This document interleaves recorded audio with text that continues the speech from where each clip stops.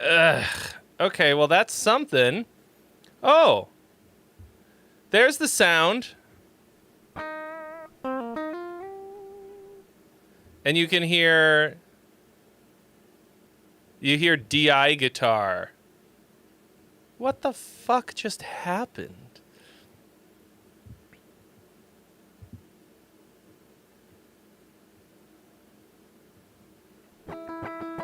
Huh?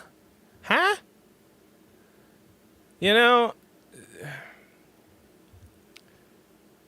but why is just the... So it's... What if I do this? Does it go away? No, it's still there. What the fuck? Okay, I guess I can't use the guitar. Wait, maybe it's... No, that's why. Inputs. Audience. This is gonna feed back, isn't it?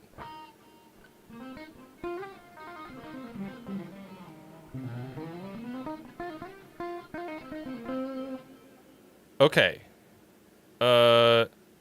Input. Analog. I only need one input channel. But you can hear the DI, can't you? Why? What was decided that was... The thing is, it should just be...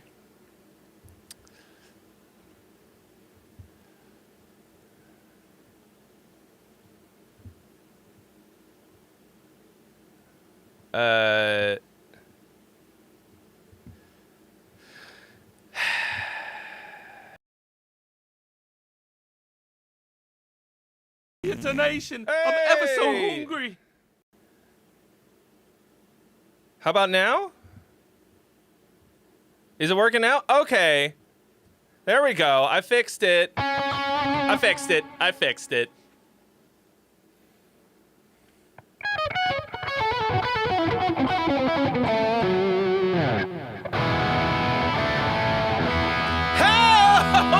What the fuck is up, Denny's?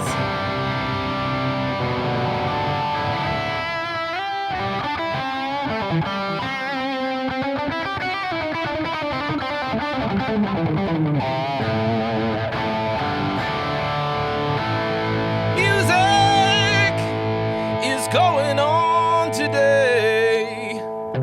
Okay. Andy JEYYC subscribed with Prime. Thank you for your Prime sub. Burnout, thank you for tipping 20 US dollars. You have been added to the list. How we doing today? Oh, what a Thank you so much for your donation. bunch I'm probably of just going to use it to buy more lights for the studio. nonsense right out of the gate. But here we are. We get it done. Colosius.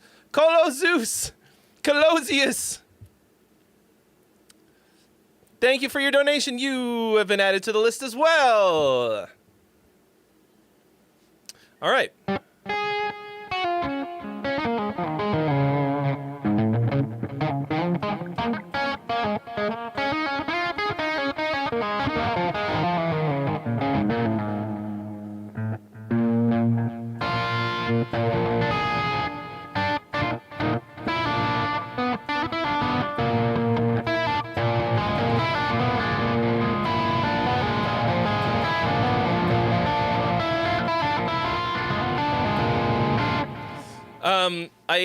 I've been working on a new video this week where I write a song. Oh, yeah, baby. Damn, Eon. Thank you for your donation. You've been added to the list. Where I write a song on an acoustic guitar sitting on the couch, and then I bring it in here and turn it into a full-on metal jam. And I found a little thing, that little spicy doodad, which is a...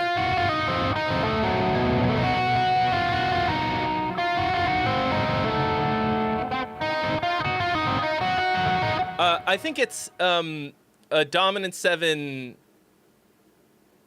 altered scale.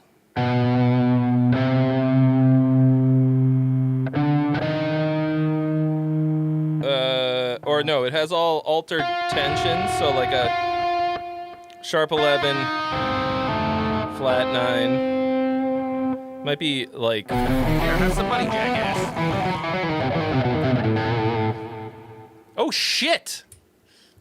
Wandering with Wade. Thank you so much. Dropping a 35 banger to jump the line, which absolutely screws the poor Angie who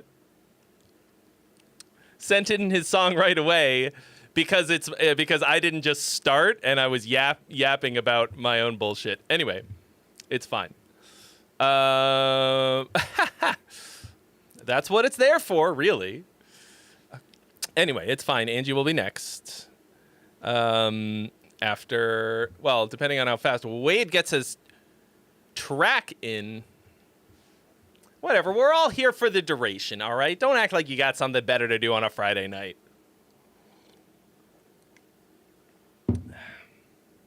Thank you so much for your donation. All you're really doing is enabling me to buy more lights and stupid-looking hats, but thanks. Guitar Anime. Donating 1,000 R's. I have no idea how much that is, but it sounds like he just wants to ask a question. That's $1. Okay. Do you think that the first word of a song is particularly important? Also, I love you. I want to kiss your bum cheeks. Yeah, I mean, it definitely is. Like, you want to open strong. I wonder what the most, like, attention-catching opening word of a song is.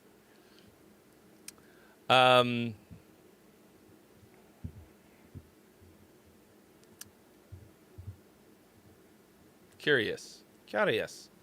All right. 84 cents. A slur. Yeah, I mean.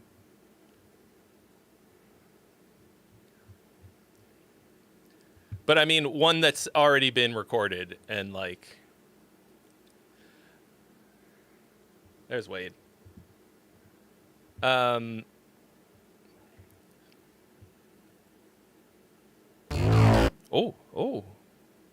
That's awfully loud. Is it only loud in here is the question.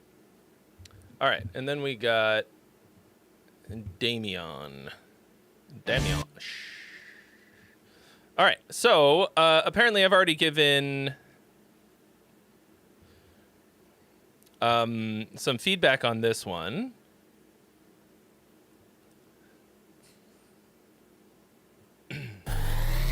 Oh no, he sent the wrong link. Oh, this is a different one. Go buy yourself something nice.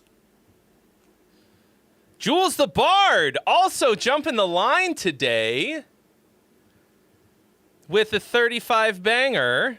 Welcome, traveler. You of will, in space fact, and time, be next. to the greatest stream imaginable. Won't Welcome, you stay Ghosts a while? OS Ghosts Toast. Toasty the Ghost. All right, Rosie's Lullaby. He says, totally redid this song based off your last thoughts about the song. All right.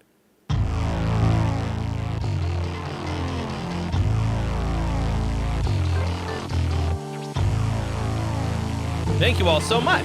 Kicking it off. Friday! Let's fucking go!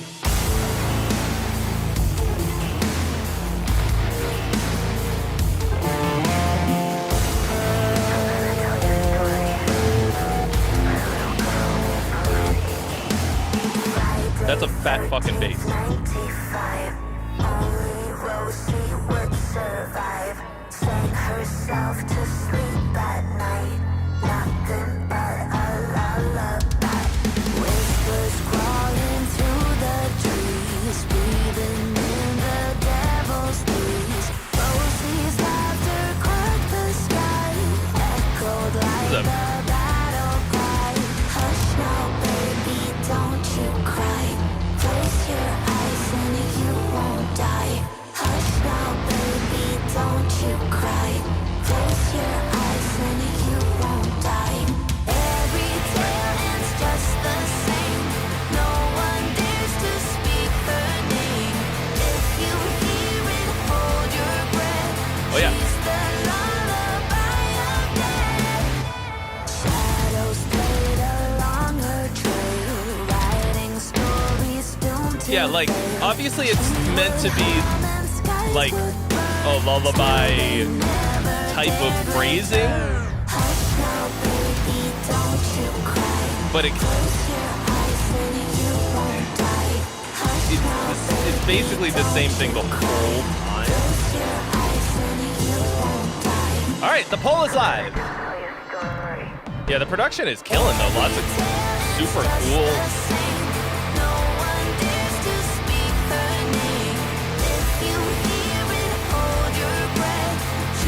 Really cool little flips and blops, glitchy stuff.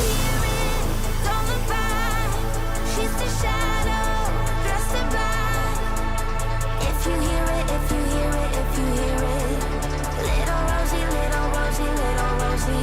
If you hear it, Little Rosie, little Rosie. lock the door, you can try to hide it. If you hear it, if you hear it, if you hear it. Oh shit! Nervunder also dropping a 35 bagger. I already need a new hat. Oh my gosh, thank you for your donation.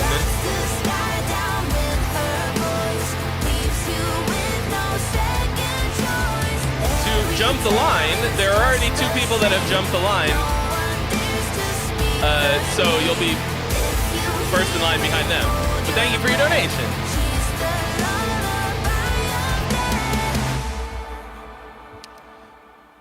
Yeah, I mean, to me, this is the only thing that this needs is any kind of change up in the vocal. Like,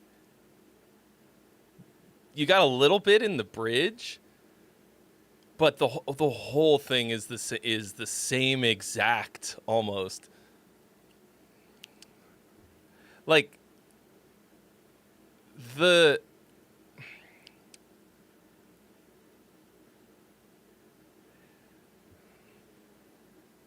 Hang on, let me change my hat real quick.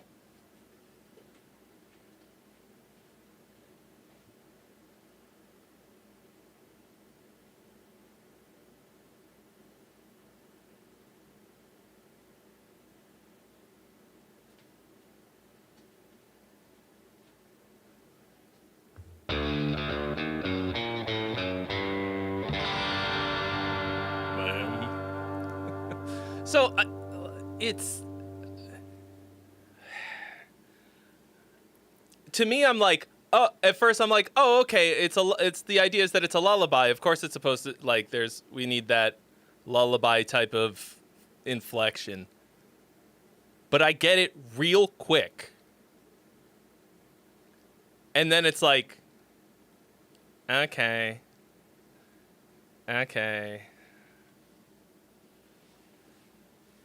It's the same song over and over again. Never get a fucking break. Nothing but a the scratch now, baby. Don't you know, baby, baby, don't be burning. Rosie, little Rosie.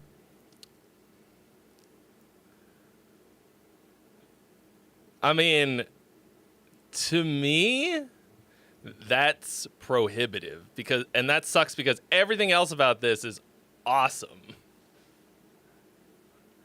And it wouldn't take that much to just make little changes to it in a couple different spots. Like just to have any little surprise ending to one of them. Bum bum bum bum bum bum bum.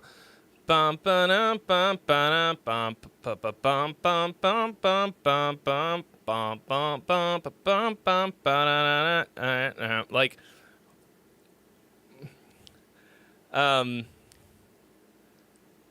and I would alternate with something completely different. I don't know. Like I could be wrong. Like it's possible you'll put this out and it will fucking crush.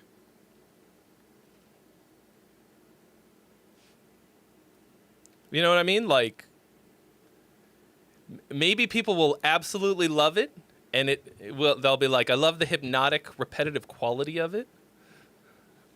Personally, I do not. I don't have any real notes for you on anything else. like straight up.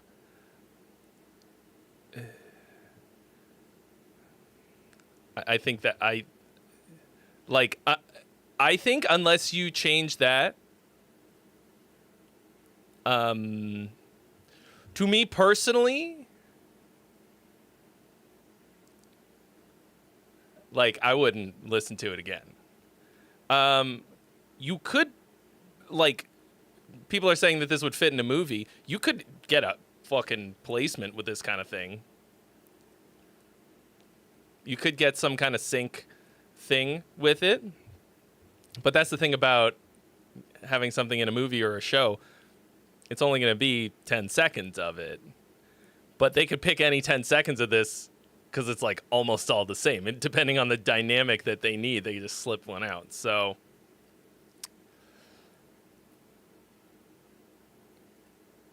that's what I think of that. And I think it's a bummer because it is so cool otherwise. That fucking production is killing. Like,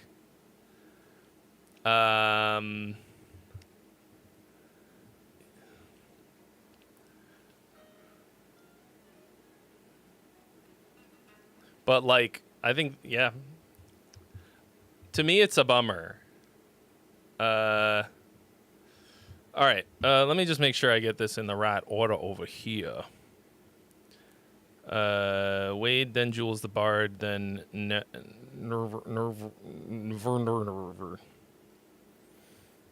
yeah, I don't remember what it was at first.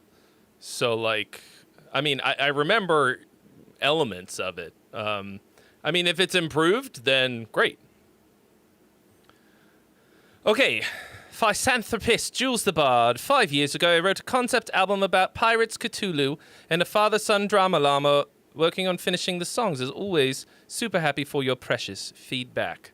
Chapter 1, Gold and Blow. Blood.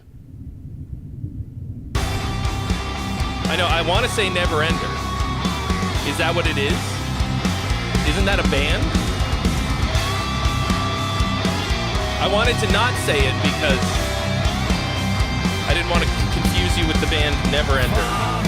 Or is it an album? Oh, it's a... I'm sorry. It's a Coheed album. Or something.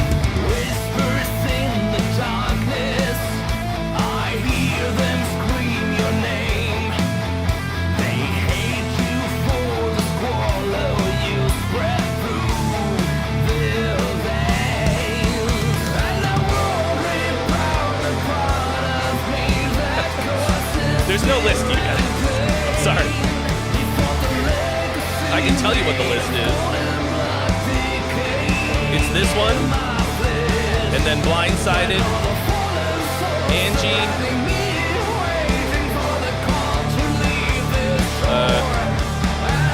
Bolo Zeus, and then Damian. Oh yeah, it is on screen. Why? Let me fix that. Cool.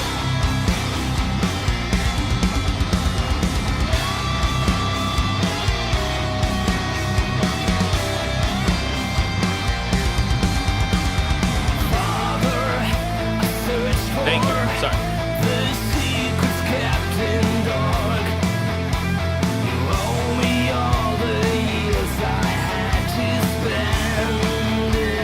Okay. So this is now the second time we've heard this verse. It sounds, from what I can tell, more or less identical.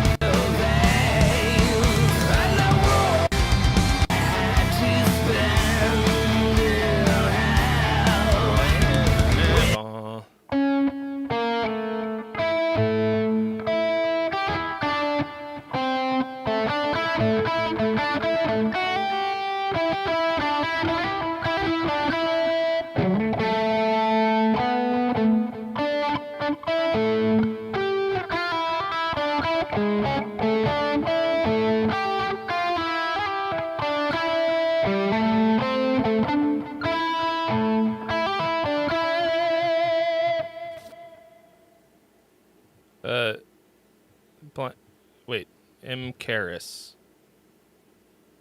Blind. No. Oh. Blindsided. Bitter Pill.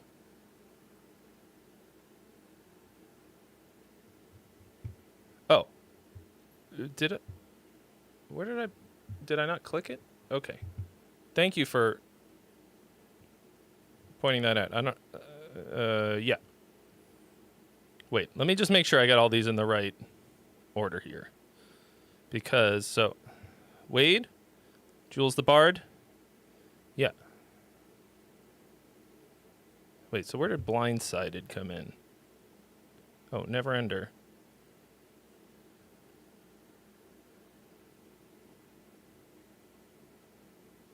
Am I losing my fucking mind? Oh. Okay, so actually, Karras, I do not see your donation. Am I losing my mind? Have I gone crazy? Wandering with Wade, Jules the Bard, Neverender. I do not see Matt Karras. Thank you so much for your donation. I'm ever so hungry. Oh shit! Hotel security! Damn, it's been a while since we heard from hotel security. Thank you for your donation. You've been added to the list. Hotel security. All right.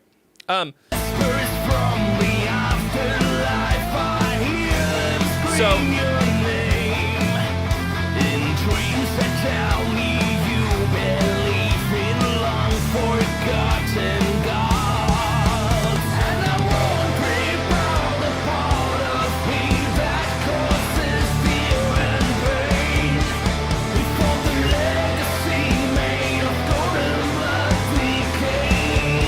Nice chorus.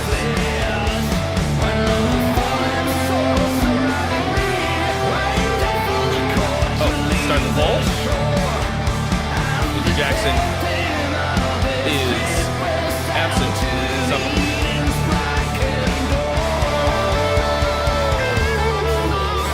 Okay. So you need some variation in your verse. There's a little bit.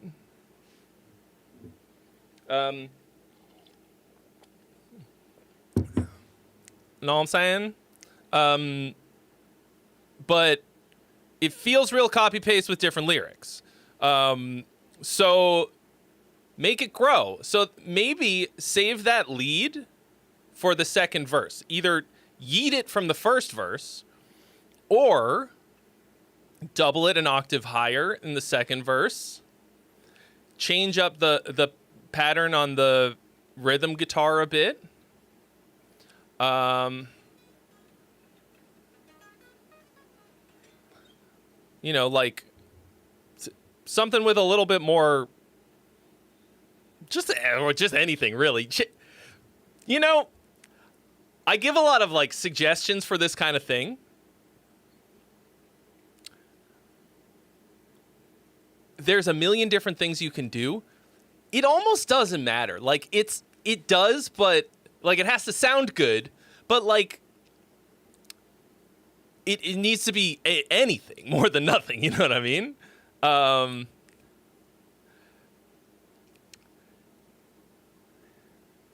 Like it's hard to know exactly what it needs without trying it, but any of those small variations to kick it up a notch or lower it a notch, right? Will it do a down thumb if I do this? It will. Right?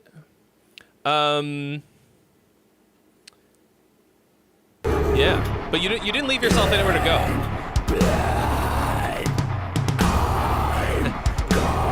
What is... Girth Brooks once says, we're tired of you being mean to us. What's your worst habit when it comes to writing music yourself?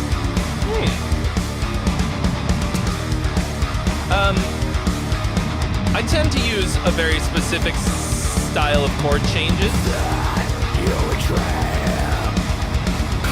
just something very similar a lot of the time.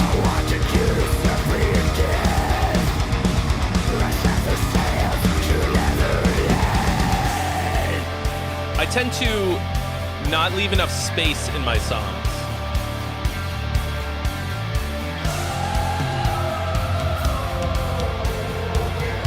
Matt, as far as I can tell, it still has not gone through.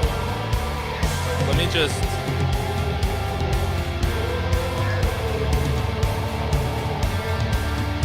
Yeah, I don't see it anywhere.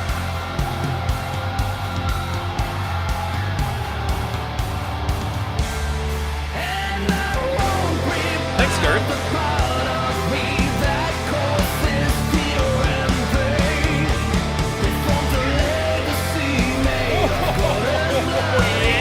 Oh, fuck! Hey, rain! Matt Karras dropping a $50 YouTube donation. Homie wants to make sure that it goes through.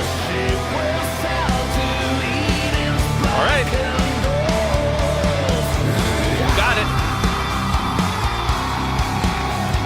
You're on the list, Matt. Thank you. I've got your... Production on this is super sick. It's really crunchy and nice. Nice riffs.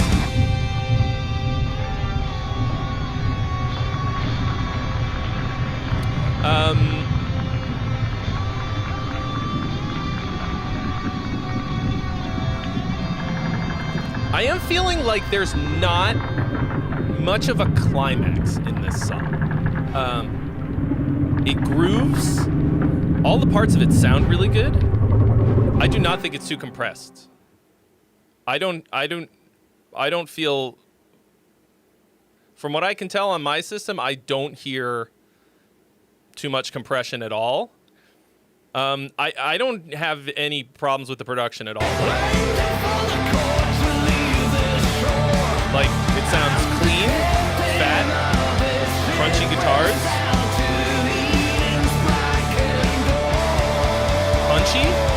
punchy drums.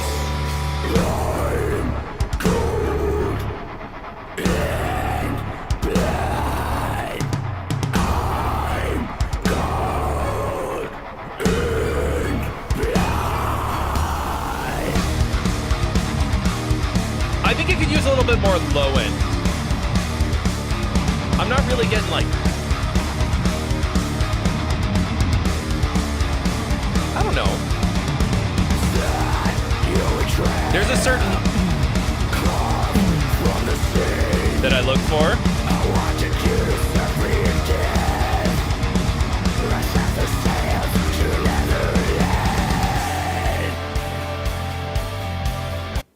That transition sucks too. After all this big screamy moment where it gets real gnarly, and then the end just kind of like, right?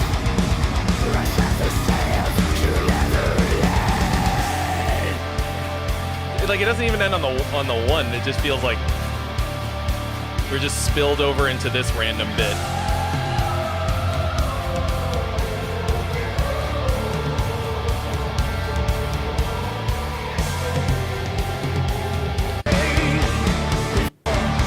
And then we've got this kind of big ride out.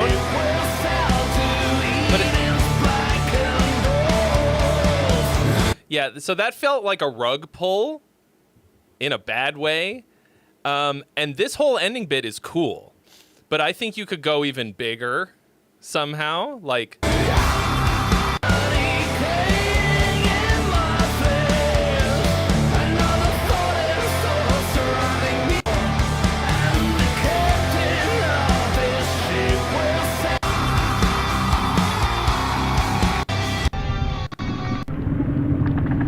Yeah,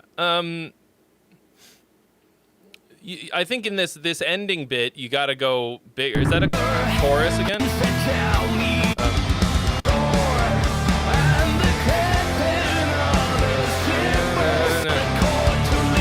Yeah, sorry. So yeah, so it's your final chorus. It doesn't really feel any different, noticeably different from the other choruses. So you have a little bit of a copy-paste problem. all of it is great.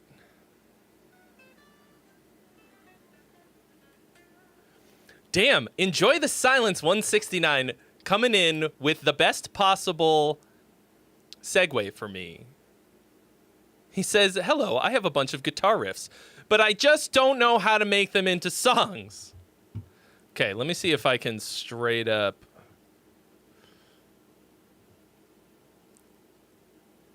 Just make this. Welcome, one go. traveler of space and time, to the greatest stream imaginable. Won't you stay a while? Where is the riff to song? Here we go. There's no way I can just make it go manually. Okay, number one. I have got this for you.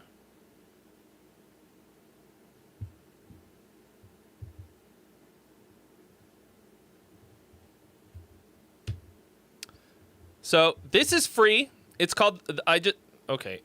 This is bumming me out. I just pasted a link in for my little free course. It's called the Riff to Song Challenge. It will show you how to turn one riff into one song in 1 week. So that's probably pretty close to what you're looking for. Yeah? Yes? Yes, queen? Jesus, I gotta go get another hat already? Fucking hell. The other thing that I'm working on right now is a course called Song Finisher. I sent out an email about it this week.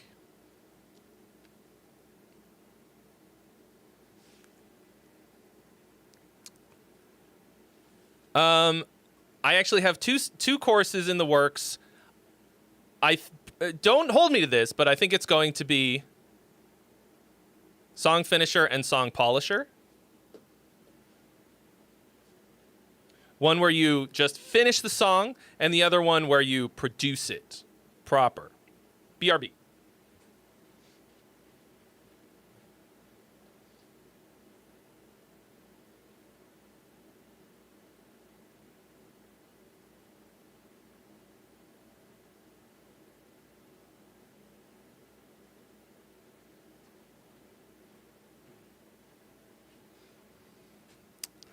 Okay.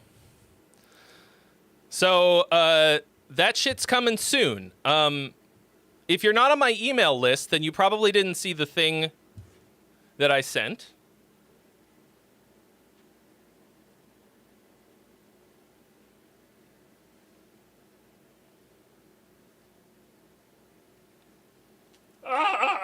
Shouldn't have done that. Shouldn't have done that. Oh, wow. Yeah, we're going to need to clip that. Embarrassing! I think it's funny that people, like, most people spend their lives trying not to do embarrassing things, and anytime on the stream I do something embarrassing, I immediately hit the clip button.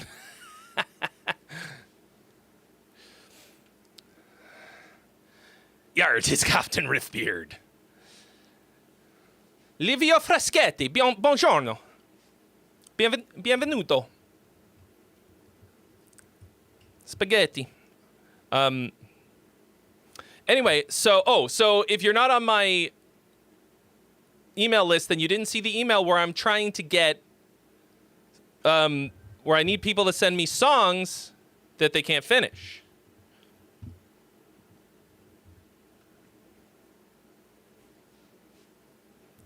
Because I need examples for the course.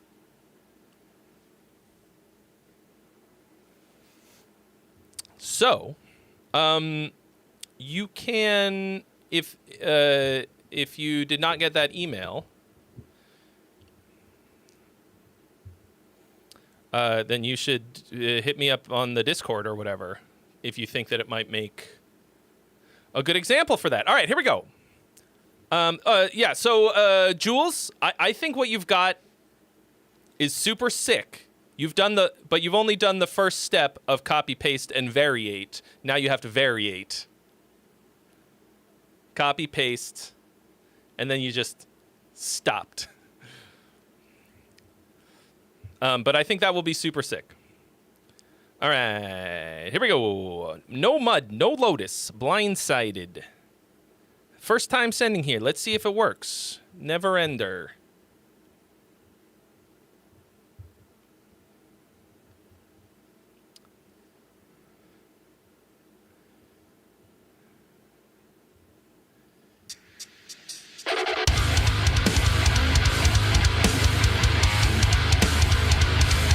All right, right out of the gate, that's like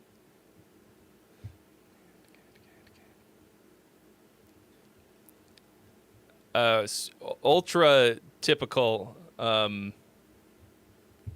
gent timing riff. Threes. Like, what's it called? Like a 3 against 4. A little glitchy.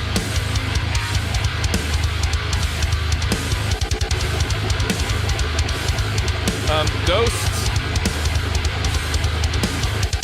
You can't submit an MP3 directly to the Discord. And also, I don't know which of these is your donation. I don't see it. Okay. Hey, that was a chord. I heard a chord in there. Chord changes.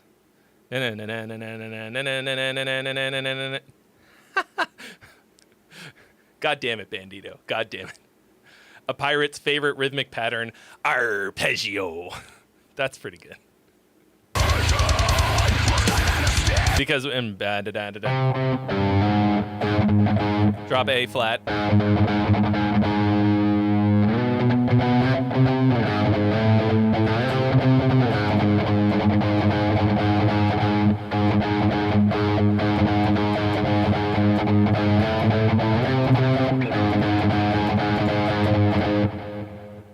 Something.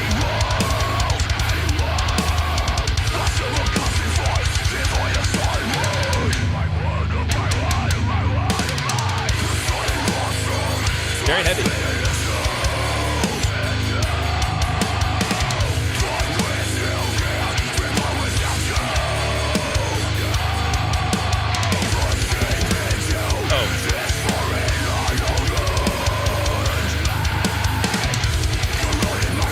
Enjoy the silence. Bandito just stole his valor.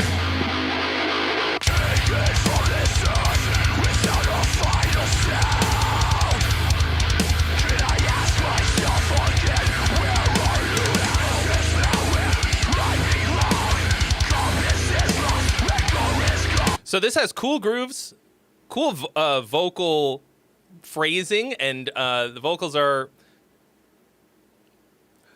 really intense. It sounds like they've got a lot of saturation on them. Like, rather than having aggression come from the person, it sounds like there's a lot of, I don't know, distortion types of sounds on there, which makes it sound a bit lo-fi. They're also a tiny bit low in the mix, so it's a little hard to tell. Sound cool. The whole thing is pretty one-dimensional, one-gent-mentional.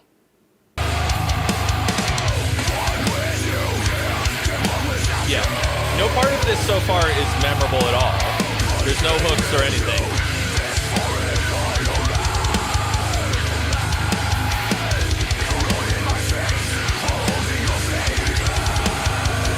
Making me move.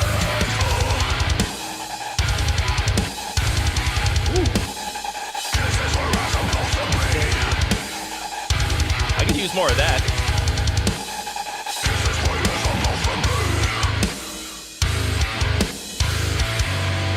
Do you need an 8-string to play this?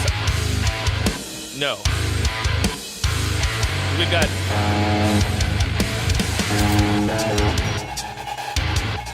I will bet $5 American that this is a 7-string tuned to A flat.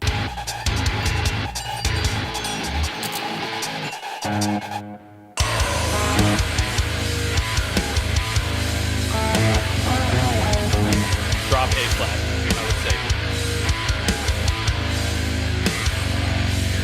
Oh, wait! Uh-oh. Oh. I would lose my $5. 7-string baritone in F sharp.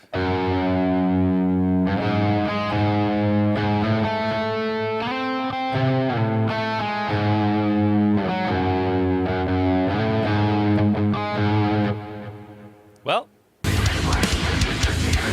I have to return 5 of his dollars? I really only bet against myself.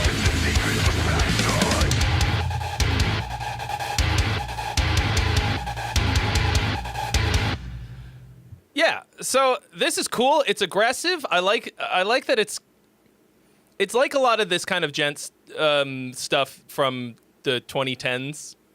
God, I hate saying that shit out loud. But it's a little bit faster. I think that's cool. Like a lot of this type of stuff would be like 15 BPM slower. But like it really, yeah, Dave Crichton is right. The gated synth is the hookiest thing that you've got in here. There's, I'll remember none of this. This sounds like a lot of other stuff. Like, this sounds like a fuck ton of bands who are doing it way better. It's not memorable. So, I don't know exactly what it is that you're going for. Maybe you don't want it to be catchy and but it sounds awesome. Like, in terms of the mix, the guitars are cutting through so well that you can take them down a little bit to make a little room for the vocal. Because right now, what I'm hearing is that the vocals are coming secondary to the guitar, and you need to change up the ratio of that just a little bit. And I would love to hear way more of that trancey stuff in here because, first of all, although that's not unheard of in this style at all, it does give you some kind of a leg up on the vast majority of this kind of music. Like, but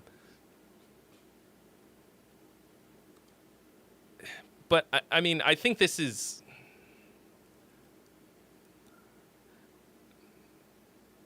I hate to call it like a dead style of music because it's, but like, man, like the bedroom gent thing, they just fucking hammered this shit into the ground for like 10 fucking years. And because it was like one of the first, it was like right when home recording was becoming a huge big thing. And there's this website and YouTube channel called Gear Gods where they showed you how to do this shit. Absolutely, like, just bludgeoned this sound into the ground, and like so many people got pretty good at it. But it was like, it's so production focused. So I think you need a little bit more song in your song. Like, you've got the production down, you've got cool groovy things down, you've got the performances and everything. I just like, I want to hear something that I'll remember.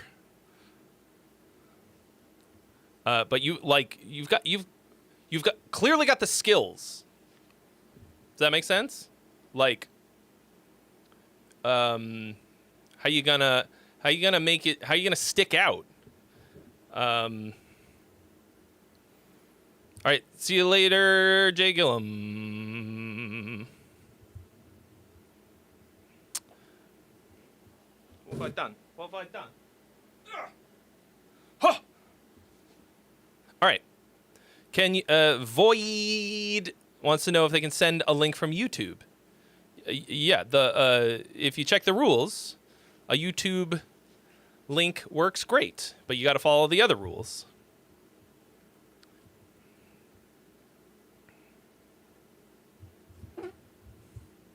All right, bit of pill, Matt Karras music.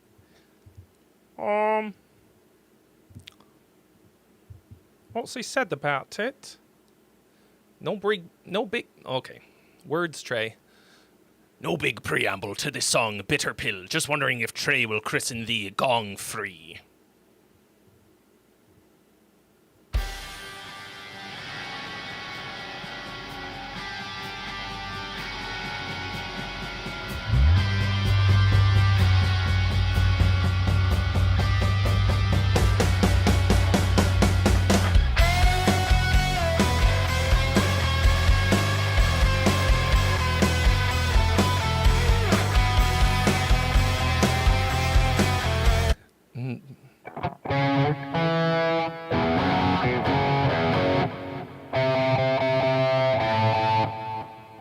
A little bit Vines.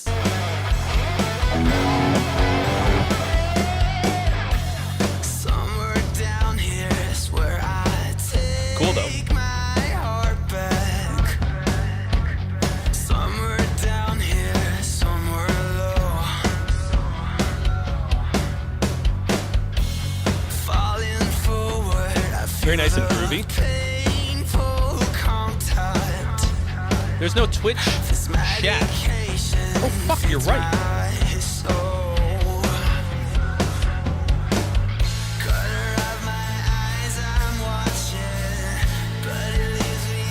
Man, everything's going haywire today for no fucking reason at all. That feels like a restream problem.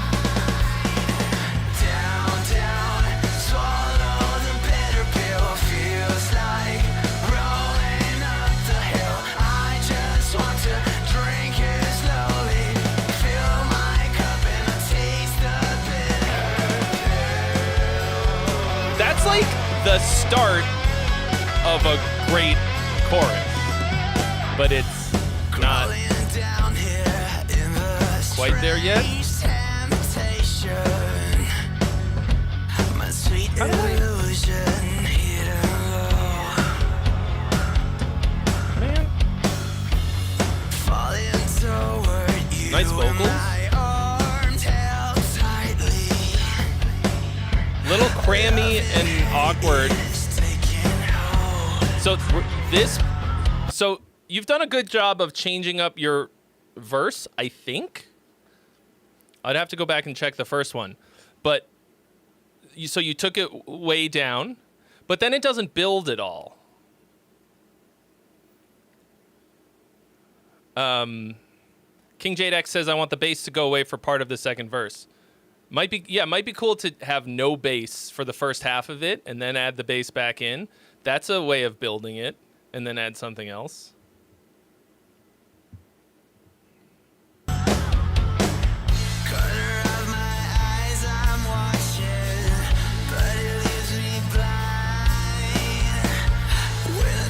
Yeah, not a lot of build in this. Interesting chords and harmony.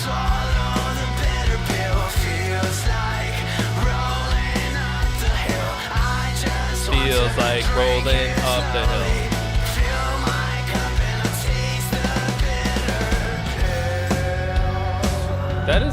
That's such a start. I can't figure out why the fucking chat isn't showing like that.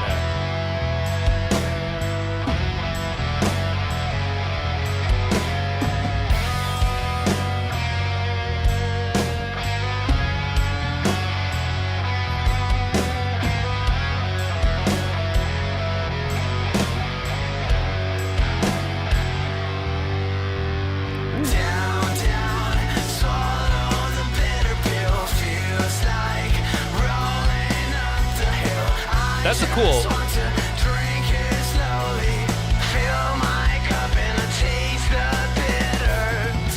That's a cool ending to your bridge, but it doesn't feel like it.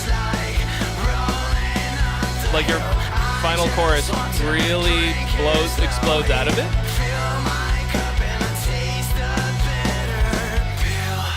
But like, you're going in hard on those hooks, which I personally like. But I think you really need You gotta fix that some of these weird, awkward lines. You gotta really go in on the dynamics. You kind of have a slightly one-dimensional dynamic thing. Deco! Thank you so much for your donation of the 25 bits raining from the above.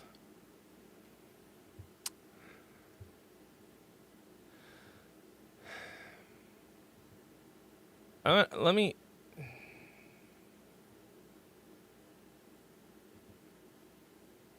Just real quick.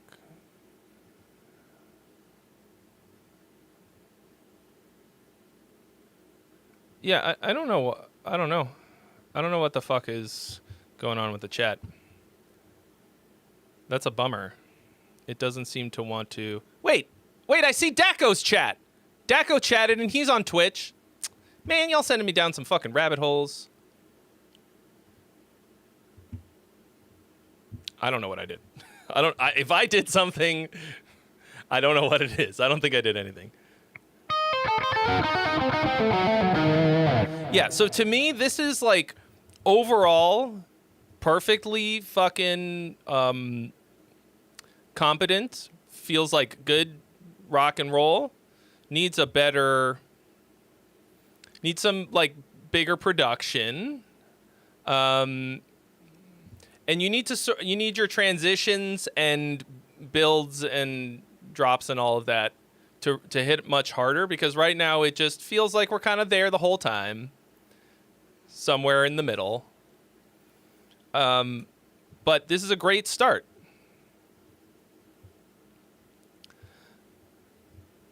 All right, let me make sure that I got everybody, because I got some links in here that do not have matching donations. I don't know if anybody's... Oh, I did not put hotel security on the list yet. Welcome, traveler of space and time, I didn't put... to the greatest stream imaginable. Dang it. Won't you stay a Dang while? I didn't put the fucking...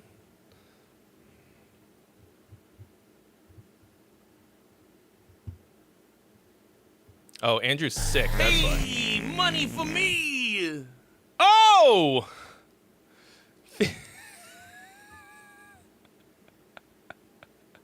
Just when I had Angie's queued up, Phoenix Falling drops the 35 banger to jump the line. 'Cause it's hot, what up? All right, here's the deal, Phoenix. Wait. Stop playing. We've made poor Angie wait. You will be immediately after Angie. Thank you for donating. I had it queued up and I was gonna hit play, and you will be next. Thank you for jumping the line with a $35 donation.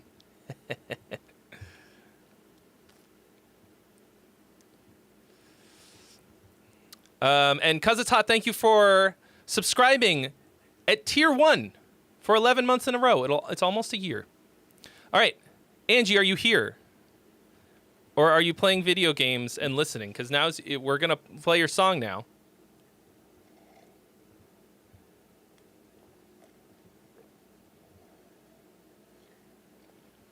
Okay, he's here. Okay. I don't know if you've said anything about this one or what. Let's take a look.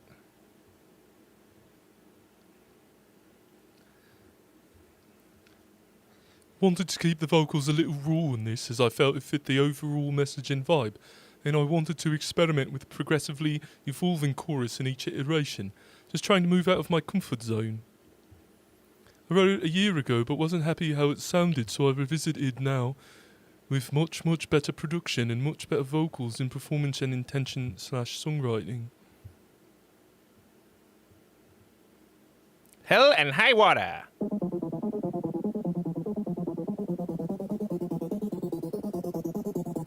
Justice for Angie. Oh, this is gonna be really loud. Harsh. I knew King love those synths.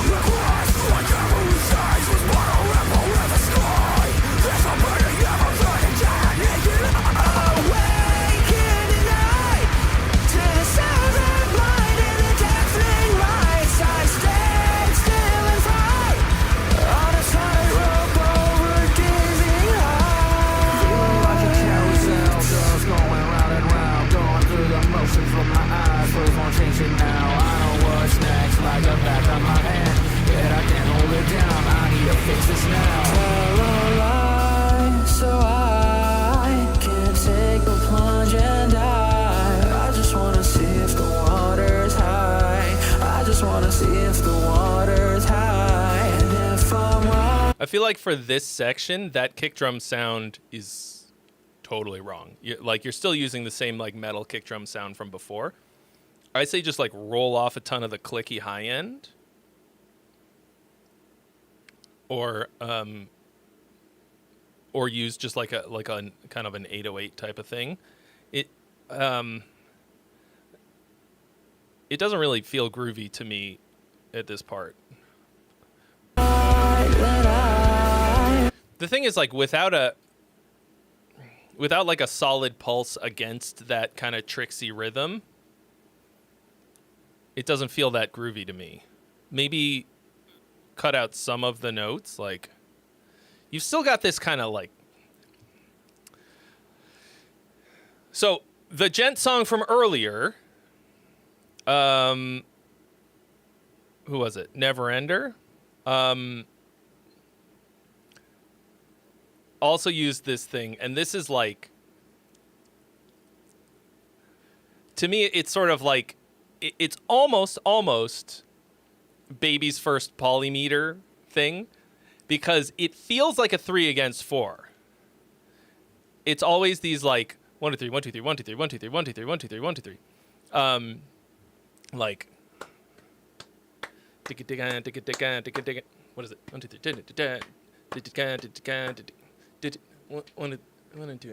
Fuck, what is it? Yeah,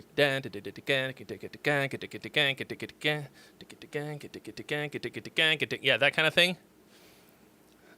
Or like small variations of that, and then at the end, it's still in 4/4. It catches up with itself by cutting off before the measure comes back around, type of thing, right?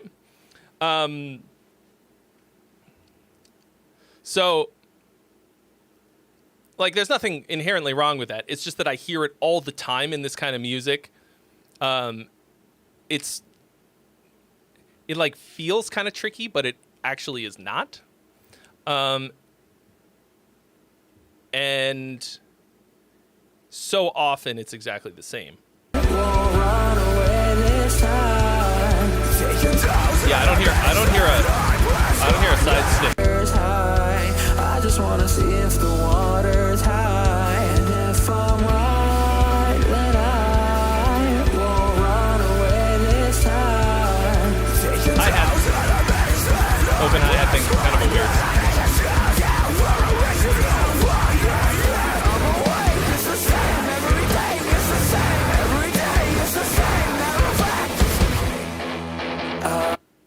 Oh, what the fuck? I just wanted to read the lyrics. Don't stop the song. Oh, you.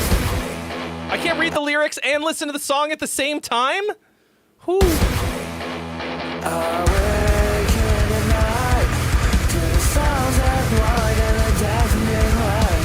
Yeah, your guitars are always a bit dark.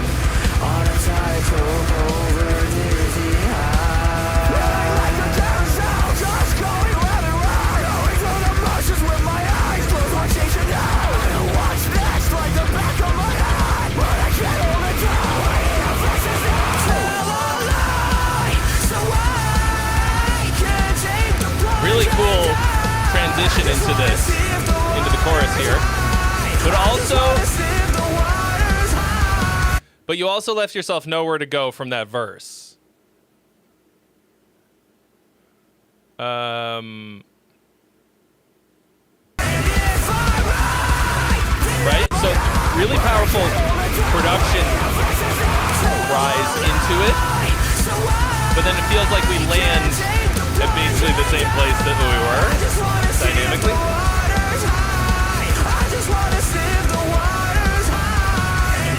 It's possible you just need more space in the verse. When I say dark, do I mean low on the mids and highs? Yeah, I mean, it's hard to know exactly what's going on there, but yeah, it just means there's not a lot of high end. It feels like there's a blanket over it.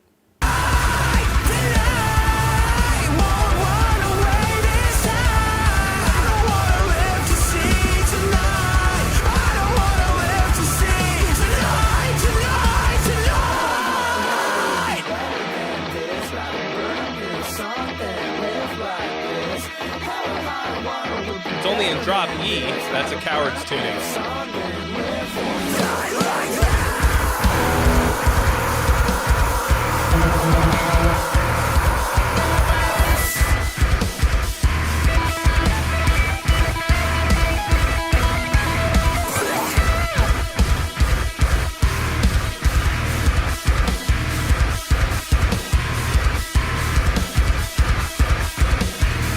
What up, John McIntyre? This part has got some fucking sauce. Let's run this back. This is groovy.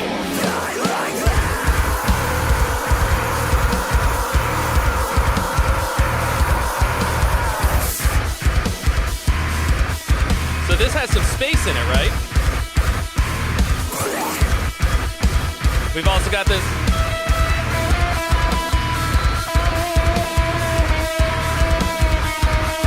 The fucking siren.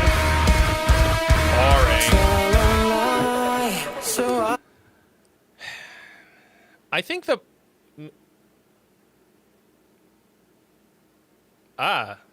Yes. Pink. For reasons.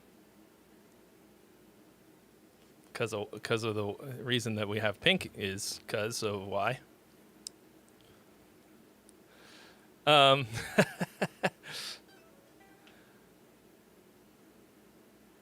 I mean, that kind of siren thing, like, it's always the same thing. It's always the note, the whatever tuning you're in. And then you're either going a half step above or a half step below.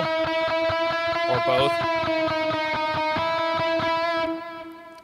Like, there's other notes that you could choose that would be more interesting. Yeah, those are the Blech lights. Cool synth here.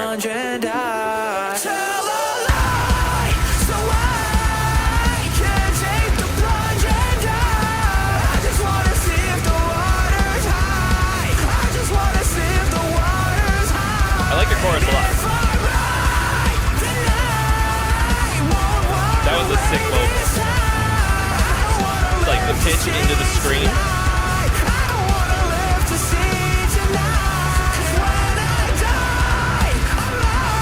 That's hard to do. What up, Constantine?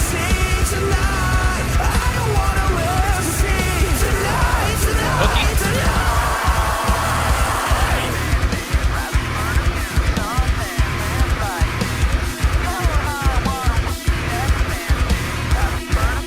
The guitars sound a bit cleaner at this part.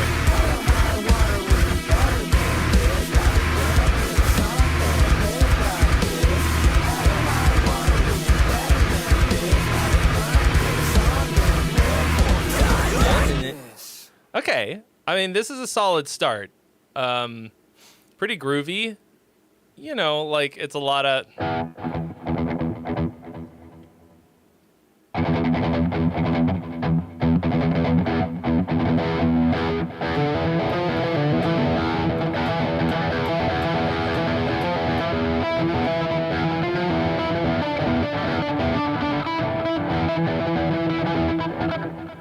Hello, Sleek. Slake.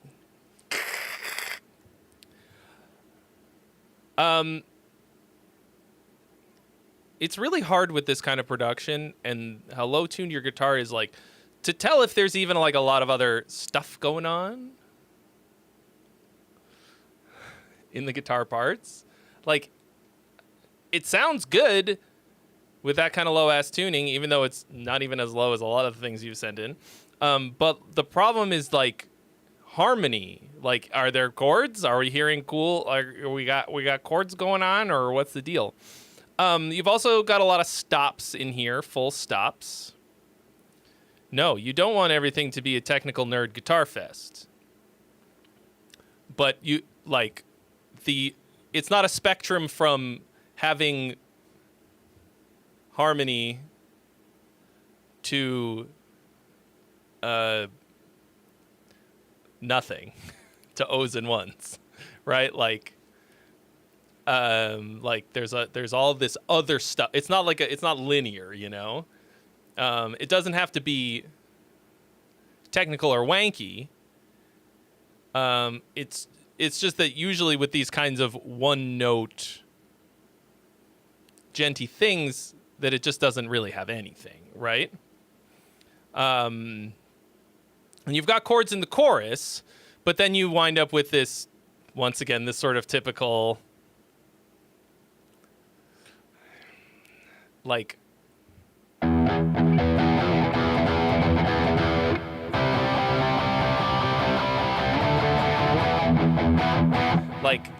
no harmony allowed in the verse, only chords in the chorus. Like, that's the formula of modern metal and core types of things.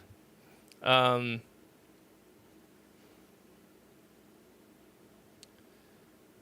wanted to leave most of the chords in harmony to come from the vocals as opposed to the guitars.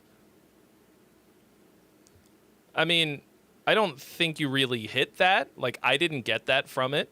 You're saying you're, like, trying to imply chords on top of the Here, one have some note? money, jackass.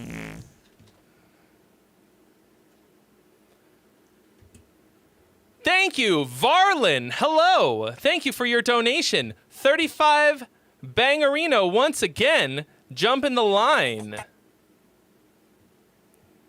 So Phoenix Falling jumped the line before you. Damn, we got a lot of... I'm gonna have to change my fucking hat again. I am literally having to change my hat again. Yar. It's been a pleasure. Yar. Goodbye. We'll sail on the high seas together again soon.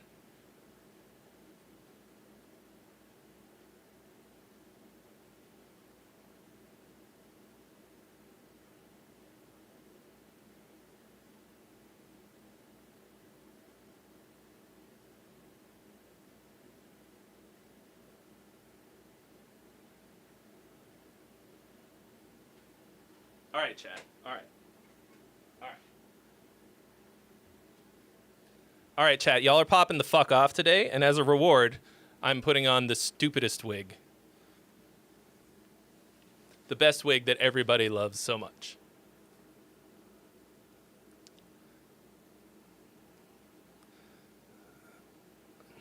I mean...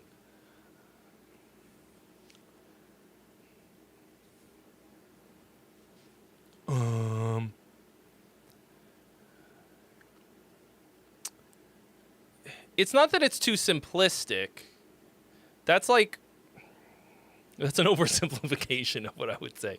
That's an oversimplification of my feedback about how simple it is, because it's rhythmically very complex. I think your verse guitar parts, I think everything about the verse is a bit one-dimensional, and also it's too similar to the chorus dynamically. So your breakdown riff has the space that I want in your verse.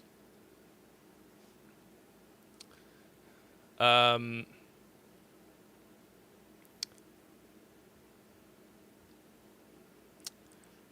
I think that would be step one. Just so that you have some contrast going from the verse to your chorus.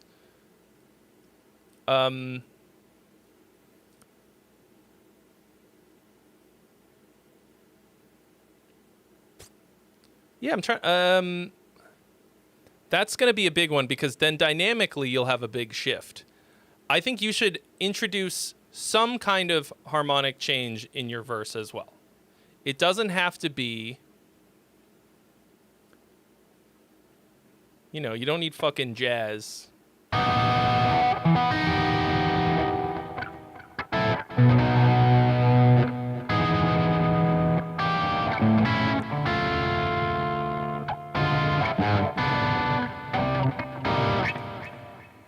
Like, I just want something else to happen, personally. You wanted to give the feeling of drowning throughout the song. I didn't really get that. But I don't know. All right.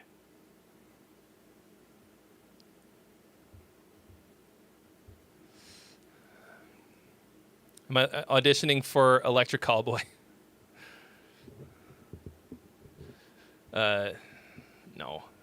They need a drummer, not any of the things that I do. I do got to finish that fucking video, though. All right.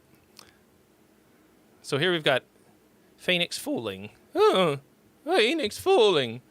Thanks, Trey. Let me know what you think. Phoenix Falling, Fallout. Coming fall 20... I made that up. Okay.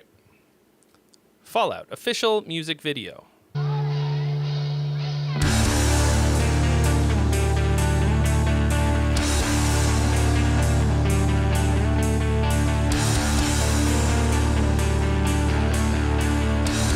I think everyone needs to learn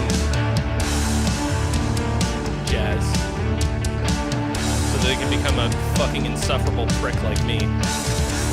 Why are they not Eskimo Callboy? I mean, they made a whole video about that on their channel that you can check out. Oh, this intro is already too long.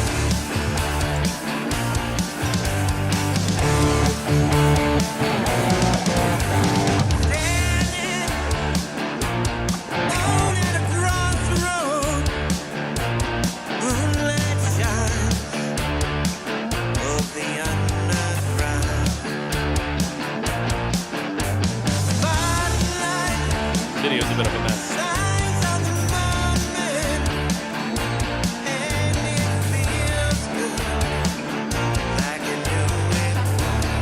Ooh, feels good like I knew it would. That might be a reference. Oh, this lyrics are good.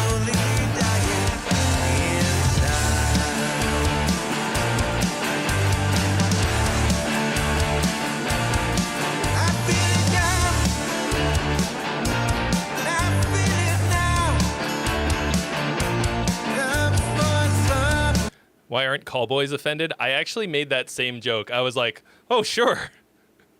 Sensitive to the needs of Inuits.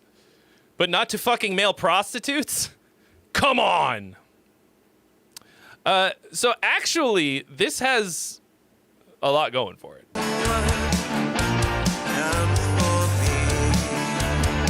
The mix is a bit fucky. Like, there's some weird fucky shit going on compression-wise in your mix, and also you've got some dynamic fuckery that needs fixed, but You can tell from the look in her eyes, she's slowly dying inside. we've actually got, like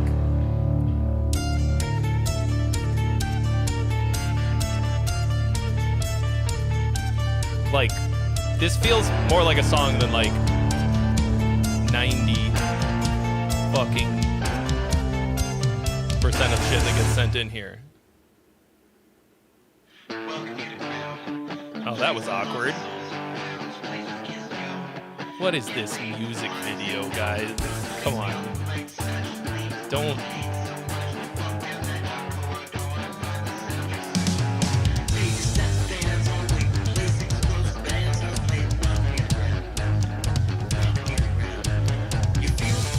Why didn't you, perform this guitar part tightly?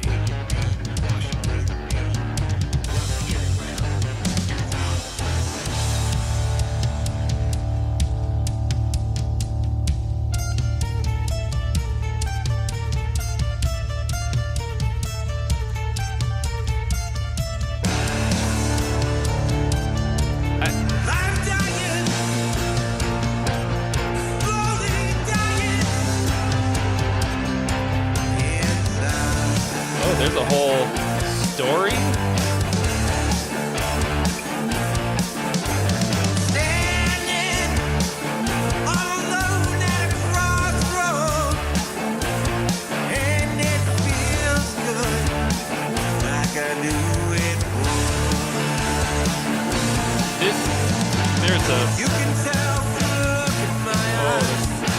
this music video.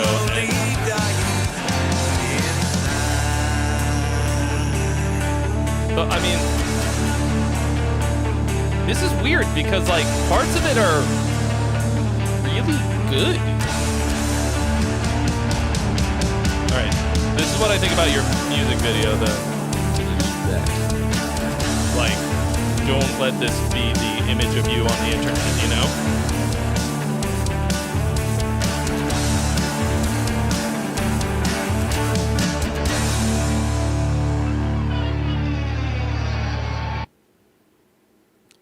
Yeah, this music video is can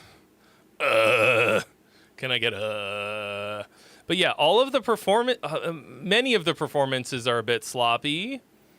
The production's not really hitting. The vocal parts are mostly like pretty good. Each section of the song has its own shape, but none of it feels out of place except for like the bridge kind of like it's hard to tell because the bridge kind of just is the like worst performed part of the whole thing, and I'm not picking up what you're putting down. For me, when it comes to the performance aspect of music, there's like a baseline level of what you're trying to achieve. And what you're trying to do is get across the idea to the listener. That's just the bare minimum of what you have to do. That's why we practice. That's why we get technical ability, not to show off and impress people, but to be able to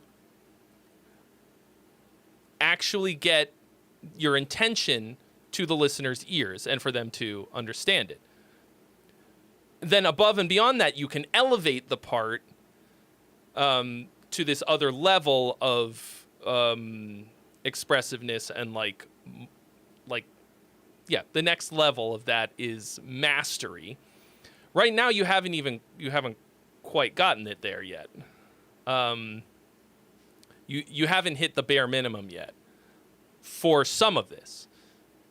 It just feels like you can't quite play what you've written. It's all rhythmically a bit of a mess.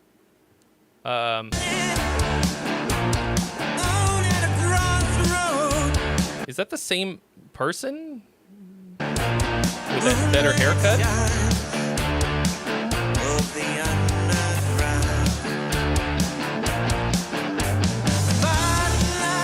But like, you feel how it grows here? Like, listen to this. Listen to what's going on in this verse. Also, this intro is way too fucking long.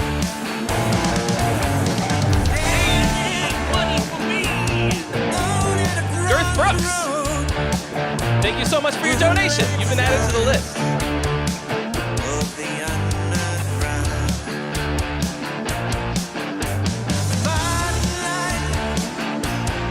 Growth.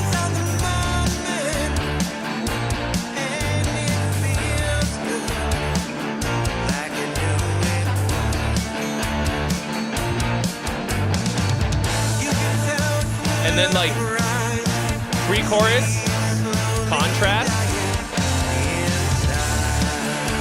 What is this fucking... Why did you just shoehorn in AI big titty anime girls into this music video? You've got... Okay, this is some kind of like 15-year-old live performance footage. Plus, like, shittily green screened in stuff of you playing in your bedroom. And then fucking AI slop big titty anime girls.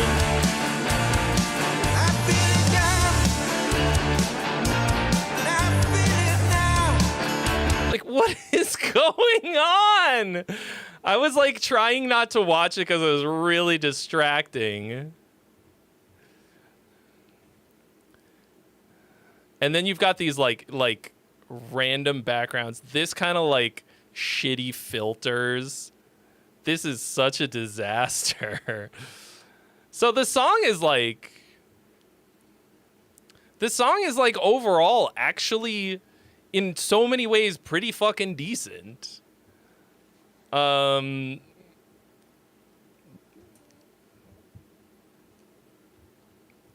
like this needs so much work to get it to where it needs to be. Structurally, it's mostly fine.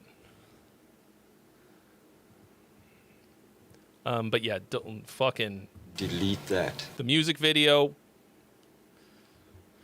No go. Just delete it and do something way simpler.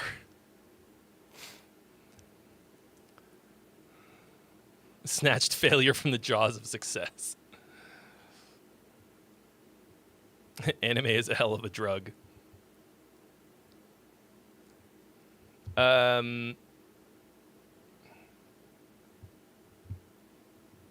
There is so much incredibly amazing anime and so much I don't know why it is that people fall down that rabbit hole so hard and just like make it their whole personality. That shit bums me out. Okay. All right. This is Vagin, who was gifted this by his brother. Bon caralho. Sup, Trey. Vagin's brother here. Want to give this listening as a gift to him. Had a great time playing bass on the pop punk song challenge. Big shout out from Brazil.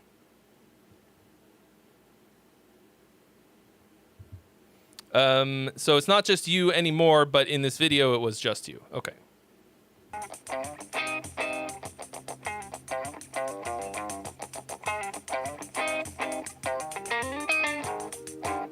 Wow, that's you dancing too?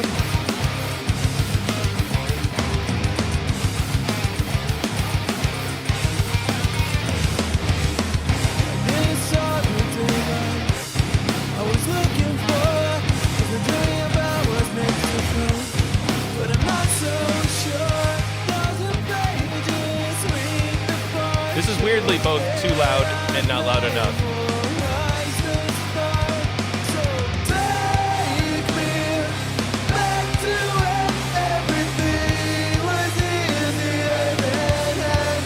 Production is fallen short so far.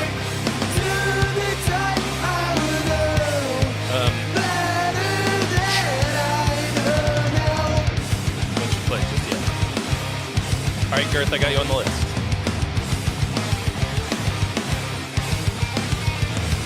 My girlfriend tried to teach me a little bit of samba. Unsurprisingly, I cannot do it.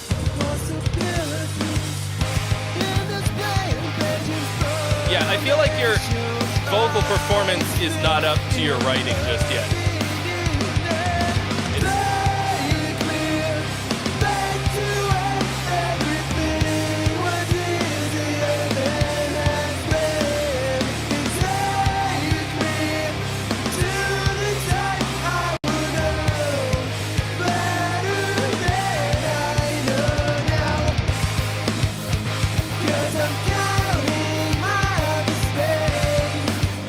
The vocal sounds really dry and just like underproduced, but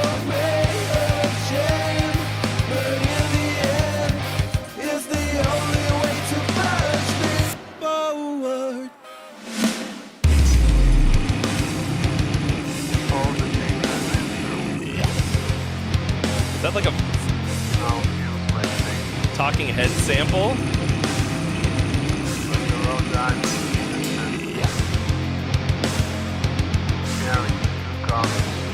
Yeah.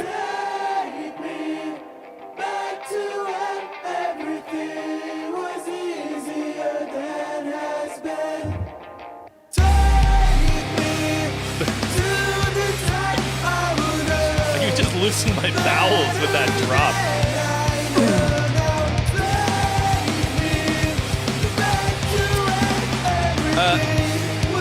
Mackie Moose. We've got got this one and then 4 others currently on the list. Yeah, I mean, it kind of just sounds like...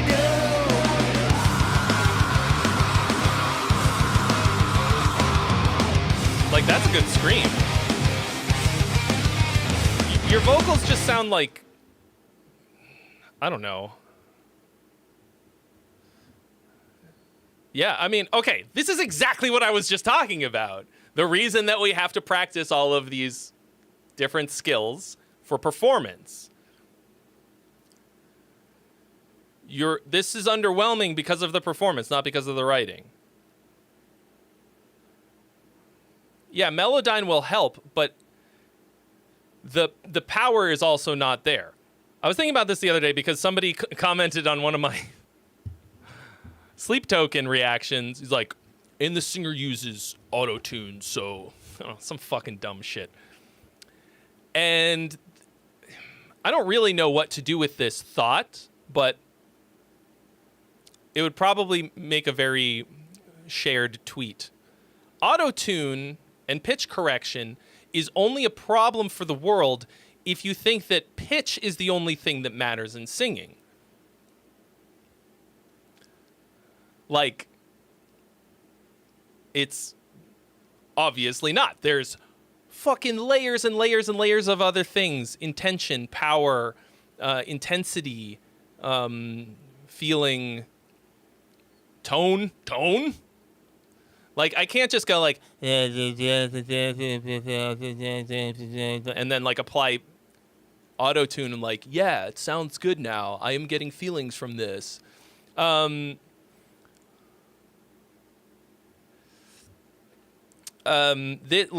didn't think that the pitch was really the problem with this. The pitch, yeah, I mean, everything about the vocal is underwhelming for most of it, but it's part of it is, to me, is also just way underproduced. Like, whoever mixed this needs, what is this? Oh, you mixed it. Okay. Big mistake. Don't do that. Don't go this far and make a music video that looks this good and you hired an actress and, like, you know, you learned how to samba dance. You put up some yarn. You learned how to samba dance, he said. Before you, like, put the money and effort you would have spent on this into mixing it. Getting it mixed by somebody who knows what they're doing. But don't do that either. Because this, like... First, get the vocals where they need to be. You're not getting across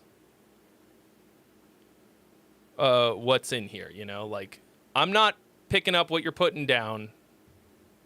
And that sucks, because the song is good.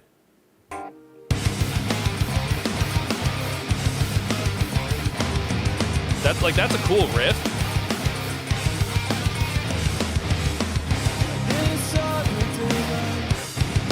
Groovy. And your voice is not bad. It doesn't suck. Like, it's definitely not terrible to listen to. It's just fine. It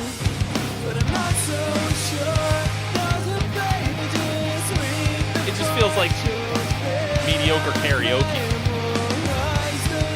But it's good. No, that wasn't you, Bandito. It was somebody who, like, fucking really hated Sleep Token. I was just like,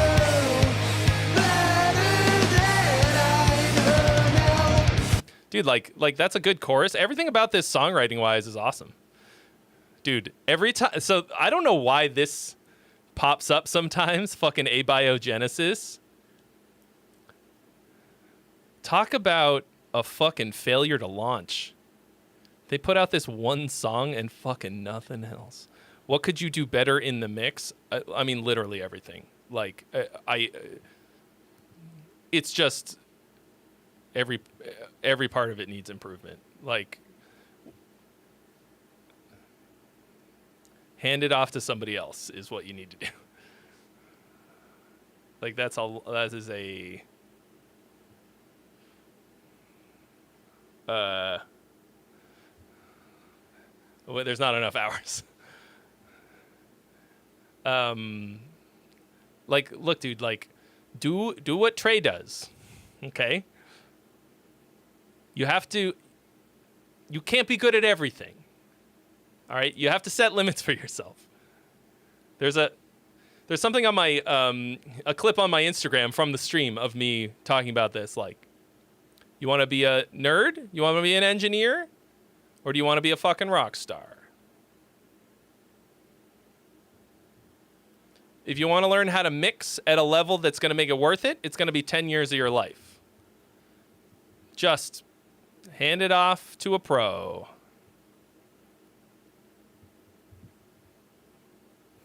Okay. I'll use this one, yeah.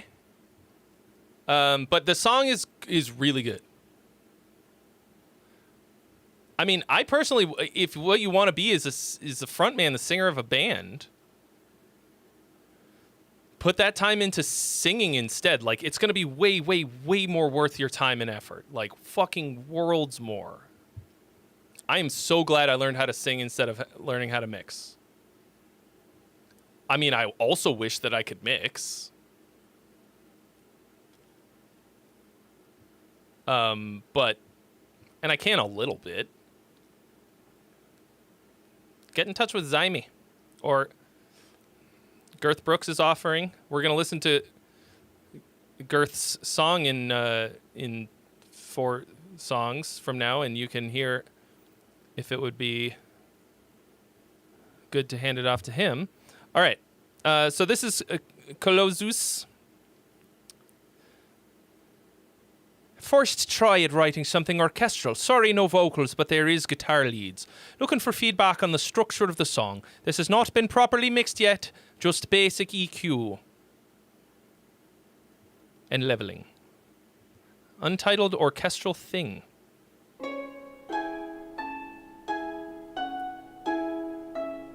Fuck. The poll. Sorry, guys, I haven't been doing the poll. There's only so many things I can do.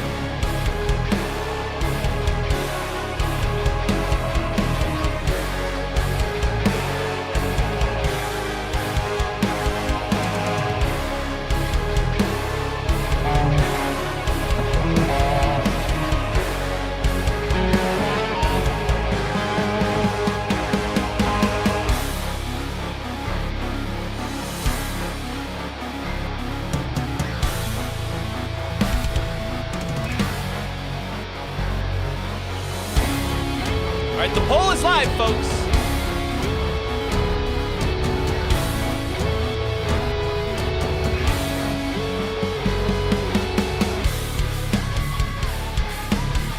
Song or gong? What's it gonna be? Cast your vote. Macamus. Thank you so much for your donation. Yeah, I'll listen to somebody else's song. Anonymous. Thank you for your donation. Oh, really cool synths. The main thing is, like, if it's something that's gonna get me, like, at the stream shut down, you can't send that.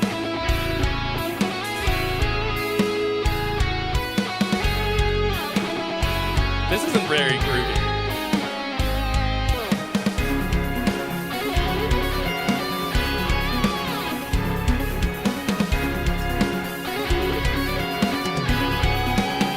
Yeah, that first drum part is not really hitting.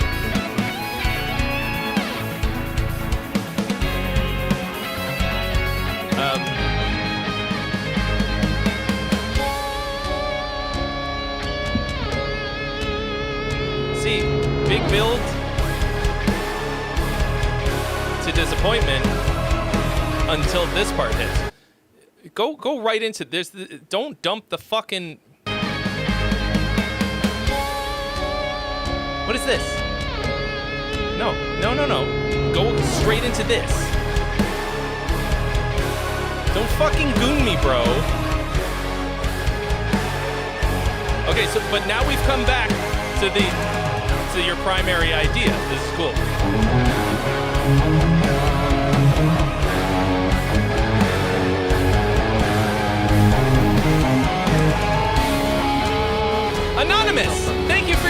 donation for another 20 from Anonymous with nothing attached to it at all.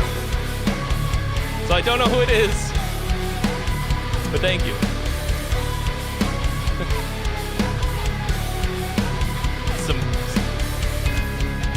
I mean, this sounds good for no mixing. All right, you can vote, folks. Let's see those votes.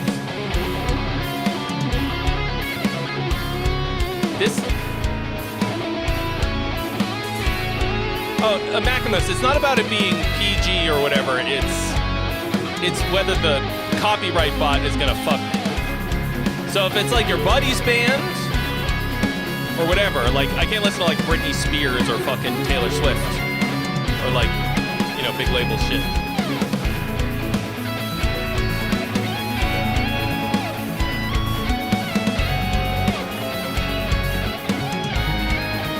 Yeah, no UMG or WMG, WMDs. See that? So this is, I don't know, this is kind of like, this feels chorus-y or like, you know, big.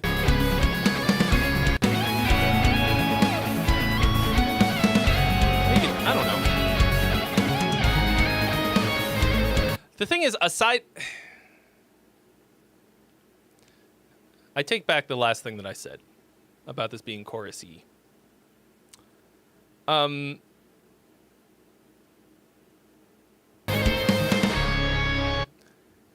This part is like cool, and it grows a little bit when you change up the drums.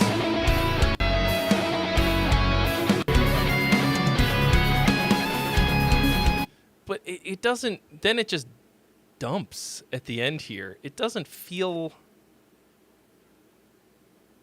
I don't know. I'm kind of like, what is the point of this part in the song? So when people ask me about song structure, I always think like, do you know what each part of this song serves? Do you know what function each part of the song serves? Why is this here? What is this part doing at this moment? What is it doing dynamically, structurally, harmonically? Where is it taking us? What part of the journey is this? It doesn't, like, you don't have to do, like, any kind of verse, chorus, verse, basic structure. That's how I think, just to have, like, any kind of foundation to talk about all of this stuff. But, and this is especially true in instrumental music, you really have to consider the dynamic journey of the music. And I don't really know where this bit fits in. I mean, this wig is like vaguely close to what my real hair looks like. It's not this kind of curly.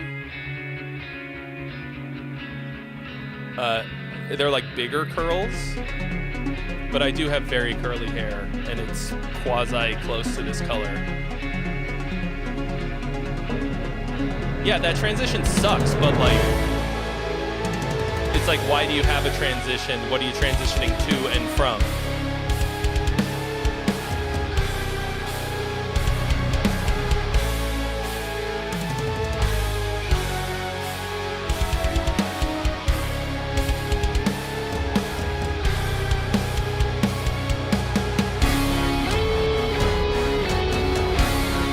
And then this is a cool variation on the idea.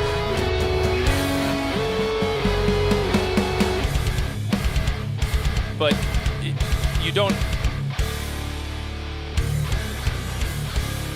you don't have a climax of your main idea. Instead you have this sort of like broken down version, which is cool, but where's the big one? Where's the party time version? You're just trying to create some space. Yeah, space is good. But it still has to be directional space, if that makes sense.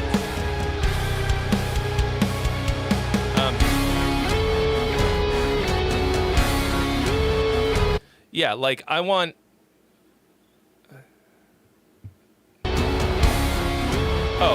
this is.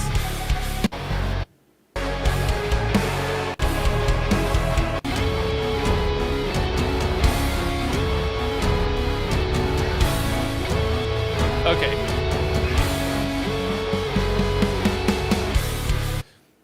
Okay, so this is copy paste. Okay, so give me right here, give me a version of this idea that's more fleshed out. Like you've got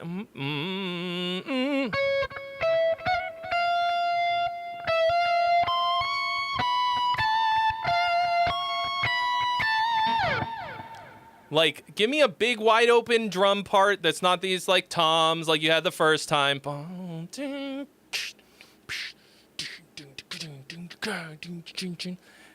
Have that melody played by the orchestra.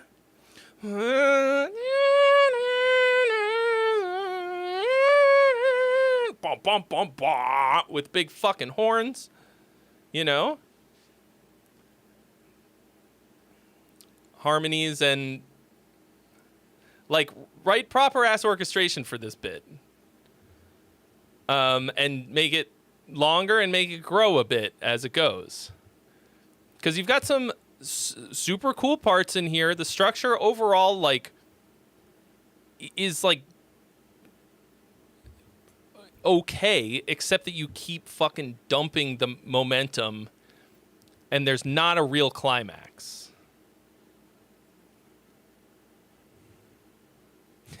Get a load of Beethoven over here.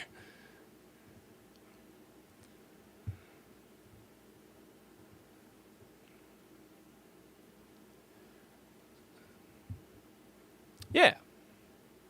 But I mean, parts mostly solid. Feels like you're not using the orchestration to its potential. Here's my favorite part about orchestration. It's like unlimited dynamic levels. You can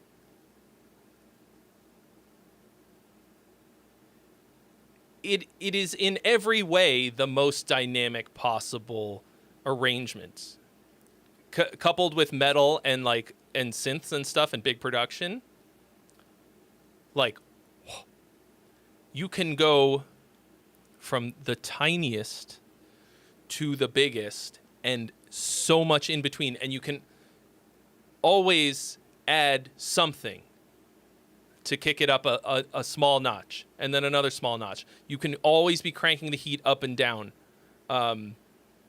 It's the fucking best. It's my favorite thing. Like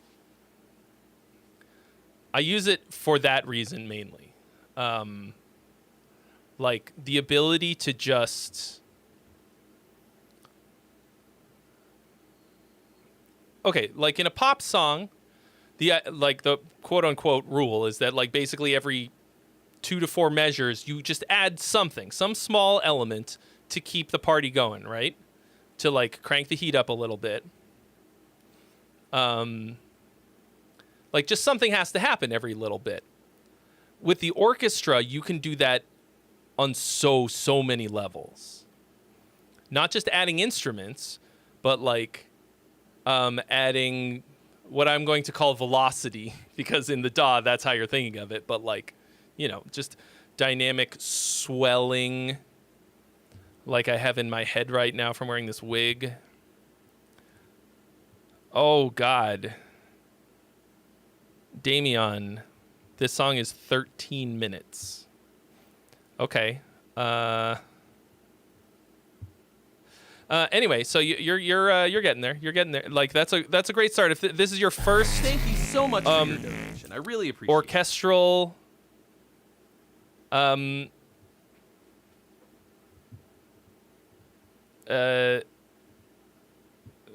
composition, you're doing a great job. You're doing a great.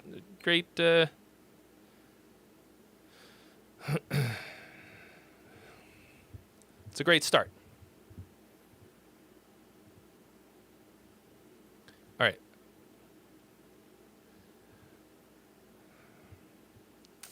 Okay, so here's the thing, Damien. Let me read what he wrote first of all. Damien. Damien.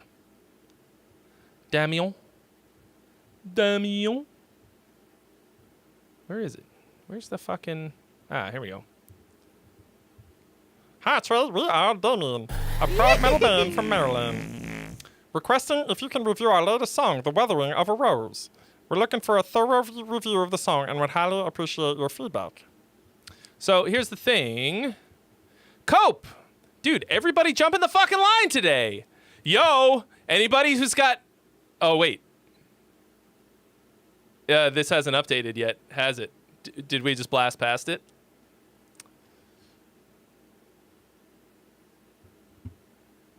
Oh, no. No! Look at me getting mad for people giving me money. The tooth was over there doing the math. He was doing the math. Well, I appreciate it anyways. So, Damien, there is a rule that if the song is longer than 5 minutes, I don't have to listen to the whole thing. And this is 13 minutes. So, we'll start it.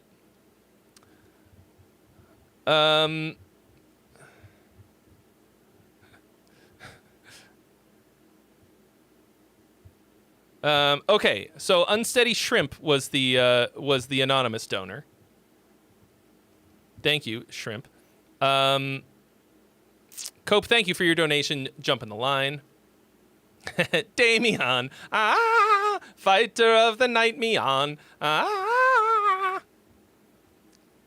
You really don't have the money. You shouldn't be donating anyways. So actually, we just saved. We saved the Tooth's bank account.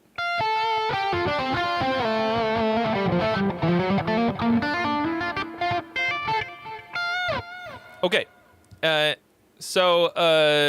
And then we'll have Dethrone and then Cope, who skipped the line. I was already going to start Damien, so we're going to... Oh, F.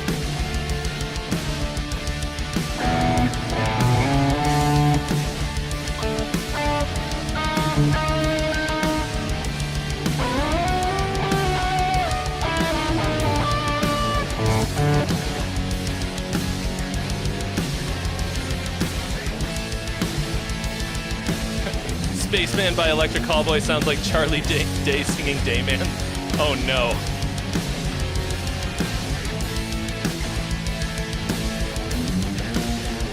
Oh yeah, you really like Opeth. And Opeth likes long songs with meaningless repetition.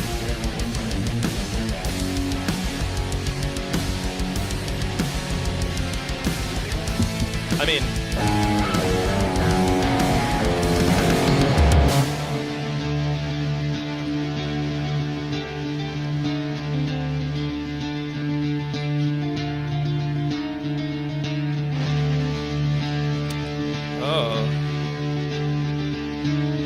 Second intro.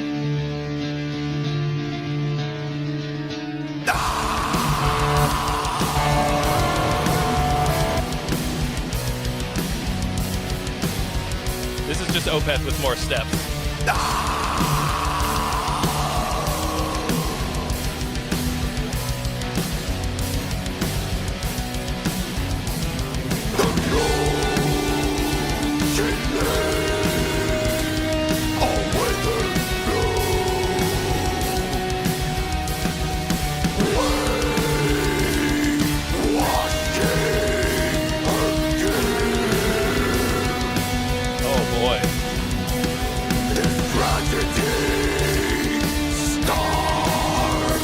I mean, this is a cool tribute to Opeth.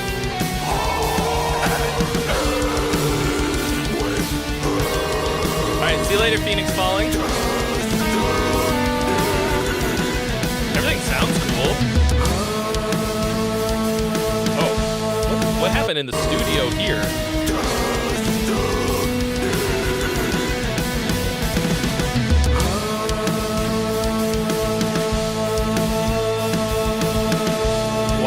What is that cut?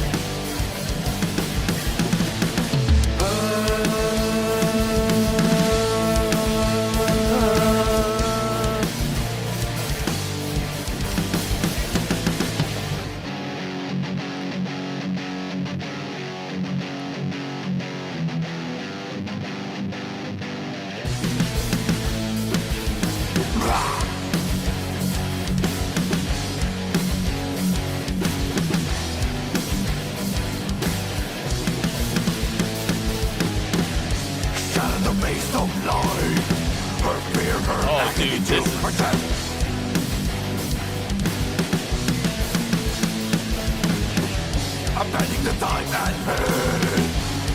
It's really loosey-goosey timing-wise with the drums. This is like an ungroovy Opeth. It's I don't know what to tell you, man. This is way too fucking close.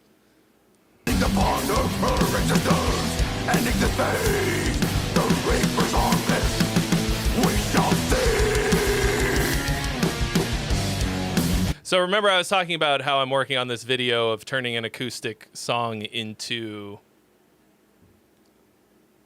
a metal song. Fuck, I gotta change my hat again. I was enjoying this one. There's one thing that I do in it that makes it sound like...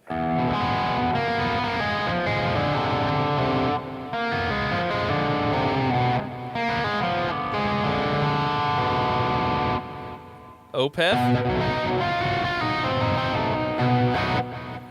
And I thought it was cool, but right now I haven't actually finished it yet. I was debating keeping it in or not because I was like, oh, this sounds really Opeth-y. I had no idea that something could be this Opeth-y. Hang on, let me change my hat.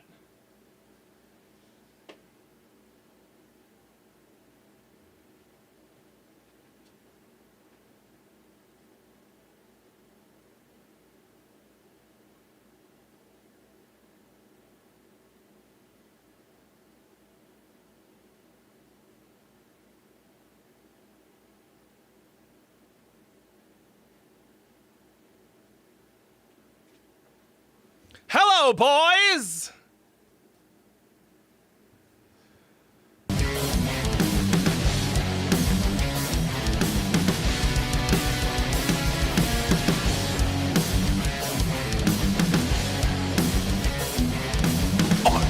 The watcher in the sky. The spirit I am the watcher in the sky. That taking what has summoned upon me. Feel the message in the way.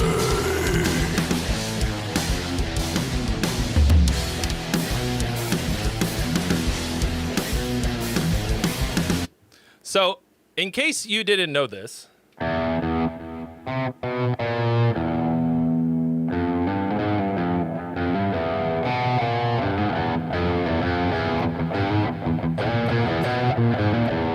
Opeth is just the diminished scale.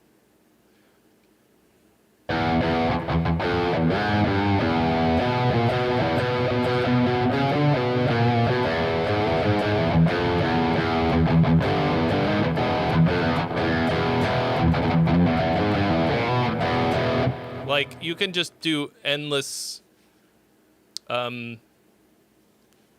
is it called? Procedurally generated Opeth. By just using the diminished scale, like, that's half-whole diminished. Devil cracked the earth and doesn't know it was the one. Only to the rules that you'd have to live before you die young.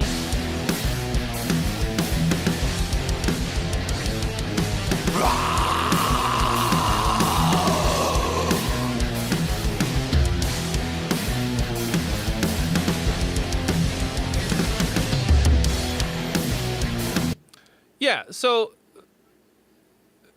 all of these parts are cool, but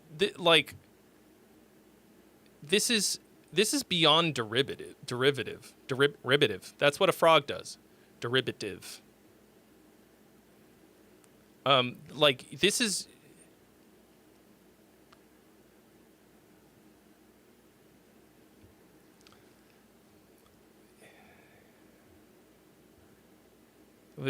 far beyond derivative. And also, like, let's go back to the beginning real quick. I mean, hard to know. Because I'm not going to sit here and listen to 13 minutes of Opeth cover. But does this part ever come back? I have no idea. Into my arms as I hold you from sway. We are. Look at this. He even uses the word perdition.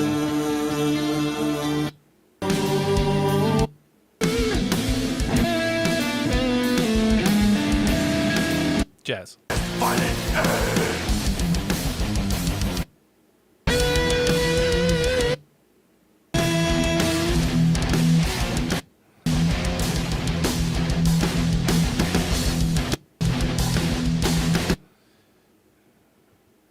Yeah, man, like, to me, this feels like a fucking waste of talent, which you all clearly have. This is you're a cover band with more steps. I'm trying to think of like the best advice to give you. Like, I don't know what to tell you about a 13-minute song except that it's too fucking long. Opeth isn't going to write stuff like this anymore, so maybe there's a niche, says Dave Crichton. I mean, that's a good point. Now, like, it takes a lot of talent and work to put something like this together. So a really good friend of mine in Germany, he's my friend who comes and stays here for NAMM every year. Amazing bass player. He's in a band called Subconscious, who are pretty awesome. But they just sound like the band Death. They all love the band Death. And they are also a Death cover band. So they write their own original music, have released several albums, and then they basically moonlight as a Death cover band.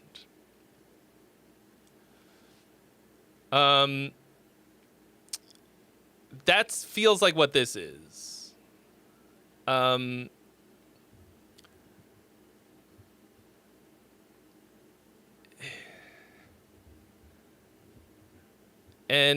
yeah, like, it's kind of like how I love, I like, what's the fucking band? I like Owl City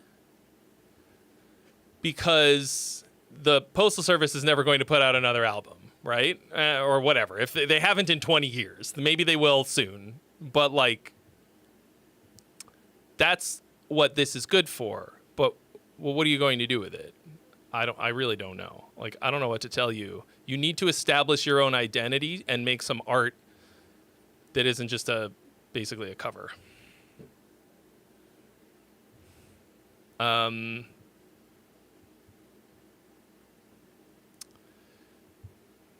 So,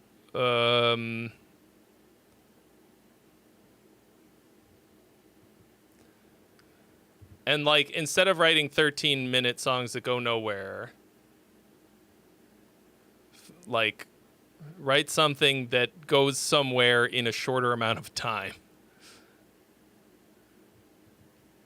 Yeah. So, anyway, Opeth at home. All right. Dethrone Into Nothing. Thank you for jumping the line with a $35 donation so that we can listen to your friend's band, which is... Oh, yeah, everybody starts as a clone of their favorite band. I certainly did.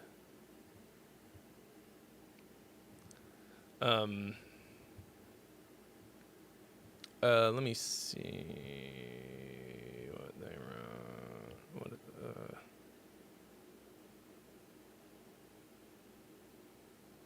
wrote. This is Dethrone, a Swedish melodic death metal band from my hometown.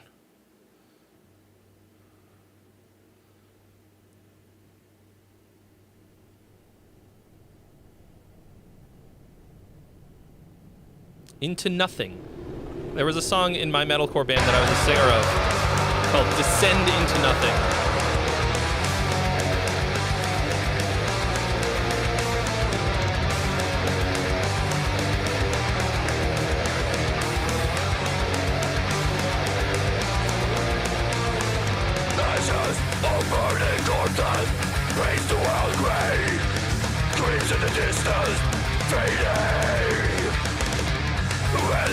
gentle. Scorched earth, lifeless wasteland, burned to the core. Drums. Production on the drums is really weak, and that sucks because this is pretty sick. Thundering roar explodes, tearing the world asunder. Volcanic eruption, leaving nothing behind. Hell's fury. Little blackened. The endless darkness that follows. One inferno. This is the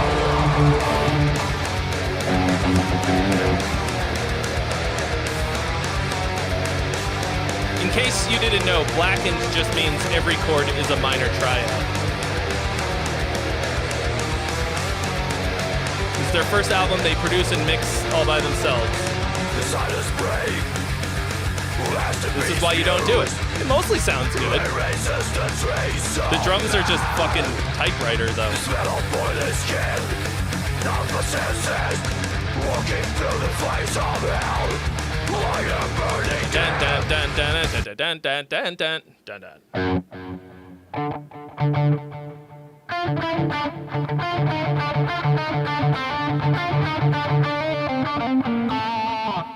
Like,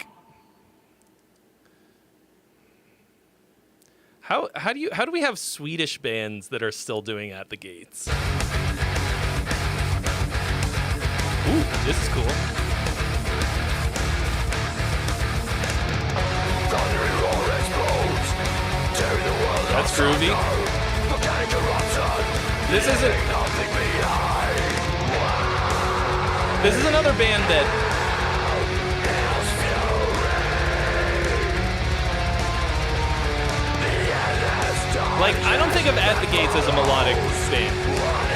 I know they, like, kicked off a million bands that became melodic death metal. This is At the Gates core.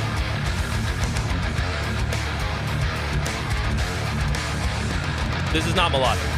There's no melody.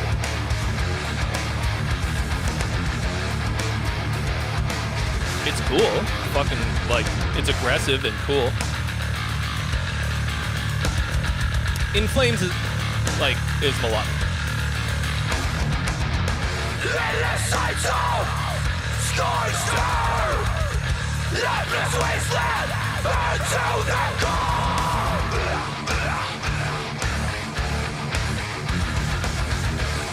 This is a cool version. Yeah, The Haunted.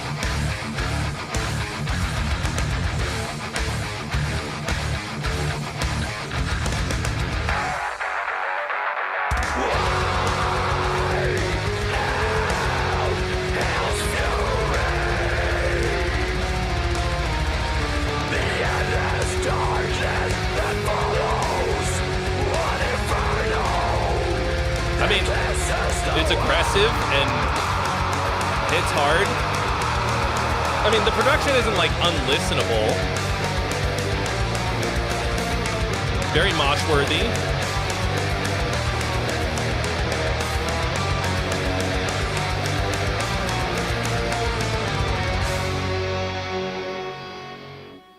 Yeah, it's cool.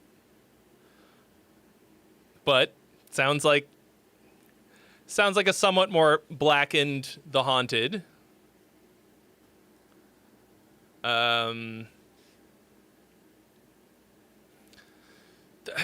That's the thing with this kind of shit. Like, if you're gonna make this kind of music without much of an original twist, then the production has to fucking slap so hard. Because this is well-worn territory. There's a template for how to make this music sound incredible, regardless of the content of the music, right?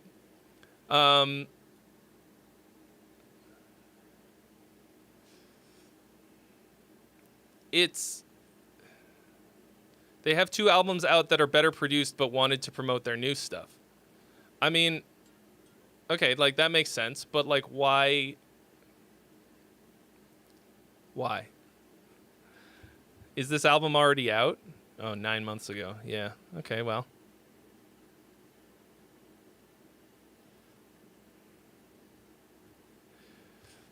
Yeah, I feel that, John McIntyre. He says a lot of metal bands write with the same mentality as a lot of metal fans, iterating and doing the predefined thing like sports.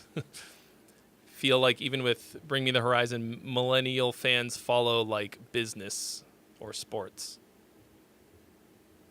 Yeah, and like,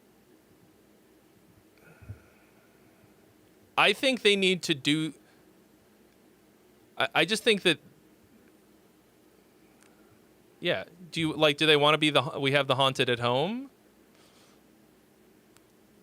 Because that's what that is. It's good. They're doing it well, but like, don't fucking do that with homemade ass production. In Sweden! They live in Sweden, where all of these Swedish bands are. I have been to Gothenburg. I made a fucking pilgrimage to Gothenburg. To the fucking... I made the Hajj. To the birthplace of Melodeath, okay? That's how much I love Melodeath. It's, like, filthy with fucking amazing producers. Like, just take it to fucking Patrick... What's his bucket? Like, there's the one guy who invented the sound for all of this shit. He's just there. Just take it to him.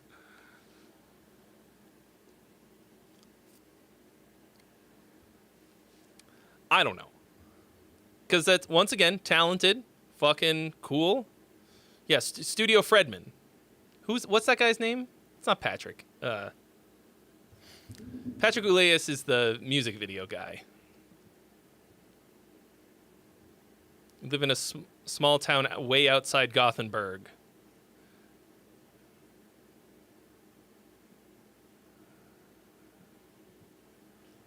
Well, you don't have to go and record there. Just get somebody to get... Like, it sounded like the recording was fine, but the mix was fucking it. Okay.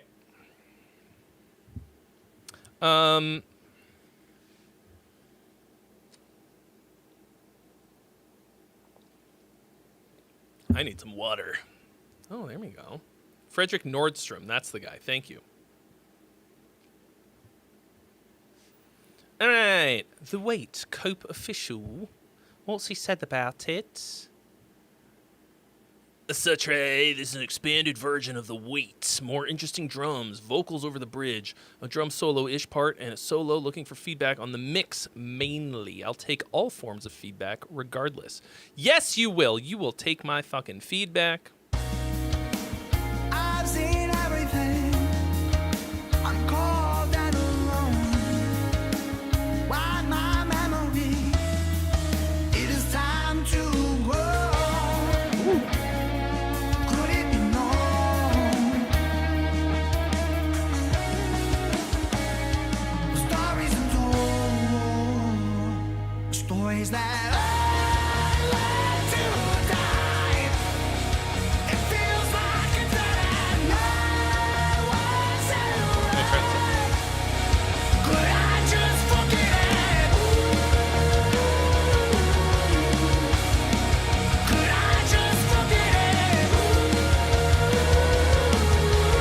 Yeah, this is much cooler.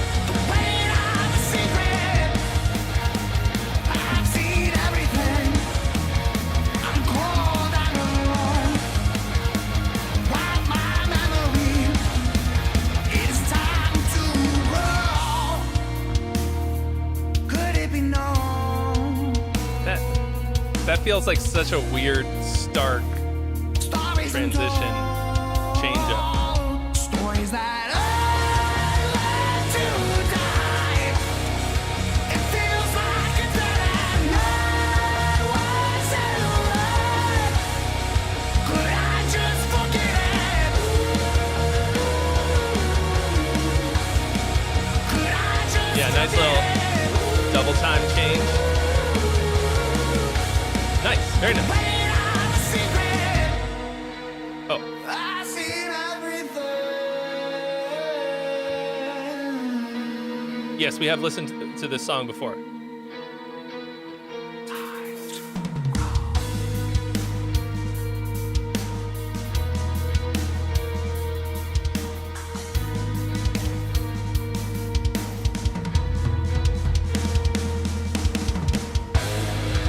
Yeah, there you go.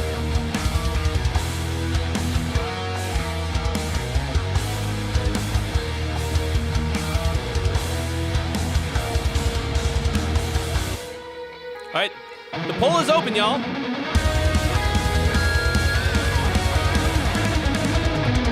Whoa. Get your votes in.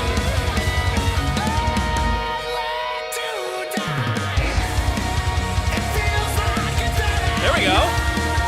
Yeah.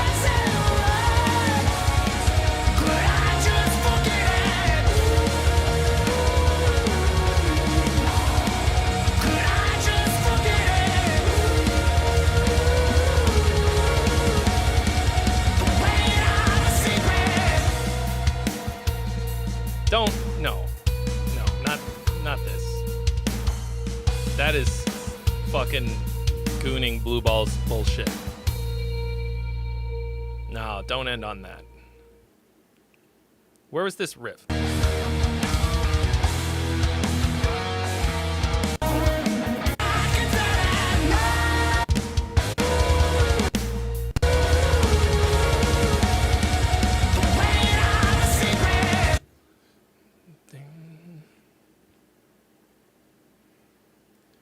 You need something big here. A big ride out. Maybe like a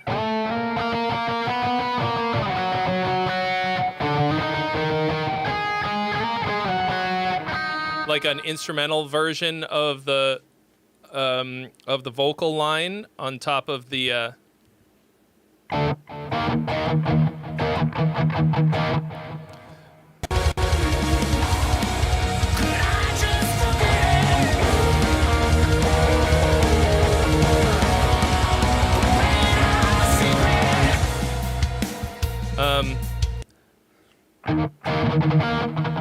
like, do something to crank up the heat on the rhythm section.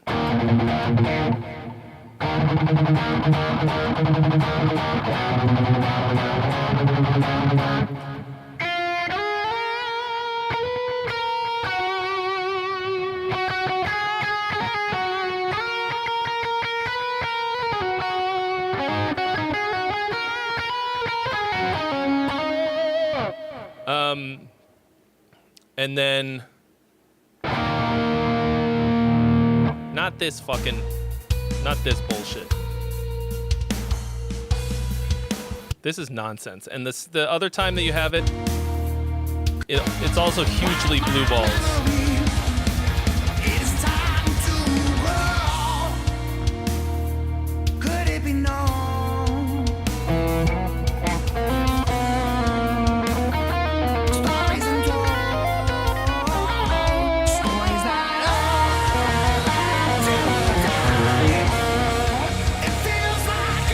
So,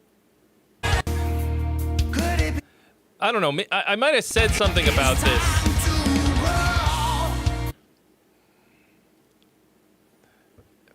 Like, I wonder if I gave you a suggestion to dynamically change that up, but whatever it was, I don't remember what it was Thank before, you so but much for your this donation. is not it. I'm probably just going to use it to buy more lights for the studio. Unsteady Shrimp, thank you so much for your donation. You've been added to the list. Although, I mean, I think you were already on the list. Did you just change the link?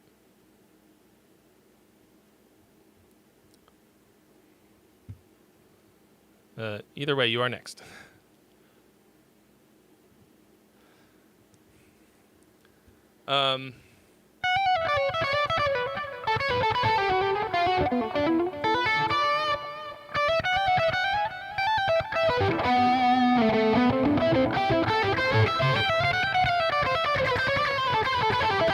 Sorry, my fingers, they went. I think if you can fix that, whatever that is, you gotta fucking, yeah, whatever that is, you gotta figure something else out for that. To me, I think that's the only thing that's prohibitive about this. I don't really have any other major notes for you.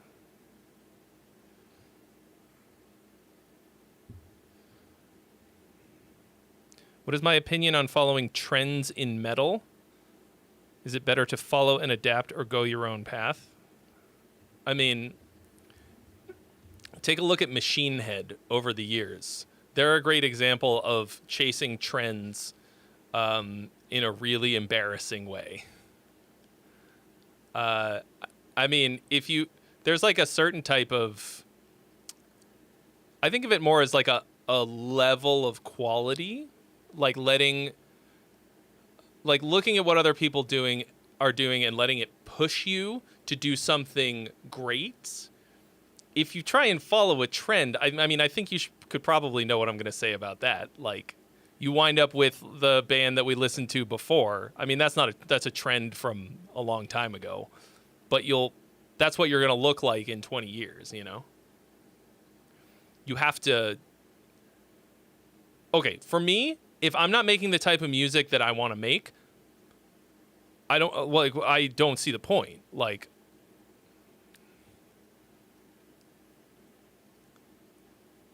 what, like, is that why you sat down to learn an instrument when you were a kid? I can't wait to do what other people are doing, but worse. But like look at when Machine Head like put in fucking braids and became nu metal because their record label wanted them to, you know? Or Slayer. I actually think that there are good songs on in Diabolus in Musica. Death's pointed at your head, your mind's on the trigger, pull it. Bloated bodies give up, the muted horror story. It came out at a time when I was alive and listening to music when it came out, so there was some stuff on it that I liked. But, like, it's fucking Slayer, you know what I mean? So,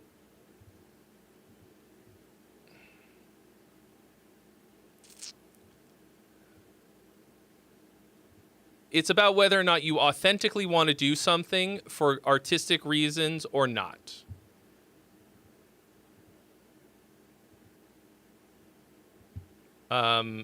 People will know. They'll be able to tell. And you need to,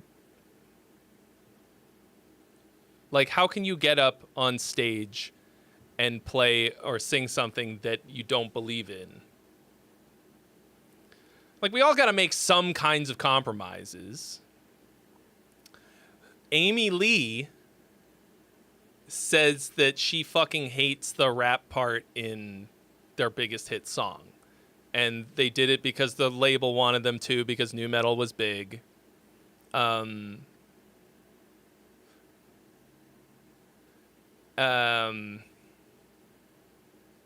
Now, so when they play that song live, they don't do that part at all.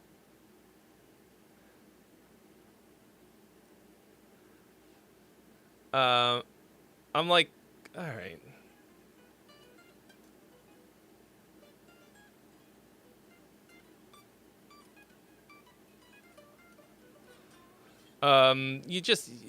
You don't want to be doing that. That's for fucking sure.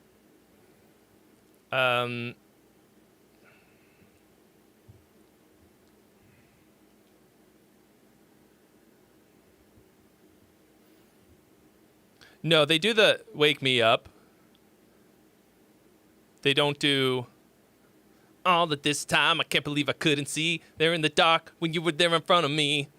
It's not even really rap because it's pitched.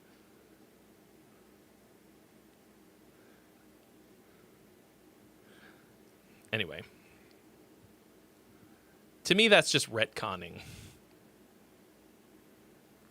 Metal people don't like taking influence from pop. Yeah, I think that's one of the most embarrassing things about metal is that they think that they exist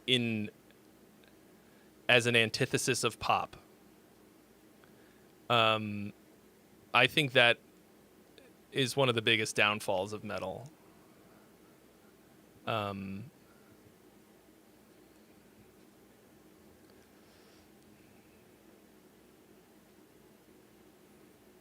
You're at a crossroad because you want to do multiple genres, but you don't want multiple bands. I mean, you're already thinking a bit of it the wrong way. Like, if you're thinking of it as genres, like, you're just gonna make copy like fucking music that's copies of other music, like genre styles. Anyways, like, what is your music? Like, that just sounds like you're a fan of a lot of different sounds. I have the same problem in a lot of ways. I want to do everything. Made worse by the fact that I can usually do it. But when I write my music for my band, it sounds like me. It sounds a little bit like we have soil work at home, but it has a lot of other elements too. So, I think if genre is not real. Genre is not a real thing. What did Nuclear Blast do to your favorite band, Paulo? All right, November. Nothing lasts forever in the cold November.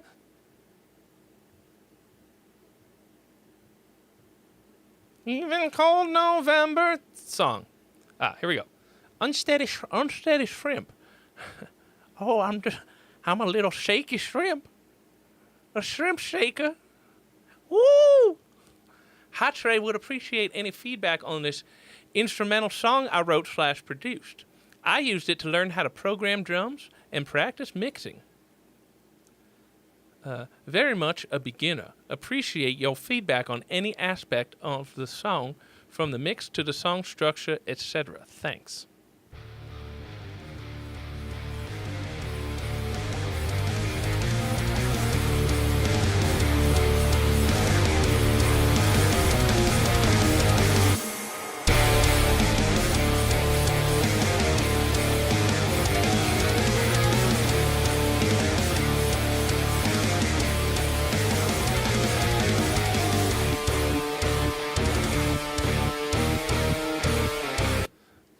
So your cymbals are really bright and very loud.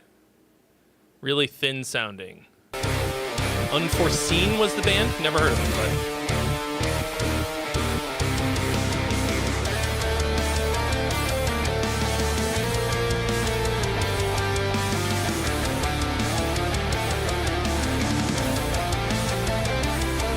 So it's all pretty...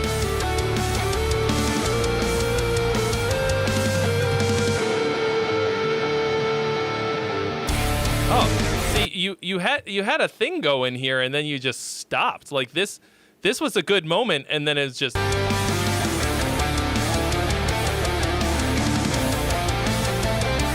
But like.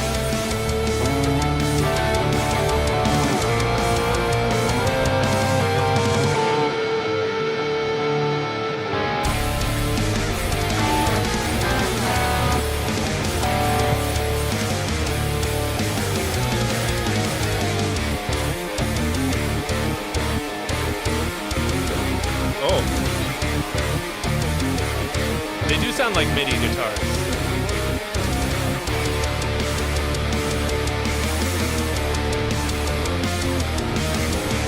Also a bit opethy, but all I can hear is this fucking crash cymbal in the left ear, in the left channel. It's super loud and sounds very bad.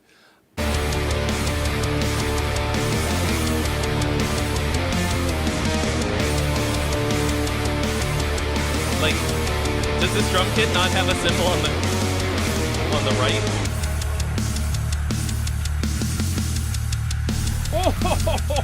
Oh yeah, baby! Make it rain! Zach Thomas, thank you for your donation. You've been added to the list.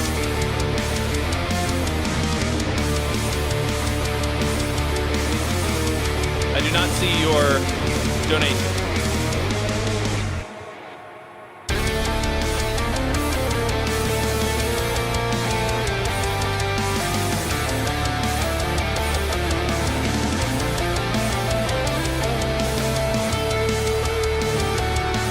Like, I don't think that the drums are in mono, but I don't know if it's just that there's literally no other cymbals in this whole song.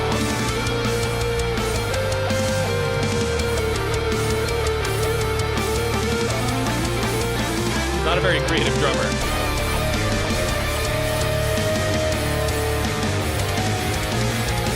He's got a pretty, like, mean riff.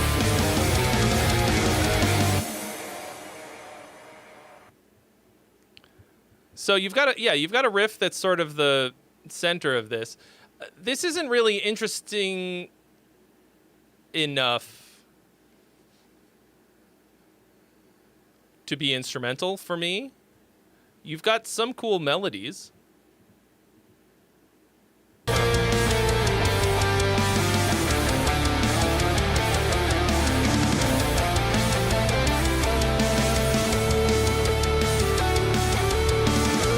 Like, this is easily the best moment of the whole song, and you traveler you of don't space and time, expand on to it. the greatest stream imaginable. Won't you stay a while?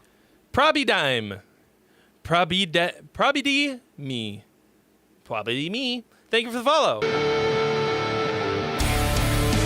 I am, in fact, doing feedback. It is Feedback Friday.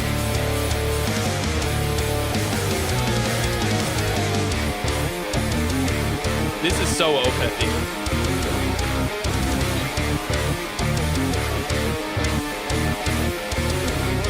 Prob by Robot Man. Thanks. Yeah, so like this is not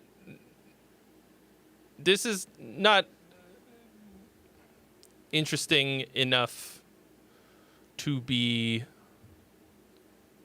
standalone instrumental like this.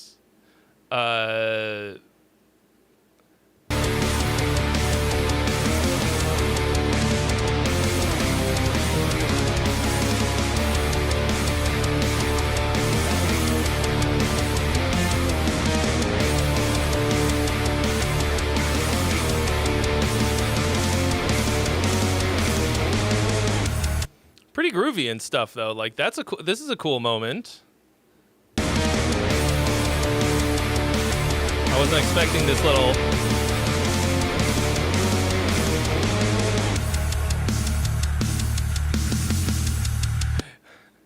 Did you just like take every cymbal hit in the whole thing and put it onto the same track? Like put it on this, take those MIDI and put them all on the same cymbal? Like, anyway, but it's that's a pretty kick and bass tone. What are you using for drums? Like, what is this plugin? So the rhythm guitars are too loud. It's not balanced with the drums. The drums sound tiny, even though the cymbals are really fucking loud. The kick drum's about right.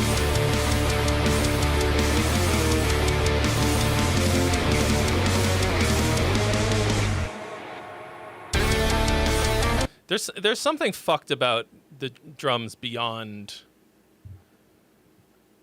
just what you've written for them.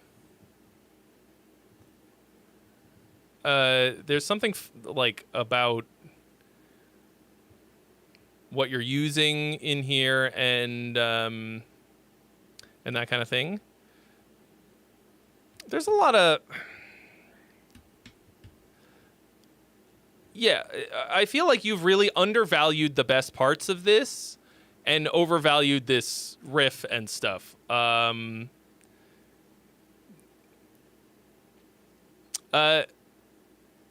there are currently no freebies available, as you can see on the beep boop. You're gonna want to check the rules. Do a bubbity bobbity. What's it called? Command rules to get all of the information.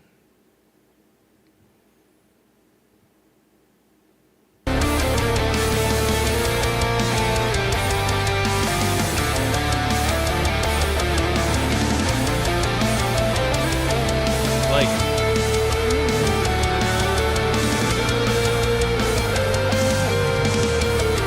So. Oh!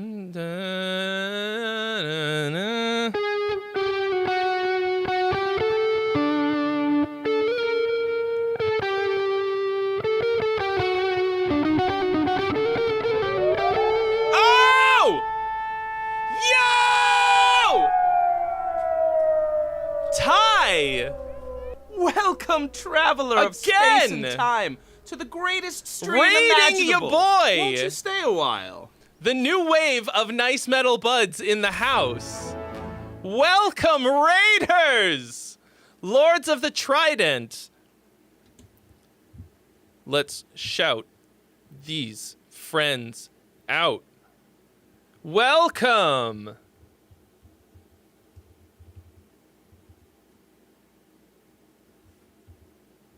Did it? Yeah! Everybody follow Lords of the Trident. How was your stream? What were you doing? Let me read all of your... Okay, who's... Wisconsin. Oh. Says Raid. Zordal. Hola, señorita. Big Cuddle Monster. Zingy. The Walloper. Lynn Wren. Donovan 1969. Nice.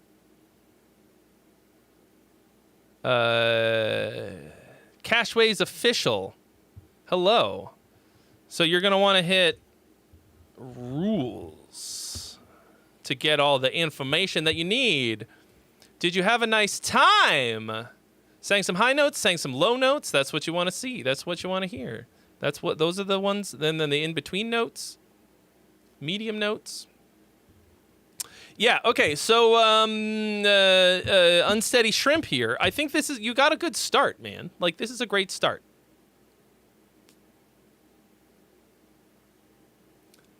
Like, if this is the beginning for you, great. Oh, you skipped the middle notes, Ty. Well, never mind then. Then bullshit. I go for the middle, like, medium notes are what I want to hear. High notes, low notes, get rid of them. Band pass. Yeah, so as I was saying when we were so kindly interrupted, not rudely interrupted. A raid is a kind interruption. This melody...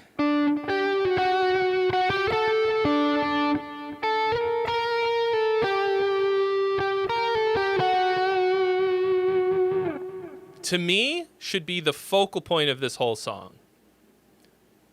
Like, that's a fucking really nice melody. That is, I think, your motif for the song. And we never, like, it's like in there.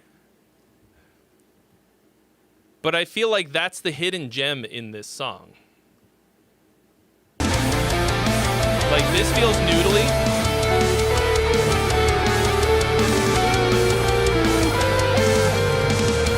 Whatever it is.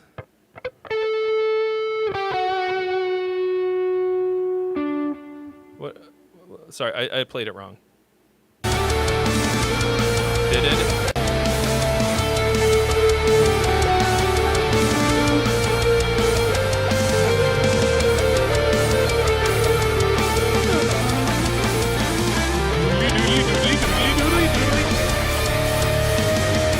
And, like, that's a solid way to end it, to go... Thank you so much for your donation. I'm ever so hungry. Anonymous, thank you so much. Is it not giving your name? Are you putting your name in and it's not happening? Thank you so much for your donation, whoever it is. Tears in the Rain. Oh. That didn't seem to want to work. There it is. Tears of the Rain. Not to be confused with Tears in the Rain, which is a...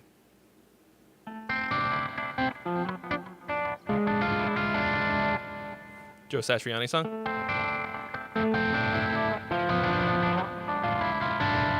I played that in all of my auditions for the music schools that I auditioned for. And I was bad at it. I still got into Berkeley, but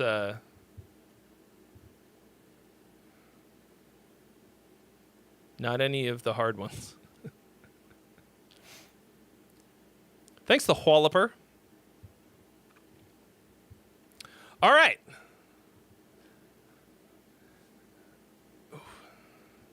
Was it worth it? Yes. I talked about that in a video this past week, actually. Yes, Tears in the Rain is a Blade Runner reference. Okay. Let's see what hotel security has said for me. Hotel security. Hotel security. Are you still here, hotel security? Oh, they sent this in 2 hours ago. Sometimes it takes a while.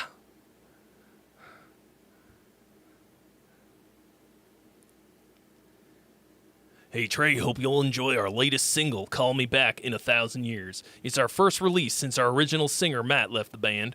We're trying to go for a singer-songwriter country vibe with this one. What?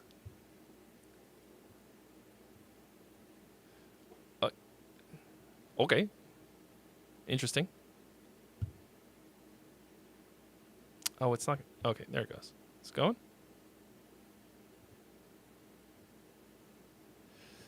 Fucking Spotify web player. Oh, it was going, and then I hit pause. Do you fucking mind, mate? Do you fucking mind? Play the fucking track.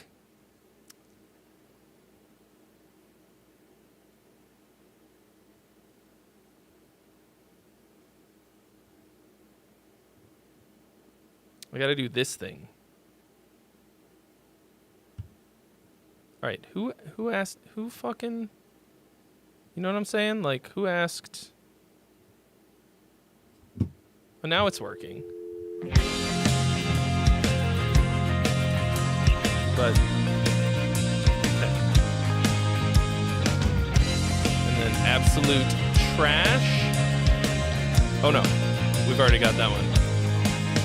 Okay. We're dodging feelings that we've already felt. It's like we're weaving through. It's true, capitalism won today. And that works every time for me. on the course to collide. We've got the feeling that you're still on Mars. When you talk about touching the stars with me.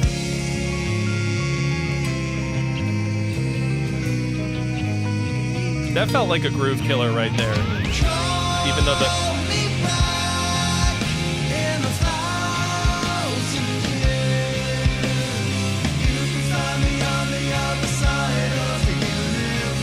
Very bass-heavy production. Feels good, but it's kind of eating the whole mix for me.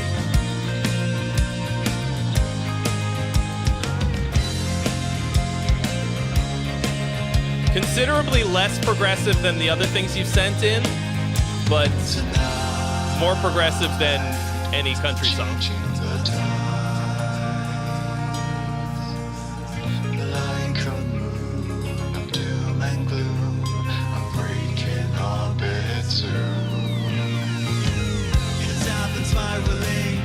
I feel like you keep killing your own grooves in this.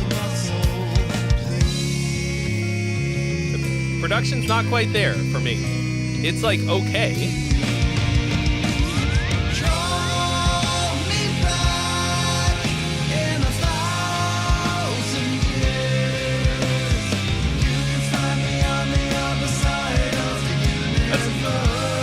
That's a nice chorus though.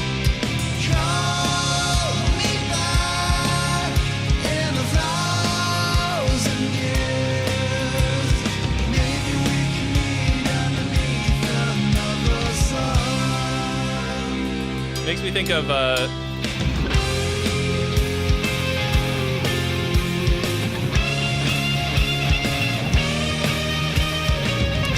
Hitchhiker's Guide to the Galaxy for some reason.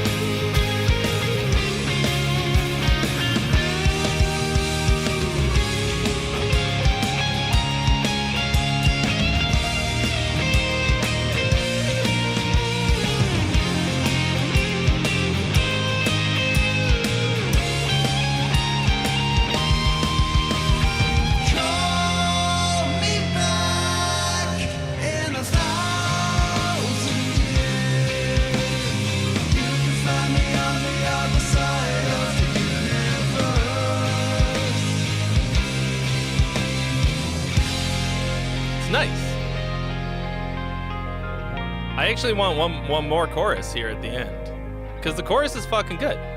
Call me back. Big ass chorus. The bass is eating this mix.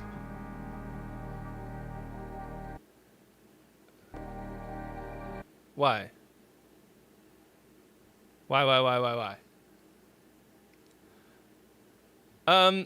Yeah, so I think this suffers from a couple not really prohibitive problems, but things that are bumming me out a little bit. The production is like almost there, but then like I don't know what it sounds like on y'all's systems. In here, the bass is like I can't turn the track up anymore compared to the other things that we've been listening to today because it's just overwhelming. The vibe is you set it up with this beautiful vibe.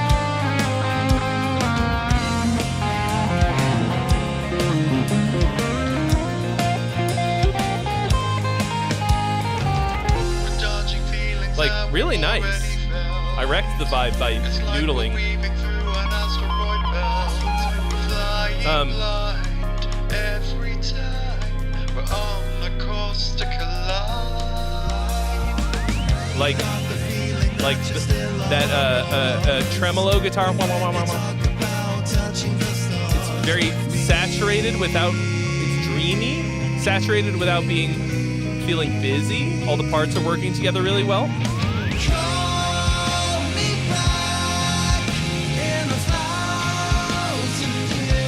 Nice chords, nice melody. Nice, yeah, harmonies. But it's all a little.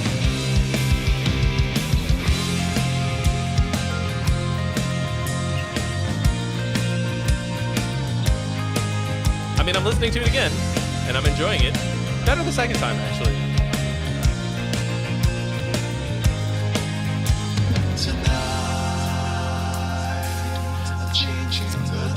Okay, I think every time you drop out the drums entirely, you need to consider that you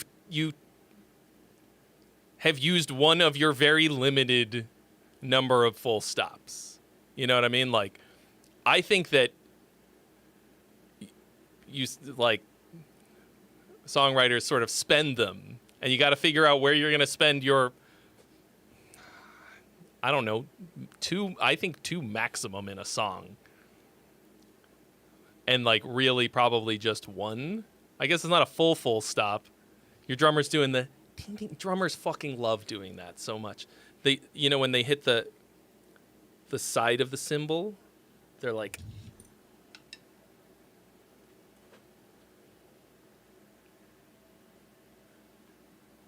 ding. Whoosh. Drummers love doing that shit. You gotta seriously limit that. Like, to me, that's can be bummer city. Why? Well, huh? But like, I think even just like like a kick drum kind of a thing here, like.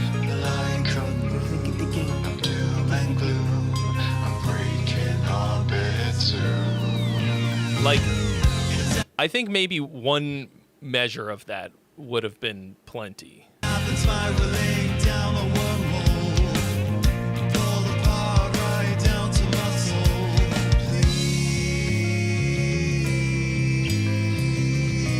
And then same shit here. Don't too much of a stop.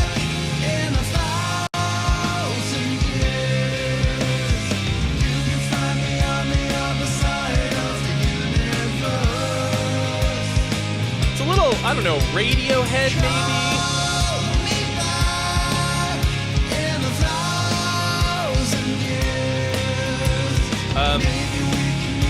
Yeah, it sounds like English rock. Like British rock bands that stop too many times. See, that could have been a much more powerful moment.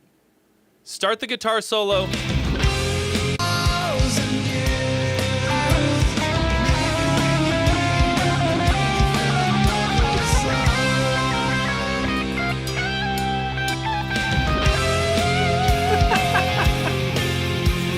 Not like, don't do that, but that's where you should have started the solo.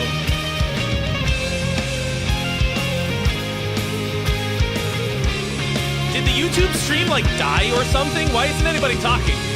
I'm worried. I'm concerned. Y'all are being very silent.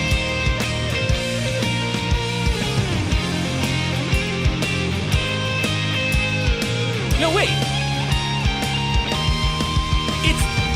No, now it dumped the fucking... Holy shit. You guys have been sitting here talking, and it's not coming up here. God damn.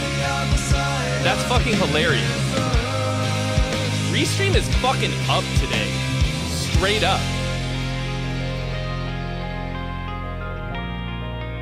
Now it's only showing the Twitch chat. Earlier it wouldn't show the Twitch chat at all.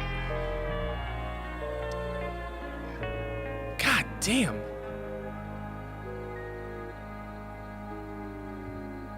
What a fucking mess. What do I fucking pay for Streamlabs for? Or Streamlabs. Restream. Call me back in 1,000 years. That's a good song, man. Like...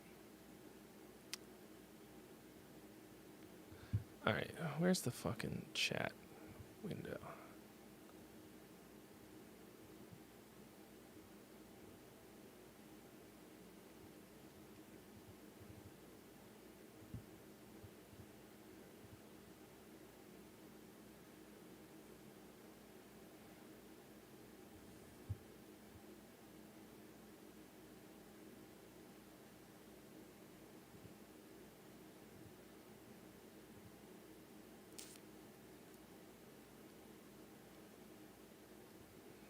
Bubkiss? Man.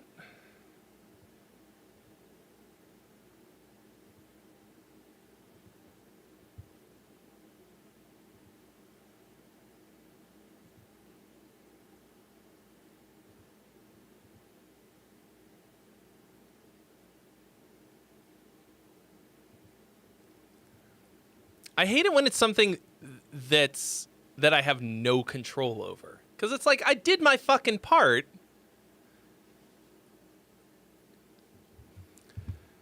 So I can read your comments, but they're not on screen, which is fun. Opeth Day. Country Fusion, Porcupine Tree.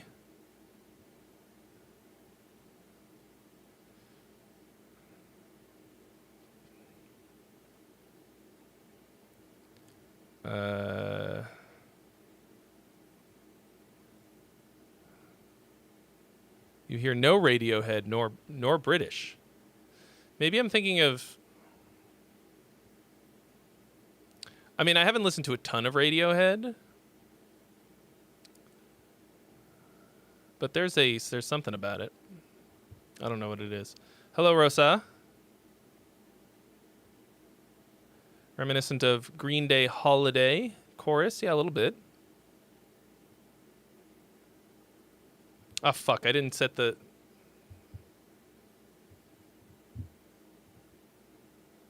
the poll. All right, the poll is now live. Sorry, I'm going back through all of this.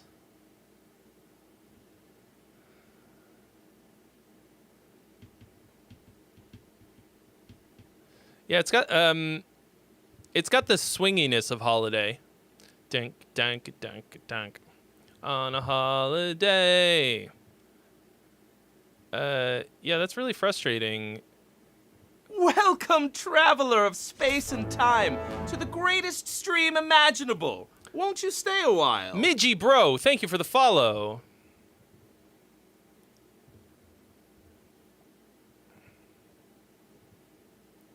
How do I, like, just refresh the fucking chat?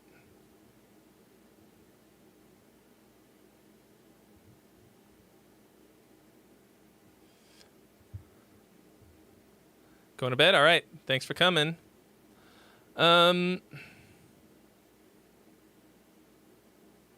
Jesus, John, that's fucking gnarly.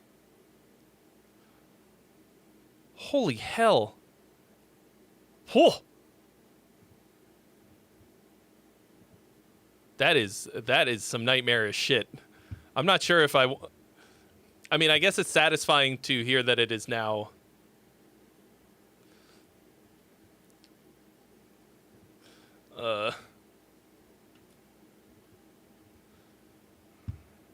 taken care of, but holy hell.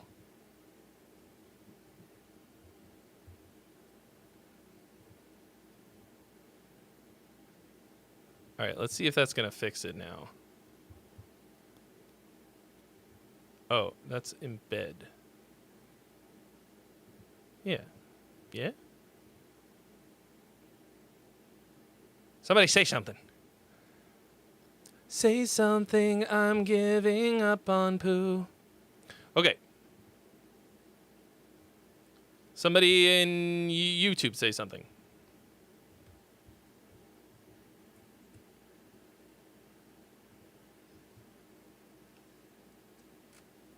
God damn it. Why is it just fucking...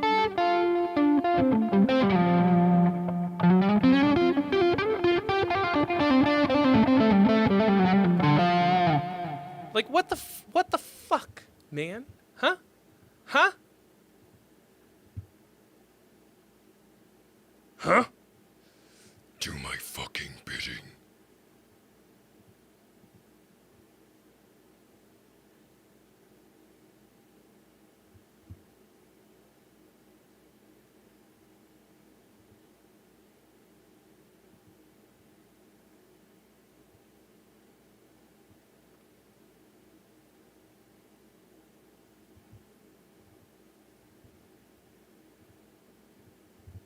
What's really frustrating?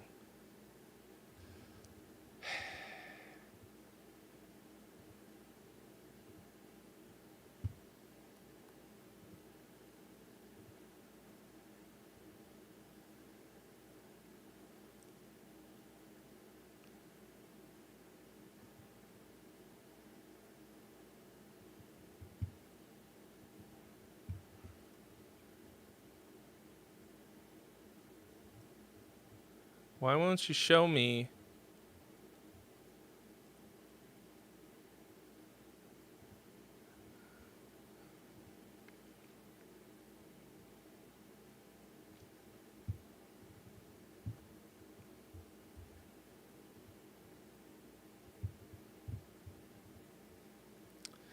All right. Well, anyway. I don't know if anything I did just worked. Okay. We'll just keep on keeping on.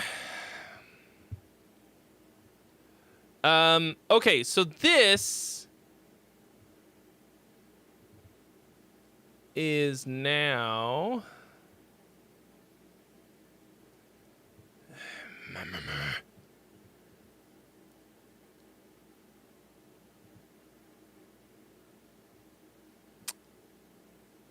I mean, I feel like I should be able to get this to work, right?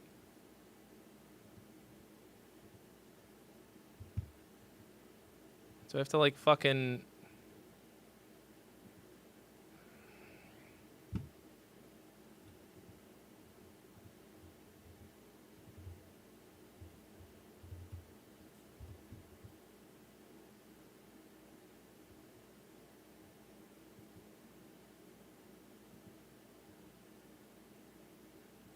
die, I guess.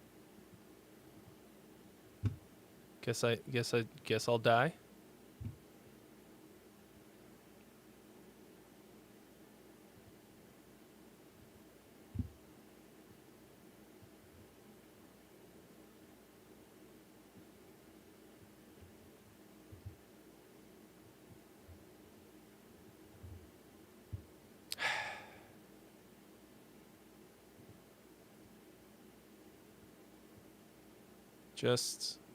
Just fucking...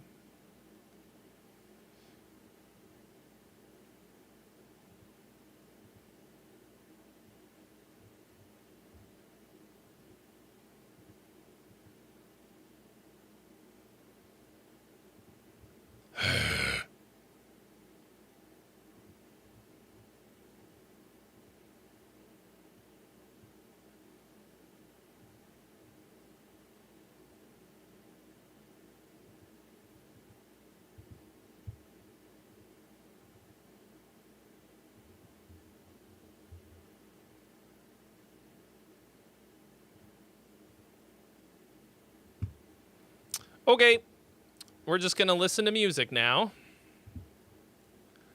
Instead, I made it go to the top just as an experiment.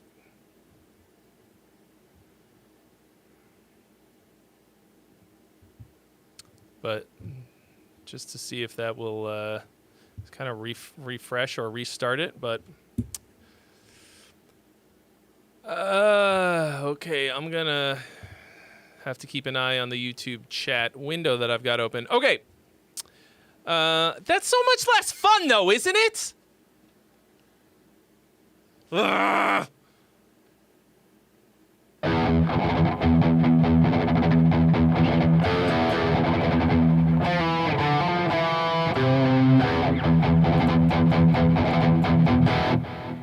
This is such a fun stream! And you're taking away my stream fun!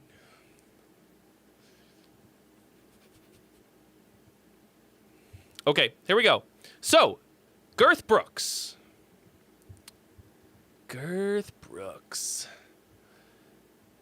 A short demo I did for a video I'm working on to help beginners start recording music completely for free.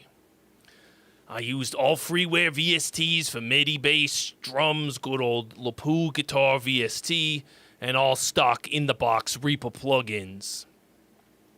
I don't consider this a pro-level mix, but perfect for someone wanting to get their feet wet in writing their own music with no cost. Just wanted to see if it's respectable enough sound that people would be intrigued to try it if I sent it out into the wild at some point. Okay. Yeah, Drusif does a thing where he'll make a mix template in Reaper with all free stuff. And then you just download all the same free plugins, and I think that's a pretty cool thing to do.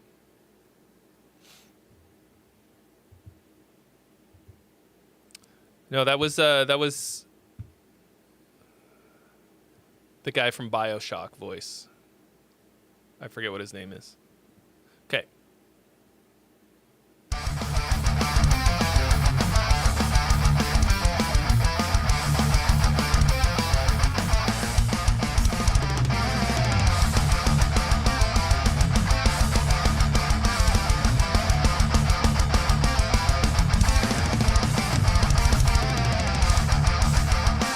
I mean, the guitars sound a little loud to me.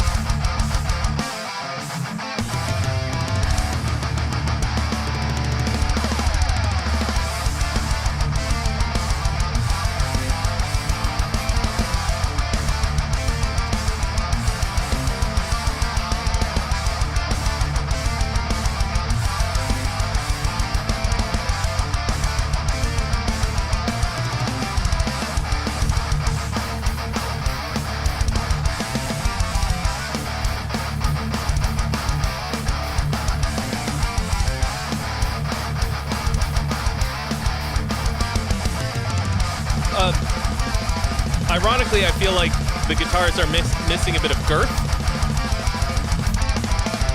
and that could be a lack of the bass hitting the way that it should.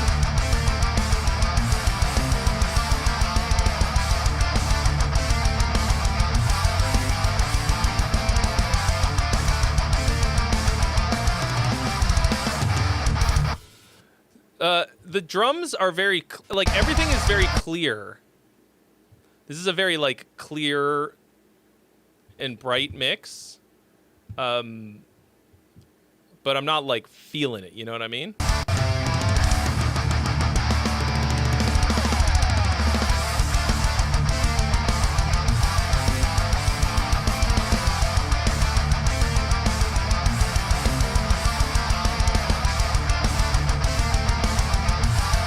You may have done a little bit too much high pass or something on the guitars.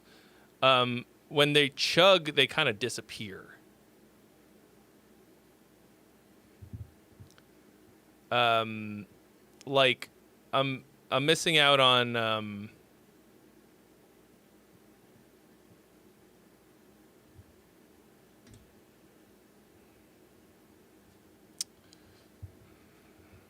Hold on 1 second. Let me try this other thing.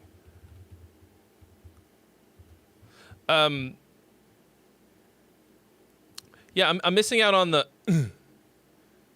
throughout most of this. No, I need to sign in if that's okay with you.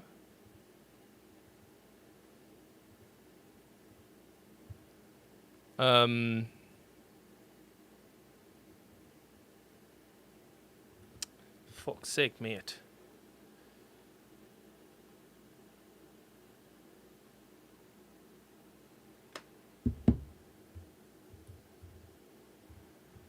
I'm going to use the Stream Elements chat instead, which is less cool. But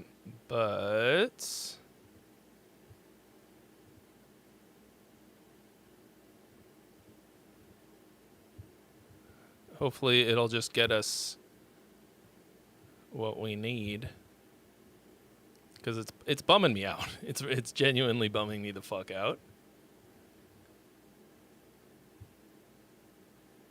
All right, now talk. Speak. Speak, demon. It might be like a Daniel Johansson. Oh, it's so small. That's what she said.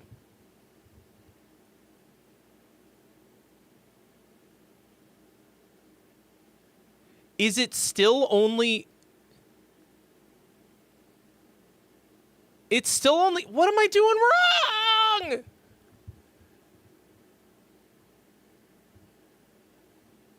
Oh, it's so tiny.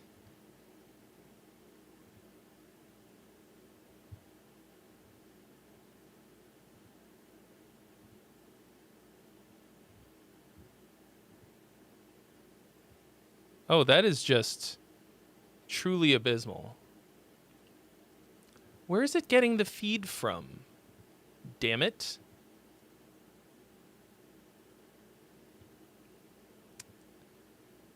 Man.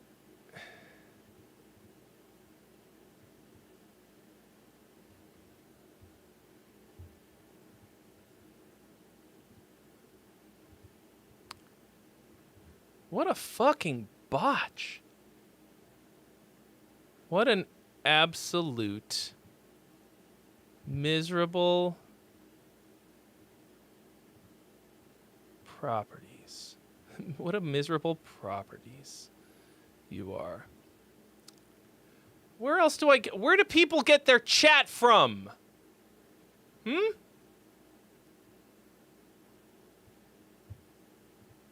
Activity feed. No, don't block the pop-up.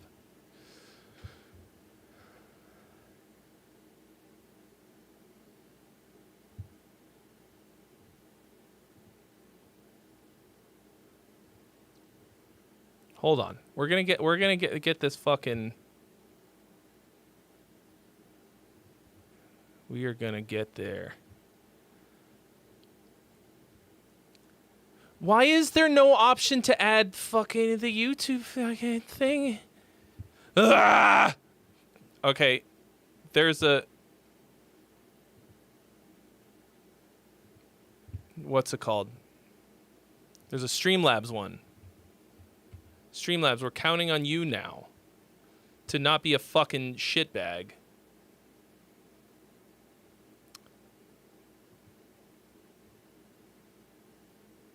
Twitch and YouTube are both selected. At least here we've got the option, but it's not displaying. Wait, is it just below? Hey, look at that! We did it! Yeah!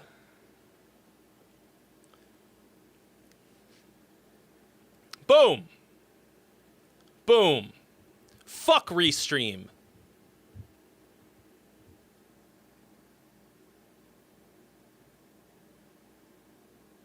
Do we have Twitch too?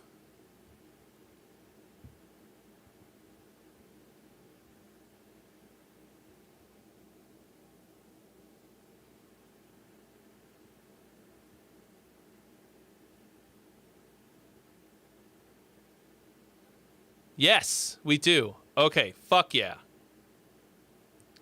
All right.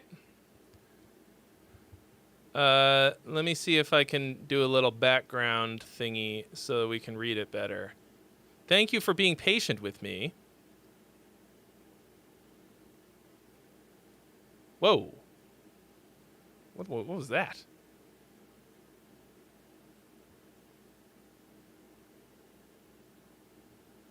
Background color.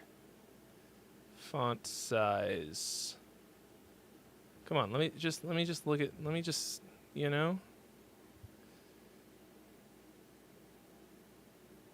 Come on.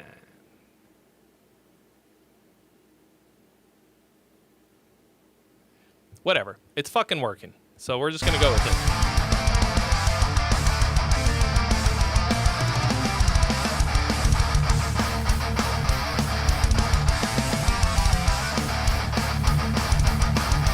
I think the guitars are a little too tight.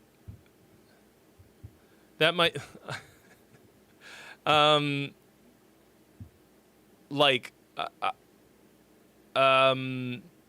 think you need more high end in the bass. I need more clank in the bass. Personally.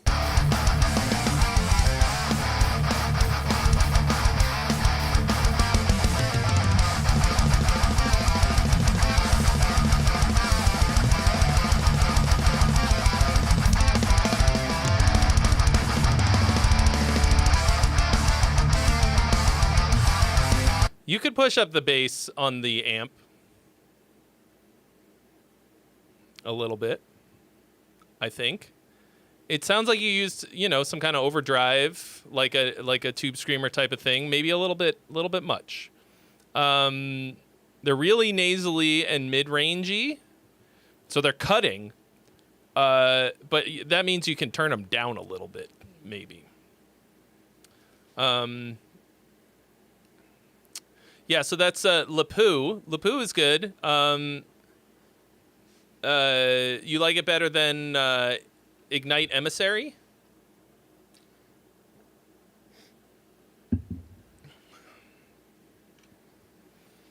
For free?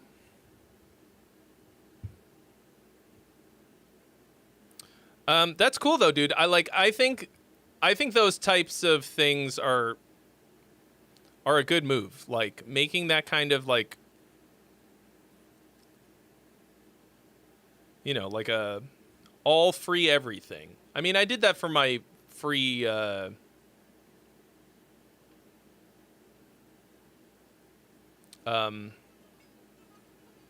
is it? Making symphonic metal with free VSTs. Okay, so you like Lapoo better than Emissary? That's fine. I haven't used Emissary in a while. Oh yeah, there's also Neural Amp Modeler. I've never used that. I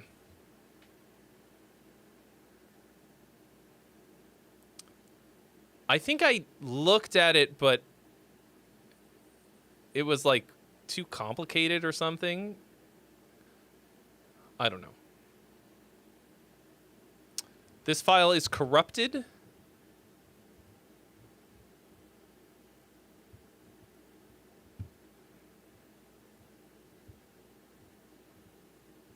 Okay. We don't want that. We don't want corrupted. Dude, this is Here's some money, jackass. such a sausage. Fires and Dime! Thank you so much for your donation.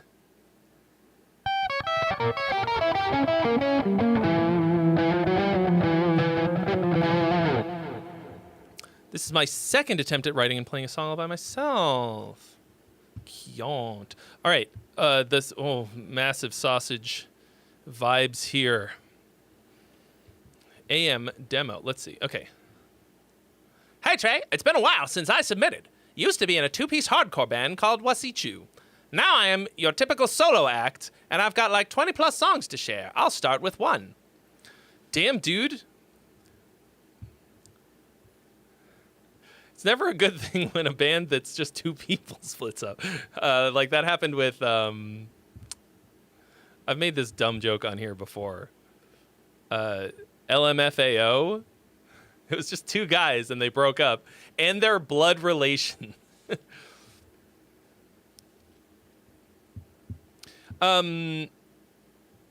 Anyway, so Girth, I think that's a great start. I think keep hacking away at it. I think before you put that out into the world, it should be like really slamming.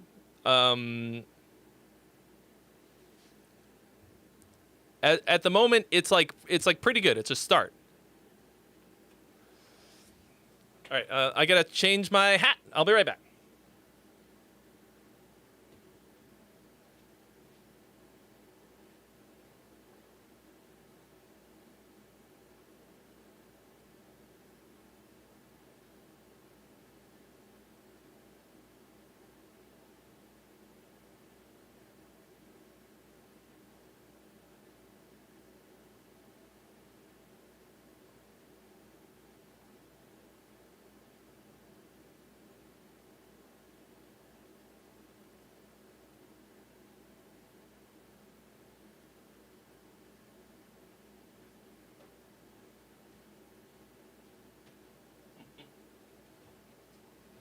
I forgot I had this grandma wig from the Dimmu Borgir video. Sexy grandma, yeah. Yeah.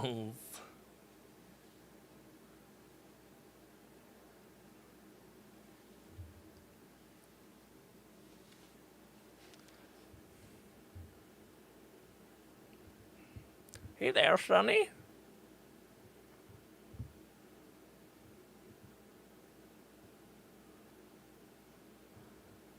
Okay.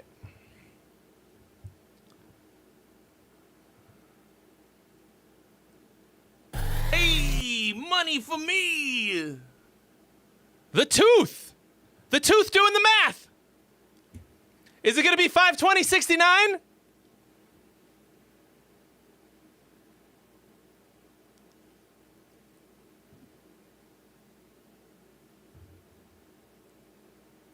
I think it is. He was denied his opportunity earlier. We'll still go crazy. Come on. Come on.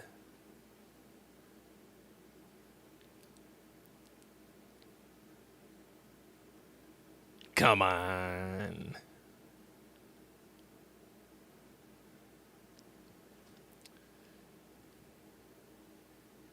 Anytime now. All right, we're all waiting. Well, we're waiting. Didn't I have that one? Ah, there it is! Yeah! 520.69! Close fucking enough! Let's go! Let me see you motherfuckers! Welcome, Let me see that traveler nice. of space and time, to the greatest stream imaginable. Won't you stay a while? All right. Sweetland. Twitch Blue Fox, welcome. Thank you for the follow on Twitch. Here we go.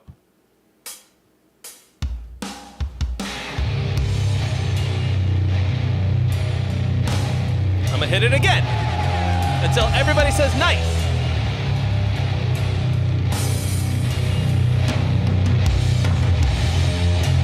Oh my.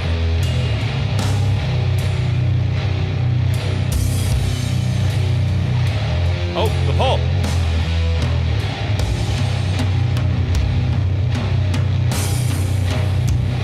Oh. I closed the Streamlabs window. Restream, Streamlabs, Stream Elements. How am I supposed to...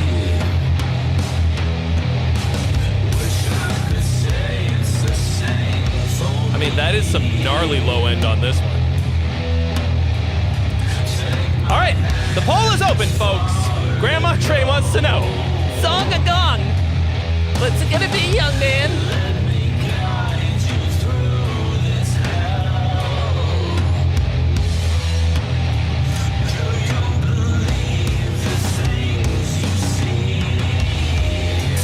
I mean, that's a wild sound.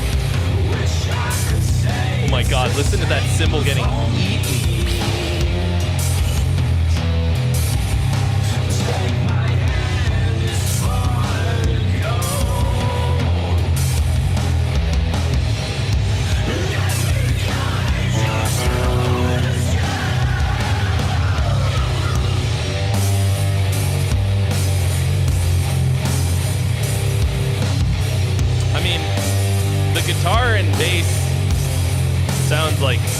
massive, but the drums are paying the price.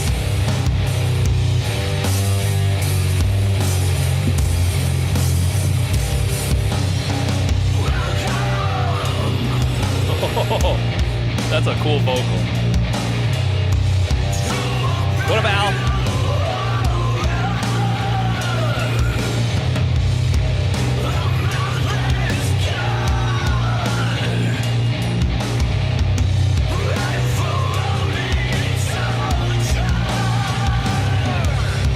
That's a very unhinged sounding vocal. I like that a lot.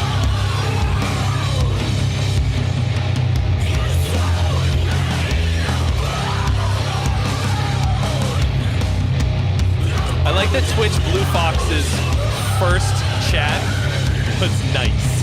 They got here just in time.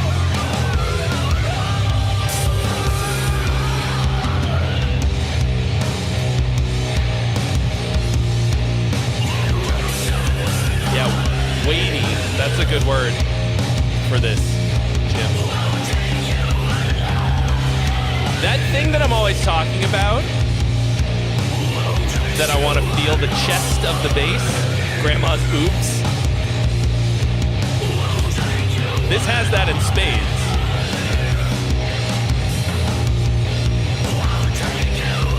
But it's causing other problems in the mix.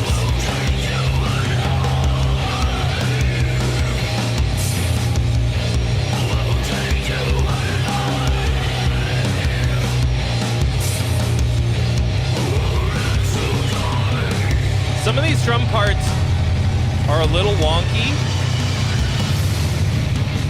It's very ambitious drum composition, and some of it is really cool. That last part didn't quite hit. This is I can fucking smell the weed on this MP3.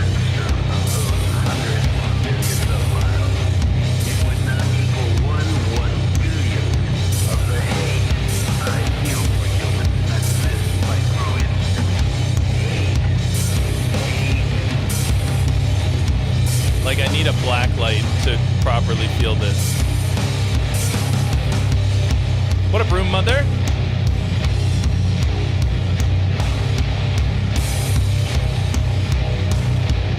Oh, John, you're talking about the guy from, oh, what is the name of that band? It's like Satan or something.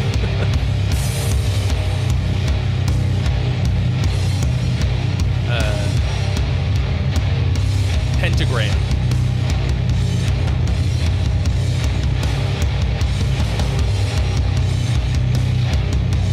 I feel like this would be quite the experience.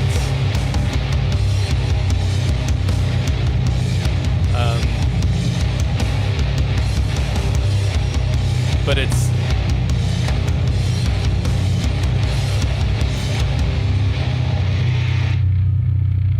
oh my god. So, I think if you gave this, if you got the mix that this needs so that it has this feeling, but also doesn't fucking obliterate the drums, you'll definitely have something here.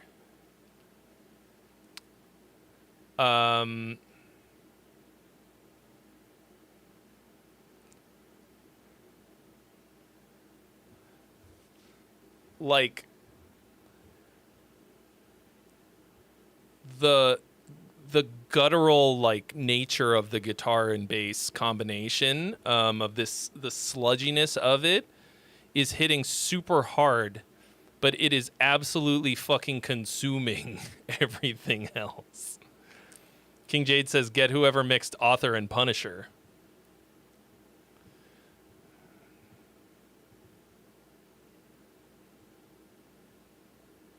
Maybe.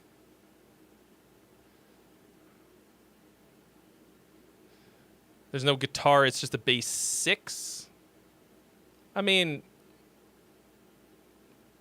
that's a A bass 6 is a guitar and a bass. Like,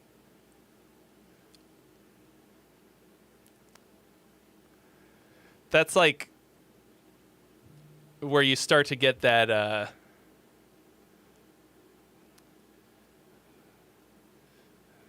well, technically, I mean, what is it really? You can't figure out how to mix it? Well, I mean, obviously. I can't figure out how to mix this incredibly fucking low sound.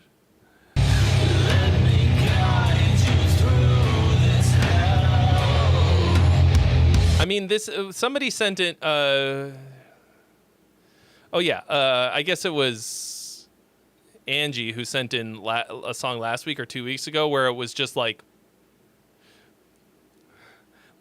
tuned to fucking drop Z, and it's like, oh, I can't figure out how to mix it. Like, yeah, you need like they're having to like invent new ways of mixing music to get these low notes to sound good. Like, and you at home in your headphones, like, or whatever, of course you're gonna have a hard fucking time. A bass 6 is a 6-string guitar that's tuned an octave lower. A lot of like surf and like country guitarists would use them. It's cool. It's basically a baritone guitar, but it's an octave down.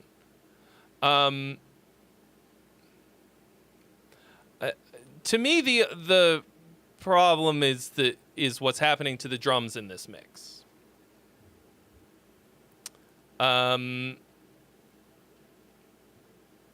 Like,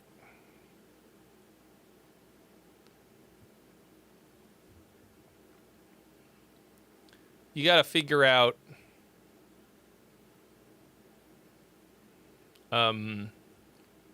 that, but just find, you got this, you got to take it to somebody. So I mean, that's the question, right? Like, what makes something a bass versus a guitar? If it's bass register and you're treating it like a bass instrument, I mean, it's shaped like a guitar. A bass guitar is a guitar. The reason it's called a bass guitar or a baritone guitar, and then this is, I guess, a tenor guitar, but it's not, because there's also something called a tenor guitar that has 4 strings.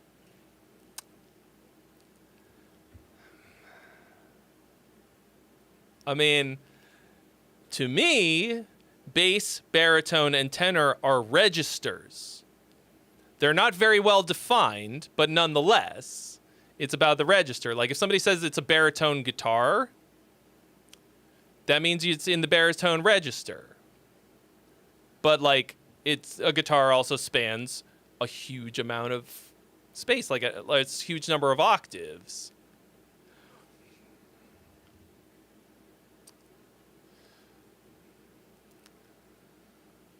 Like, I don't fucking know. But it doesn't really matter. Like, this is whatever it is. It makes these noises. And now you got to figure out how to manage that. That's going to be your biggest problem with this. The song's cool.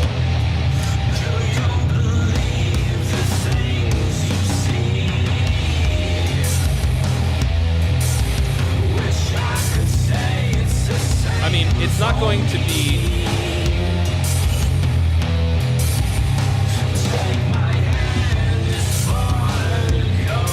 It's going to be what it is for this kind of music.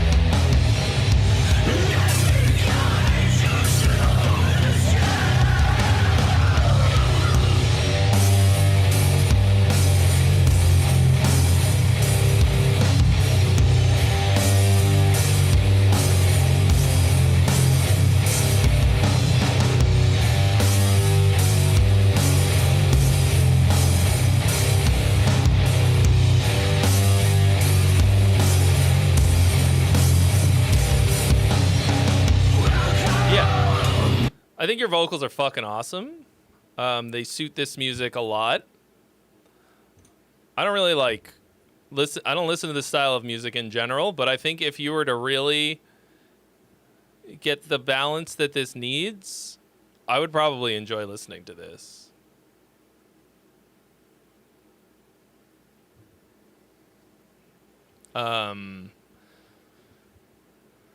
It's funny because like I don't really like slow music, which is why I don't really listen to doom and a lot of like sludgy stuff like this. But I actually really enjoy the feeling of it and the sound of it. This to me has like enough forward momentum. And like cool vocals and top line and like some melodies and stuff that I think I would enjoy listening to this. I don't think it's going to take much production wise to get that to where it needs to be. Your biggest challenge is how do you maintain the feeling that you have without but fix it without ruining it, right?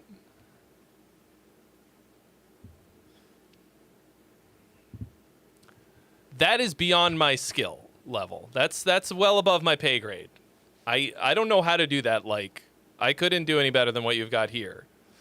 But it's the drums that are gonna yeah, make or break for me. I don't like everything else works.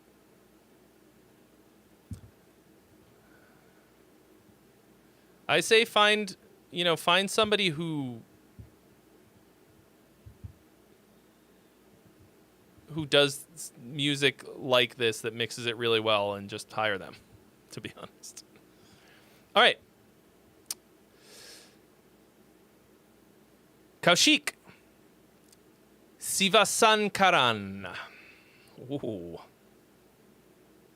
Sivasankaran. Kaushik Sivan. Oh, Sivasankaran. That's a fucking cool name.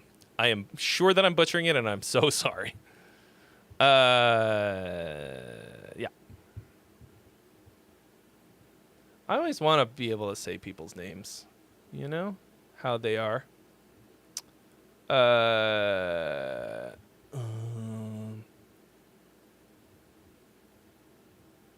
Whose track was this? Kaushika. First ever release on Spotify. Would really love your feedback. I mean, I think you should consider sending stuff in before you get it on Spotify, but I nailed it. Wow. I butcher your name all the time, Paulo? Yes, but at this point, Paulo, that's on purpose. It became a bit. I lean into it now. I don't...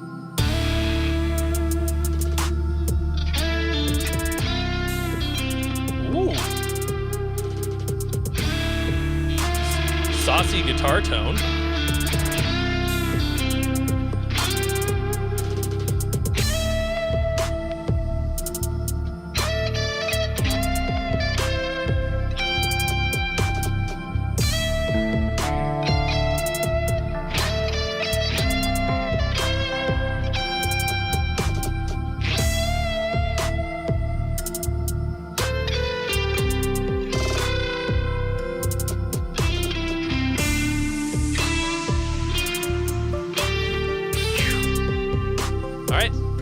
Poll is live, folks. Get your votes in. What's it gonna be? Song all gone.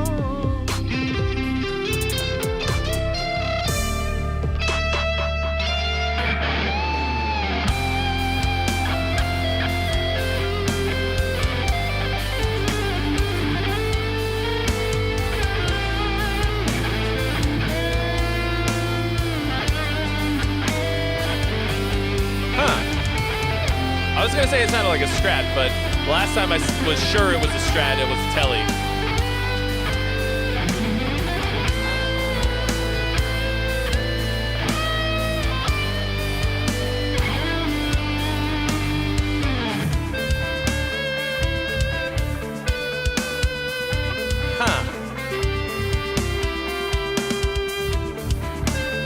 really digging it at the beginning.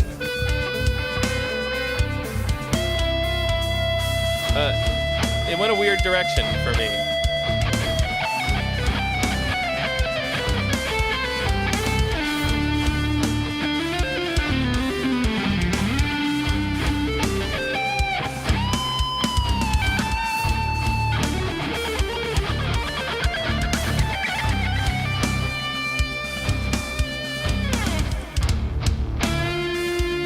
Yeah.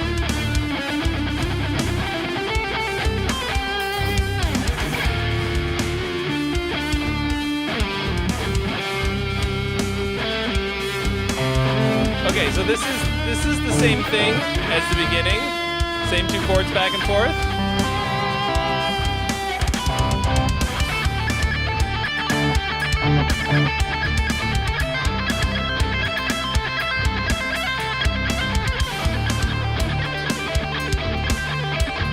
Yeah, I'm with John McIntyre on this. That was my thought. You had something unique and good, full of feeling in the beginning, and then it just to me completely fell off.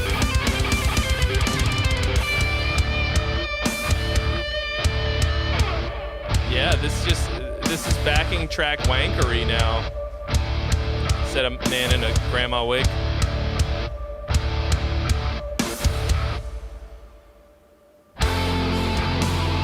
You had like cool trap blues, and now it just feels like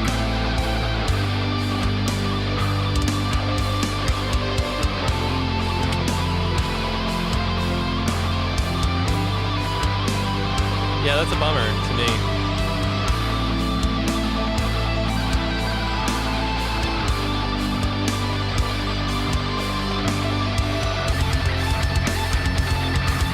And now it's Iron Maiden chords.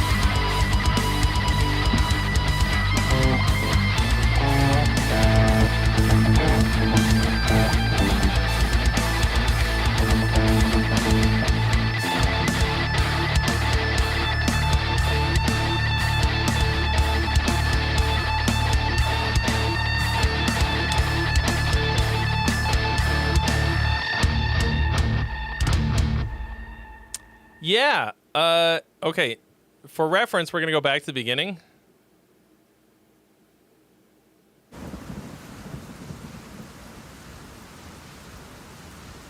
Also, for reference, Tears in the Rain also starts with a rain sample. It's got to be thousands of fucking songs that start with a rain sample, right?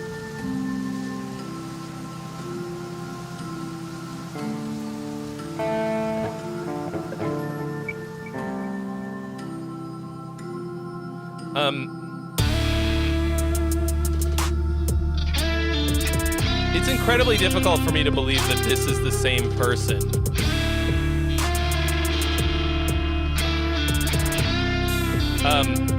Those hi-hats are way too fucking loud.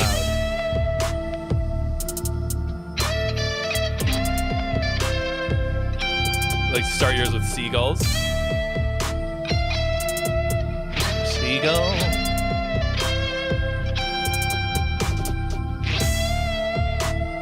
Yeah, man, like,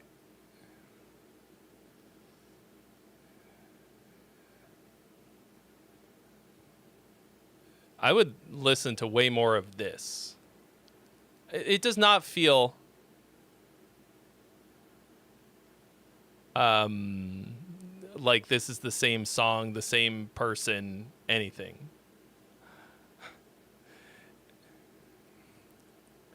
And then the rest of it is just whatever. She goes. Yo, that song came on this week. I listened to something, and it came up next, and I forgot how fucking outrageously off the reservation that song is. Jump, jump, run. Was it run, run, run, jump? I can be a backpack while you run.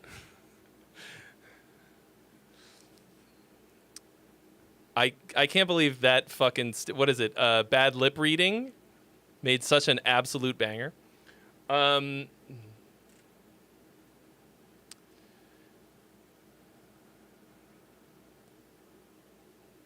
Stop me now. So he asks,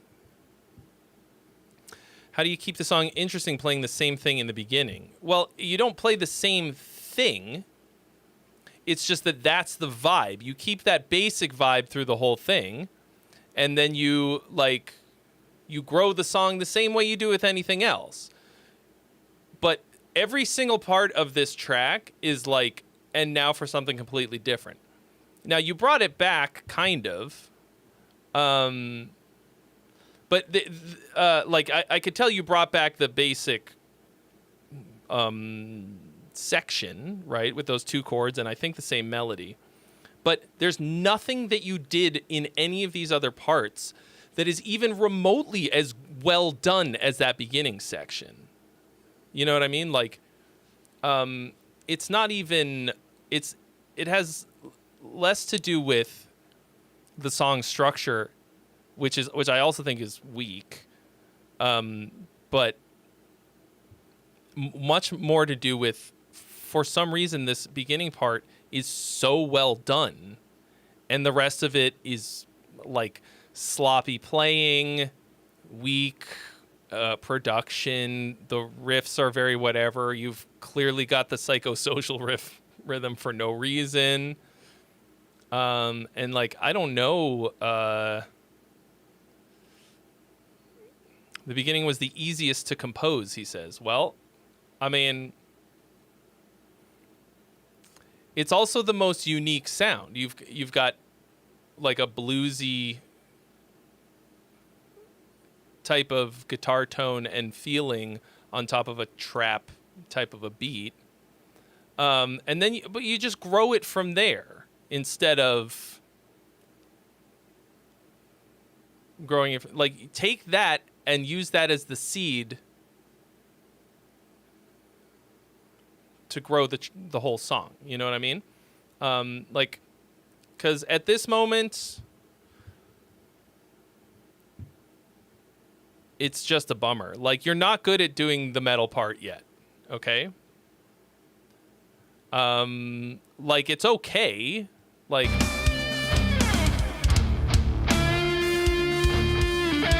but it feels really directionless. Yeah. King Jade says you completely abandoned the idea we fell in love with. Not entirely, because it does come back as a metal. But all of these leads after the beginning all feel like a solo instead of you're writing a song with a melody. If you're going to make instrumental fucking melodic guitar music, you have to... The number one most important part is to develop the melody. So, like...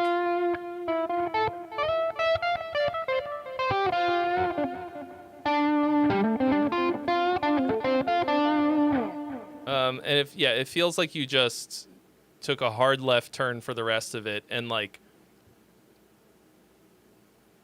so you've obviously got some skill and talent. Like, it's not necessarily that you like shouldn't do metal or heavy music or whatever. You just don't, like, you've got this other thing that's like way fucking cooler so far, you know?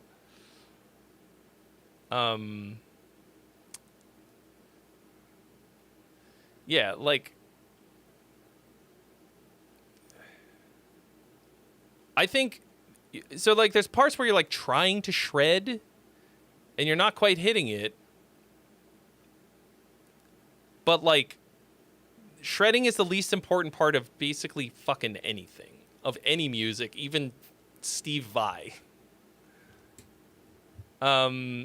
Even fucking Yngwie.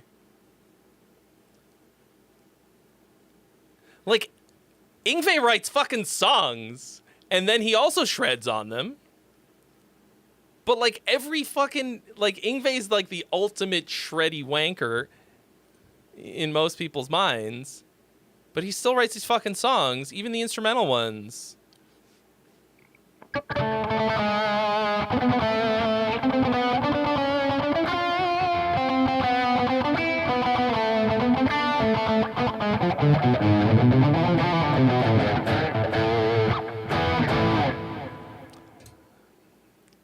So, like,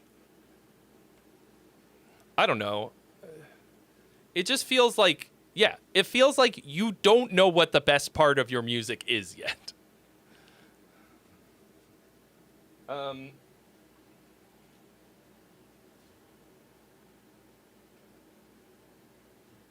that's fine. You're like you said, this is the first thing you've actually released. You haven't found your sound yet.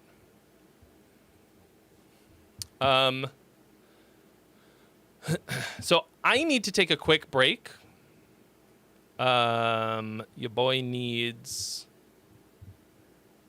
I need to put something into my stomach. And also remove...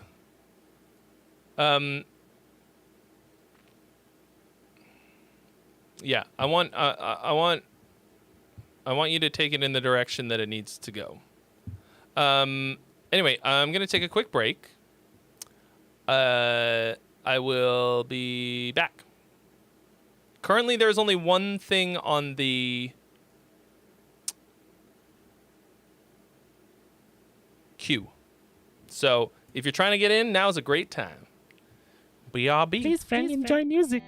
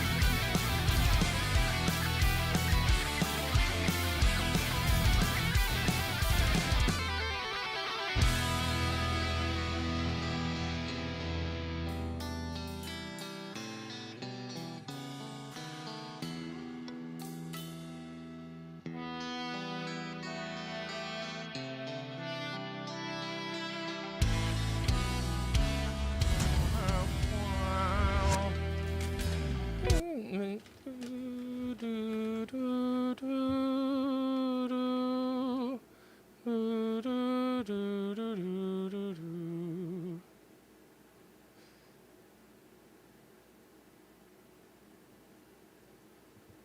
right. I got these. These nuts at CVS. They're peanuts and they are honey roasted. And now they're on the floor.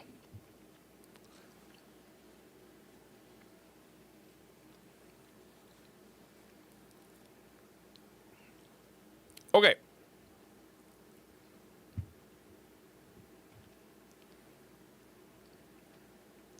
I have returned.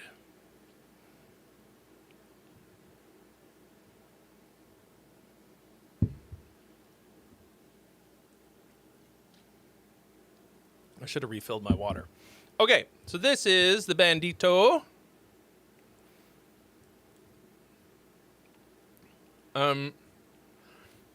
This song never went anywhere near a click track. These demos are just templates for Drop to hopefully play better. But he's busy, and I'm not sure how excited he is to learn how to play the things I write. Go Get Her by Faded Star.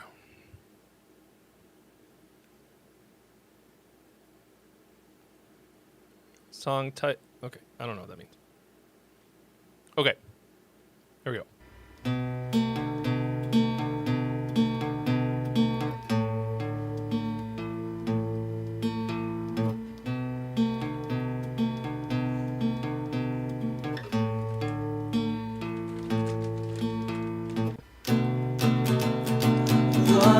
I should do is cut a line into Sorry, I got enough for that.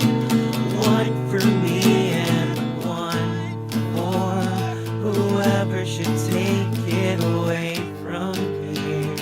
I'm not gonna make it alone. I've already wandered from home. So what could I do? But beg this from you. I'm turning away from the moment. I'm already caught in the flames. When I was just a boy, Thanks, the I tooth. thought the world was spinning just for me. And that's the goddamn truth. Where do we go from here? I'm not gonna wait in the shadows for you to wash away all of your dreams.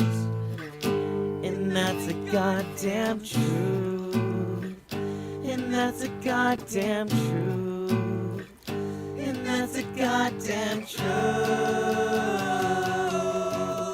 Stop. There's been a murder, and everybody knows she's to blame. Go get her. Stop.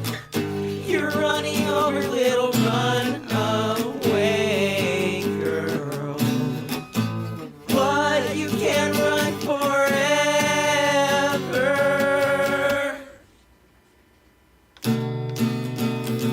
So where do we go from here?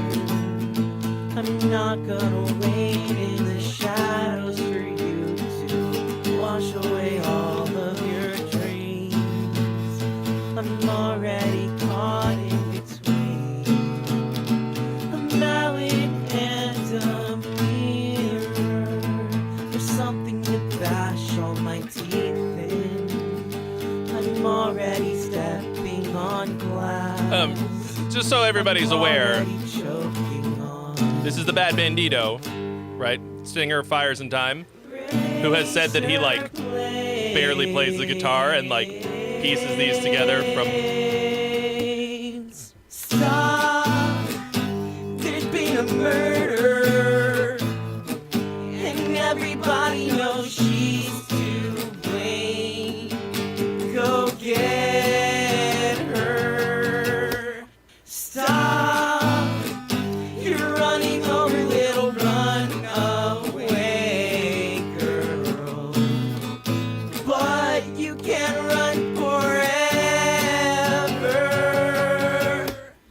but you've got like a grasp of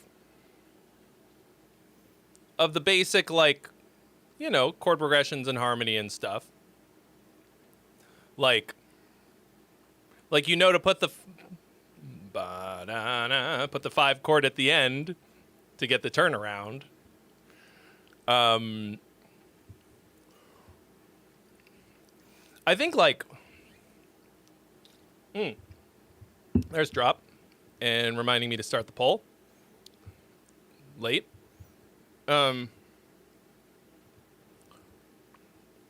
So let's see.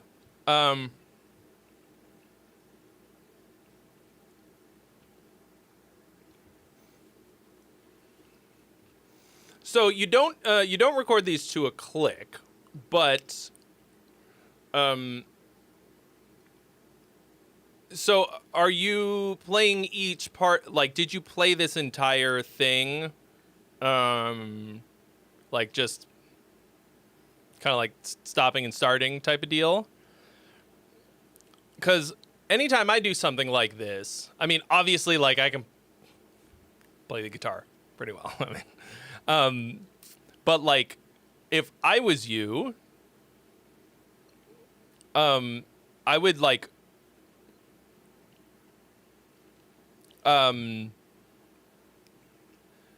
because if you can record just each part of it to a click, you can just copy paste so they don't have to play a whole fucking thing. Like, since what you're trying to do is just make these demos for yourself.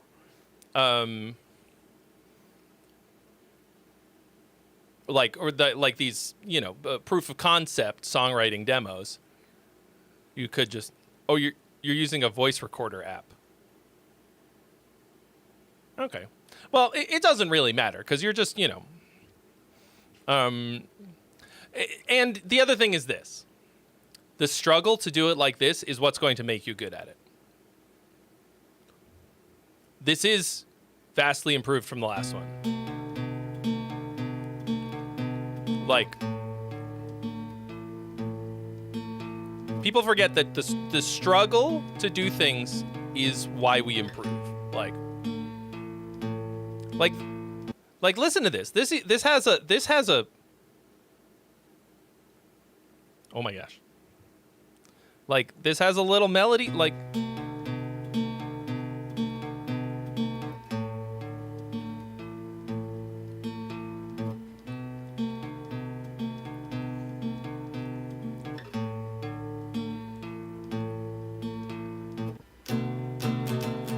I think that's the way to do it, man. Like, don't listen to what I said.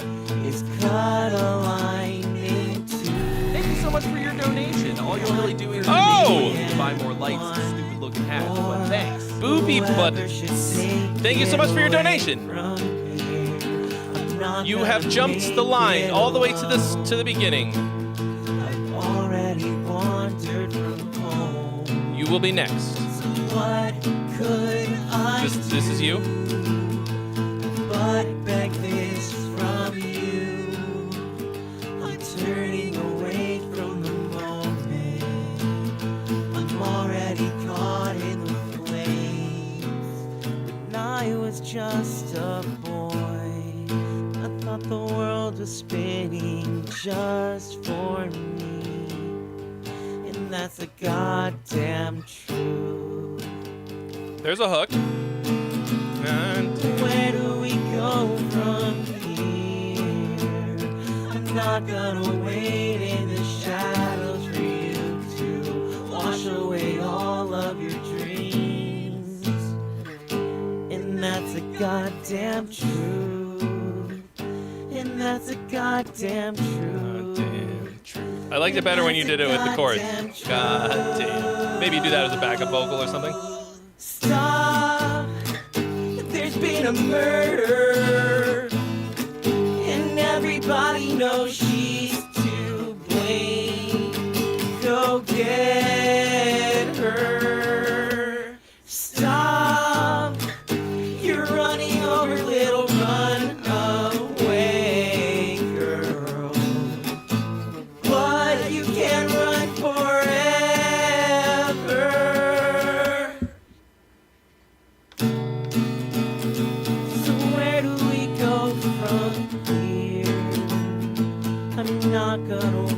think what the shadows for you to what this needs. wash away all of your dreams. I'm already caught in between a mallet and a mirror. There's something to bash all my teeth in. I'm already stepping on glass. I'm already choking on razor blades.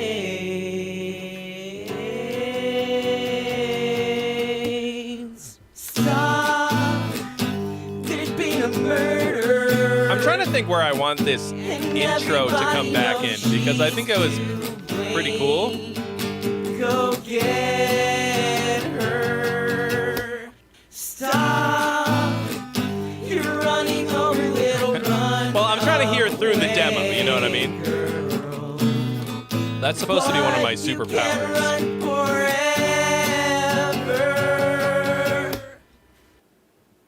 Okay.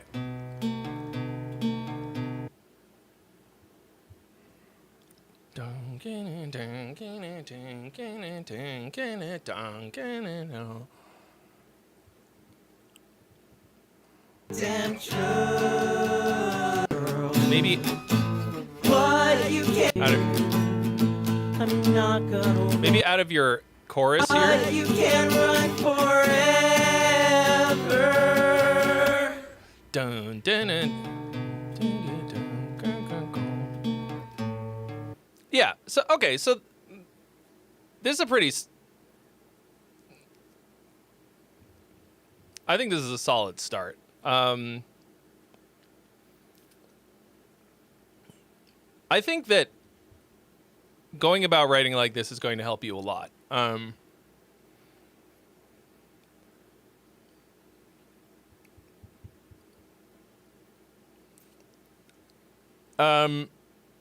I think you got to develop this hook that you've got. God, what is it? Goddamn truth. And that's the God. And that's the goddamn Truth. There's a way to develop that into a more central idea. Trying to think what it would take. Like,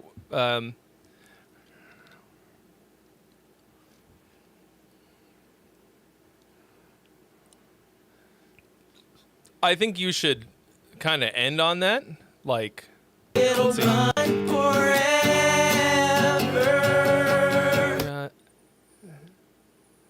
That's a goddamn truth. So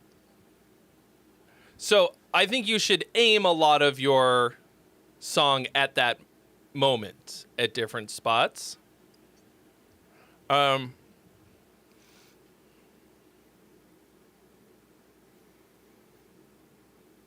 Yeah, that would be like as you're taking this from what it is now. What do you do? As you're taking this from what it is now into the full Fires and Time production, I think get in, like, aim a lot of it at that. Figure out how to bring that back in a meaningful, big way throughout. And then where to bring back this. Like, I can hear this as a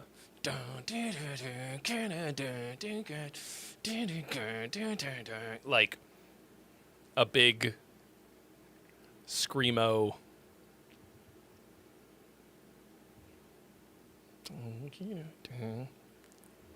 thing.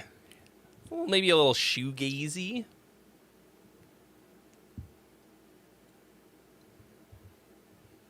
But it could be huge.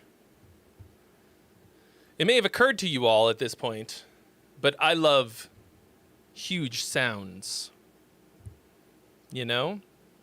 I always want to push it to the big moments.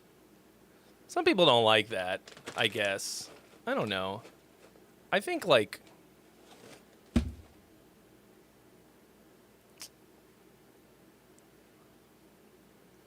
there's been a bit of a push away from like big choruses and stuff, and that bums me the fuck out. Like, even in pop music, it's just vibes, bro. It's just vibes. Just vibes, you know. But it's just like, you know, using it at the right moment. Okay. Molting. Posthumous letters of resignation. This is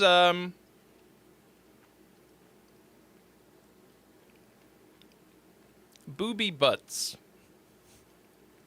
Started a project that's different than what I'm used to writing. So anyway, sorry, Bandito. I think that's got some. I think that's got some potential. I think as long as right now it feels a little.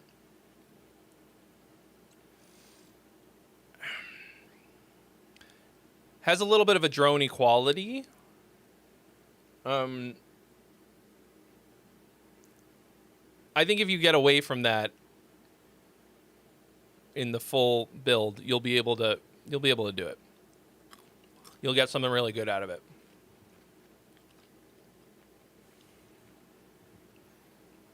Obviously, it's going to sound worlds better when you record it for real, but you know, I can hear that it's in there. Okay. Posthumous letters of resignation. That's a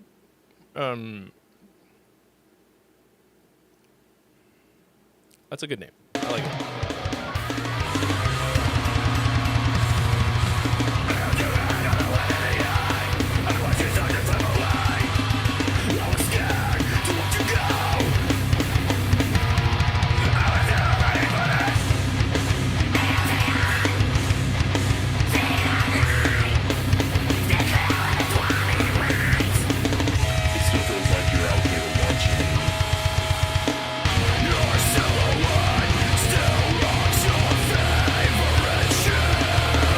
Personally kind of anti-math, but this has sauce.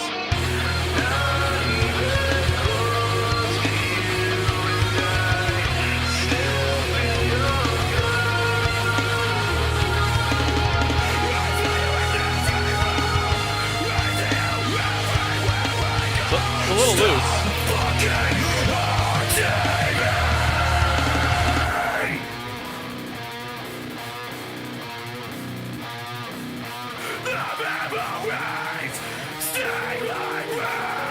I mean, I love that kind of vocal.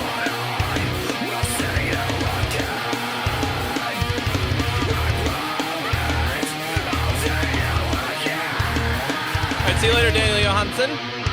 Have a good Swedish night.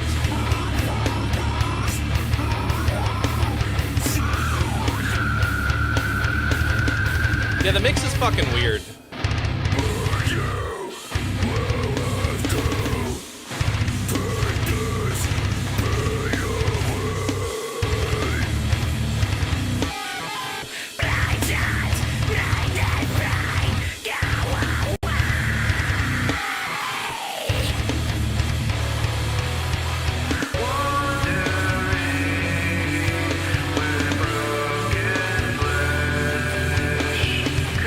Brad G.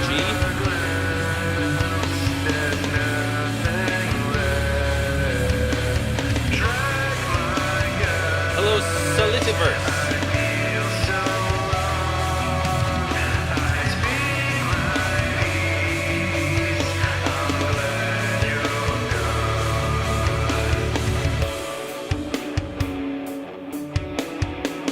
Solitiverse.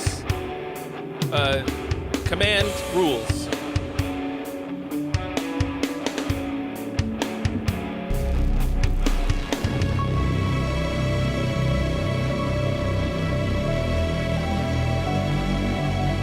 why did the drums go away here?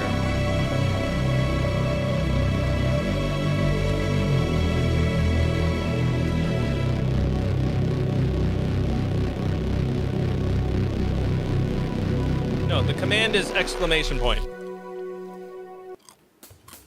Oh, fuck. Okay, so like, let's go back to the beginning.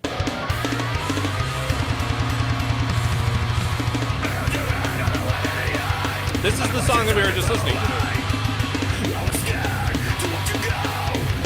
This was fucking awesome.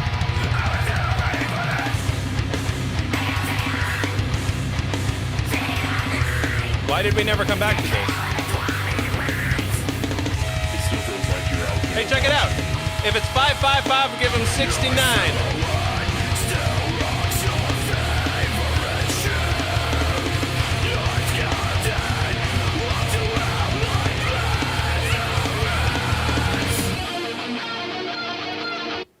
Yeah, this is just a nice sounding Money for me? Thank you. riff salad. Thank you. I'm so hungry. This is through composed. That's the problem with approaching something. Jonathan Linton, thank you so much for your donation. You've been added to the list. To me, that's the problem with approaching something with this idea that it's going to be math core or prog or something, and then thinking that that just gives you license to just throw random shit in there and have there be no coherence to it. You know? Like, that's not composing something. That's just tacking all the ideas that you have end to end.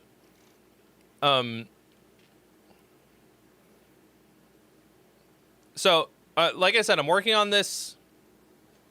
Oh, I didn't start the poll. Sorry.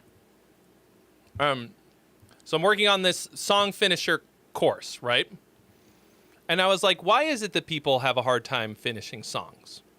Like amateur songwriters. And it's because if nobody told you any differently and you were just writing on your own, it's possible that you think that a song is just a collection of amazing or great ideas one after the other. Right? You might think that you have to come up with a bunch of awesome ideas, or you sit there and you write ideas and you're like banking them because then you go, oh, it's time to write a song. I have all of these ideas. And then, oh, I like this. Let's put it in there. But that's not how you write a song, like, that will sound cohesive. You have one thing that's the seed of an idea and you build on it. You develop it.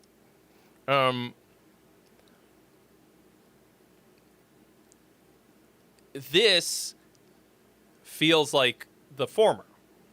Welcome, traveler of space and time, to the greatest stream imaginable. Won't you stay a while? I have no locals.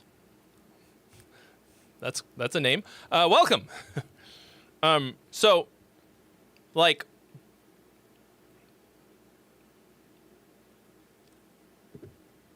this has so, yeah, I mean, everybody else already said it. Like, tons of fucking awesome ideas.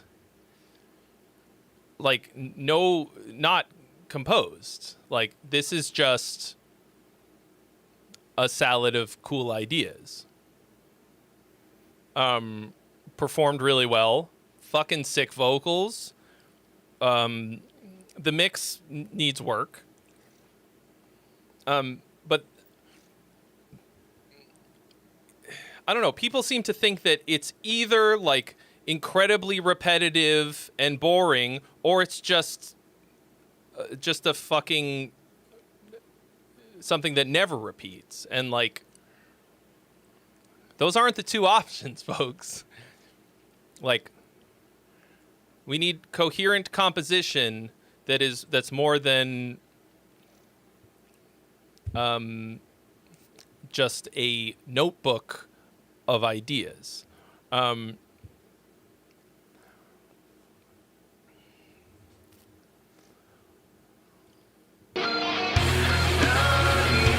Like maybe, like we had a.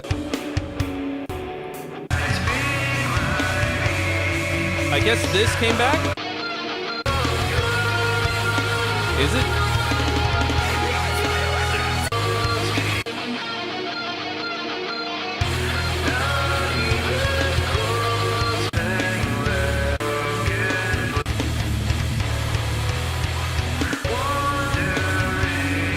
Okay.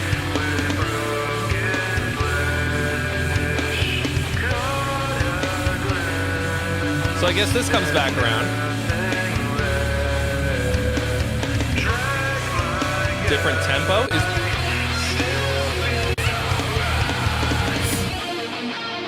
Right? Maybe not?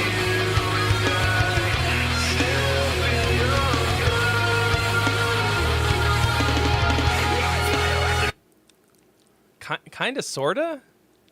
Maybe? Yeah, I mean, you never know where to go after the first chorus. I mean, you just go back and you go to the verse again, or you have a little interlude and then you go to the verse. But like,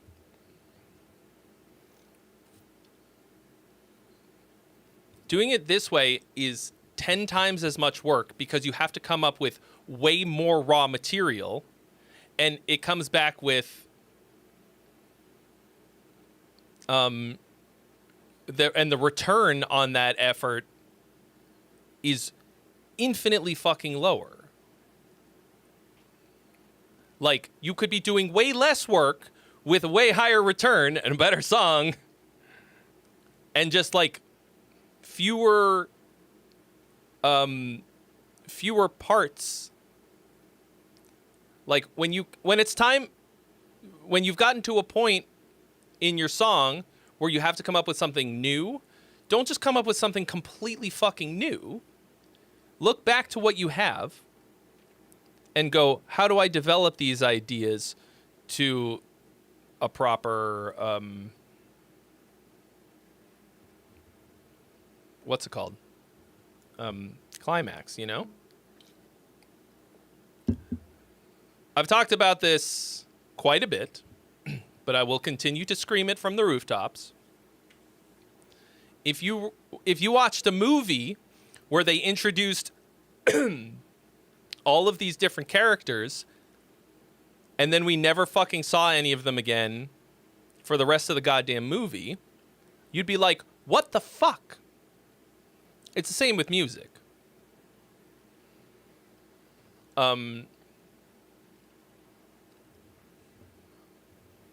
Like, imagine if you watched, like, the first quarter of...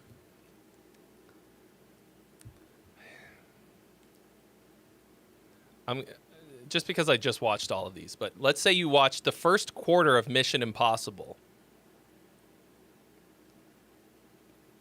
And they're setting up Ethan Hunt as the main character, showing us all these things that happened to him to make him who he is and what he's doing there. And then one of these other random characters gets introduced, and we never fucking see Ethan Hunt ever again. And nothing that he did up to that point in the movie mattered at all. And then after character number 2, after a while, they abandon him or her, and we never see them again. That's what this kind of songwriting does. And to me, it also says that you think that these parts are good enough that you only have to hear them once, but actually what that means is that, like, actually what I hear, what I get from it is that you don't have enough confidence in them to bring them back around.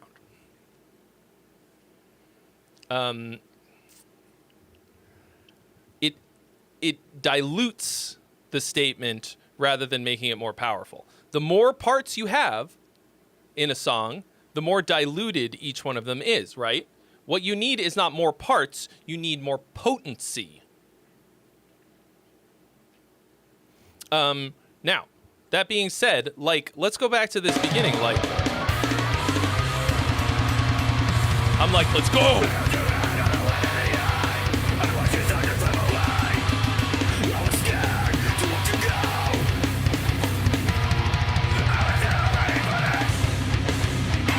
But then it's just, they were like, yeah, that was cool. Next. Yeah. So that's what I think.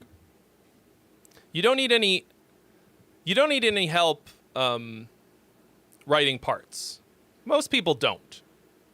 Most people have figured out how to write sections of things. They start building them out vertically before they have any idea what's going on horizontally. And that's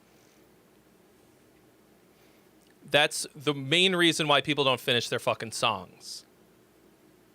They start stacking things and perfecting the riff, the beat, the moment, and then it just lives as an island, and then they just go, okay, well, I'll just do that again, and then another thing, and that fucking sucks. Locals, yes. This is that was a viewer-submitted band.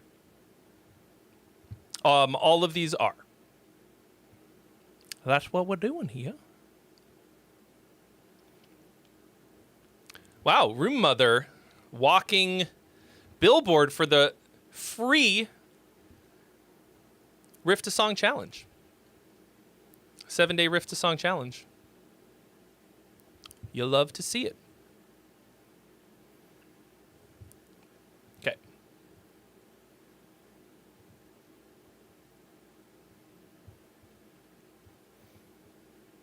Well, it sounds like a lot of you are going to get a lot of use out of my song finisher course when it's up.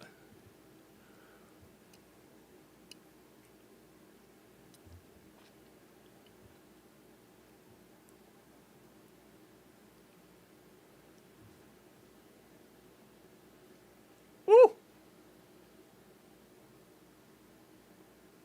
You know, Converge is a band I never really got into, in spite of the proximity in every way. But Locust Rain is pretty fucking awesome.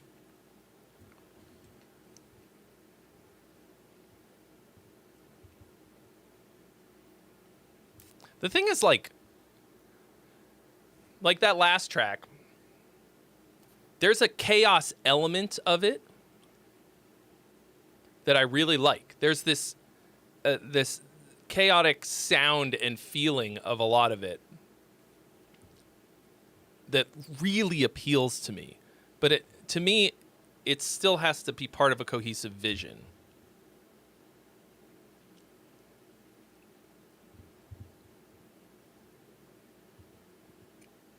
Okay, here's Jonathan Linton with a live cover of Run to You. Who is this by?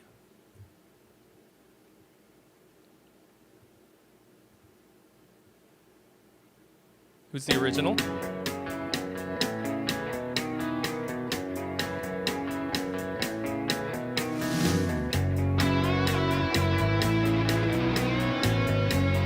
I don't think I've ever listened to Fugazi. Brian Adams. Okay. But that'll change if she ever found out about you and I. Oh, but the love is cold.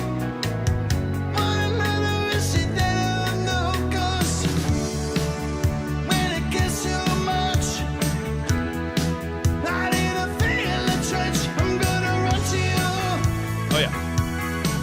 I'm gonna run to you. I feel like I made this joke before, but is there a shoegaze Fugazi cover band called Shoegazi? Did we? I feel like we looked that up.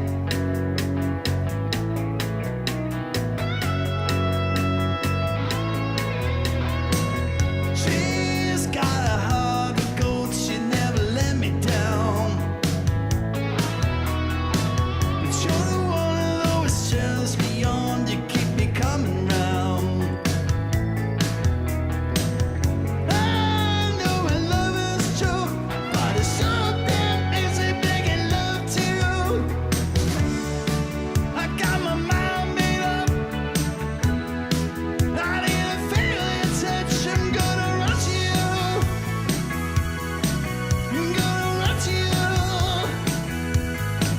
'Cause when the feeling's right, I'm gonna run on that. I'm gonna run to you.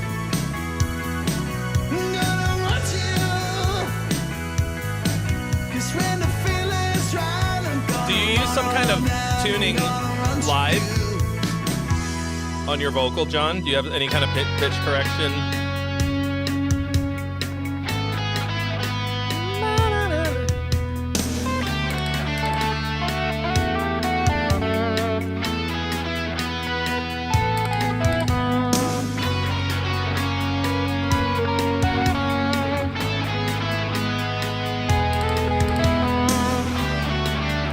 Posts. Because I have one of these TC Helicon pedals, and I just set it on chromatic at a very low setting when I do the.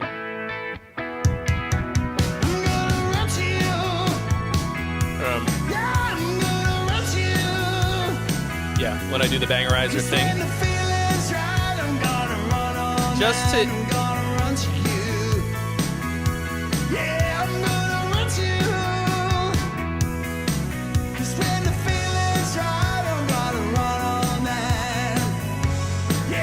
How many songs do you know, John? When you do these gigs?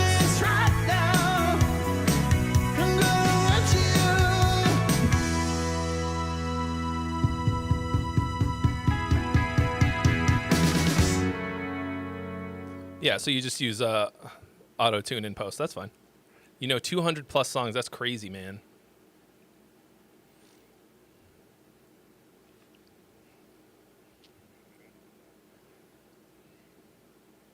Dude, that's fucking wild. And it's not just like you're...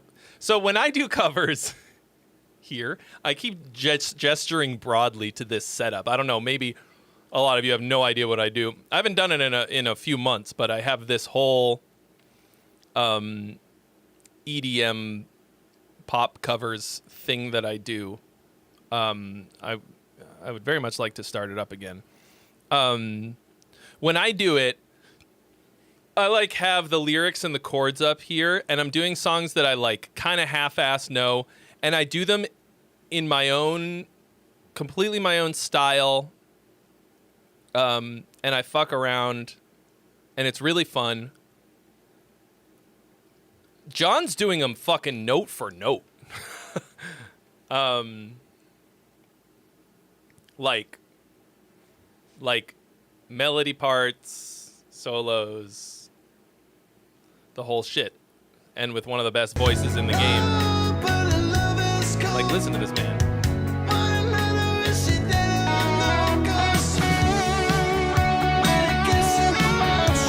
Listen to him while I noodle on top of him. And you make most of your backing tracks yourself. Dude, you're a machine. I regret not being able to come and see you when I was in Taiwan, to actually see you play. So is this all you do? Don't you also have like a job, like a fucking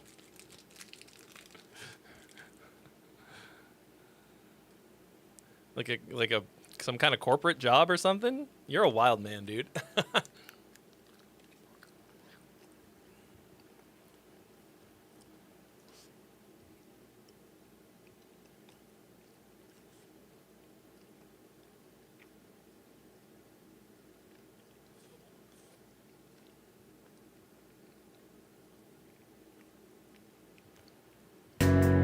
On top of being a project manager for power development projects. I have no idea what that entails.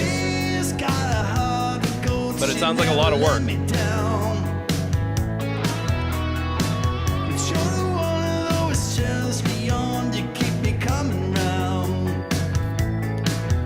I mean, it's only kind of candy.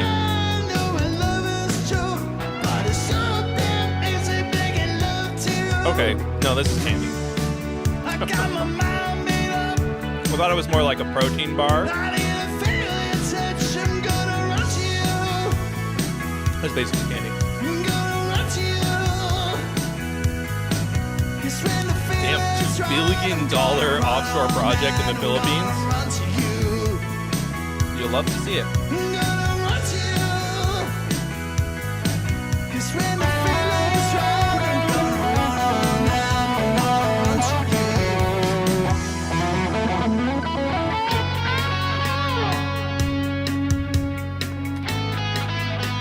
I mean, what's stopping you though, dude? Like,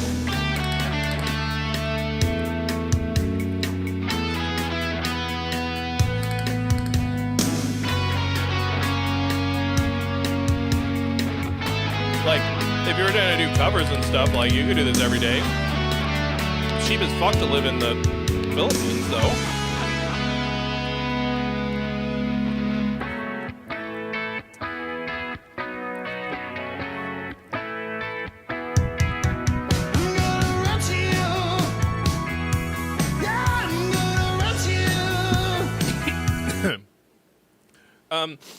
No, good question, John Prophet. So, the Friday stream always gets demonetized. 100% of the time. But it doesn't matter because I unlist them anyways. So the views that I get on these streams are more or less irrelevant. Like, I'm already not making any money off of the AdSense. Like, you guys are paying me directly. Like, this is what I'm making off of this, you know? And, like, I'm very happy with that. I'm a happy boy today. I mean, it's always fun no matter what. But, like, in terms of, like... So, as long as it doesn't get blocked...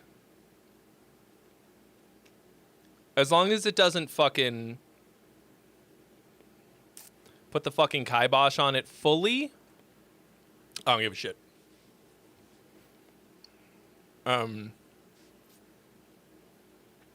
Does not make a difference to me.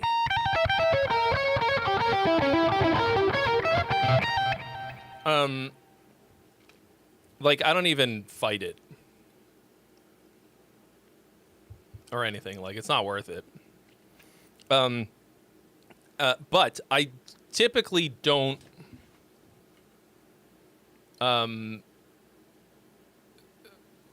allow, like, big bands, you know what I mean? Like major commercial music on here, that because there have been times where I've played it and the stream just fucking goes down in the middle of the stream. They're like, no. And that's, I mean, when I stop, it comes back on, but, like, you know, the copyright bots are pretty quick at this point.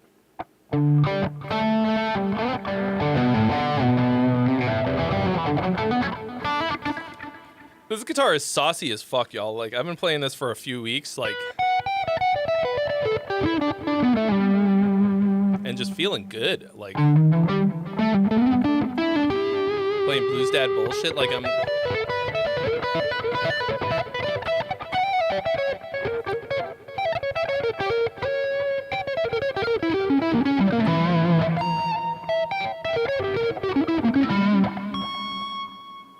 Just playing random arpeggios for no fucking reason at all.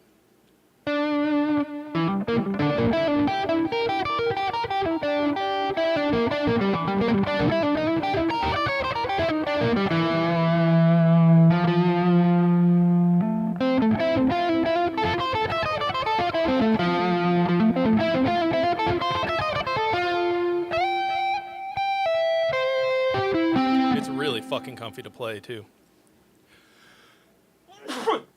Oh, Atono Noaji. Good question. Yeah, we've had some good ones on here today. And the Chuck Wagon. What up? I need to wear more toupees.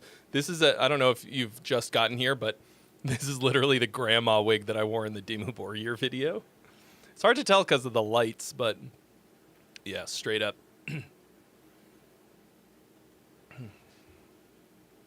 Yeah, today was a lot of Opeth sounds. You love your Strandberg, but everybody thinks it's a toy. I mean, like, I think that headless guitars are ergonomically superior and also proof that you don't actually need a headstock. But the fact is that I want a headstock because I think it looks much cooler.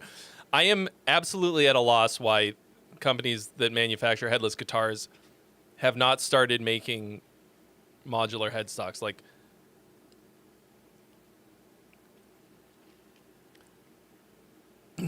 Like charge $200 more for something I can pop on there and not look like a fucking dork, but I can still fly with the thing. Like, I just want to look like a rock star. You know? Like, I play headless guitars on stream. I have like 10 fucking headless guitars. I shouldn't even count. Some of my absolute best guitars are headless. But I'm not going to go play them on stage, you know? Like...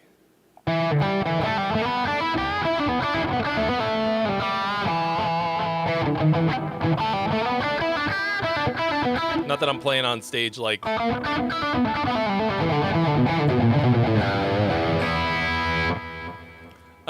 But like, I want to look cool, God damn it, said the man in a fucking $20 grandma wig from Amazon. You know what I mean? I want to look cool in a setting where I'm supposed to be cool.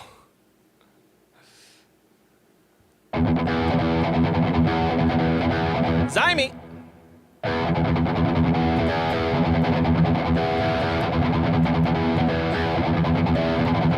Yeah, I want a decorative headstock.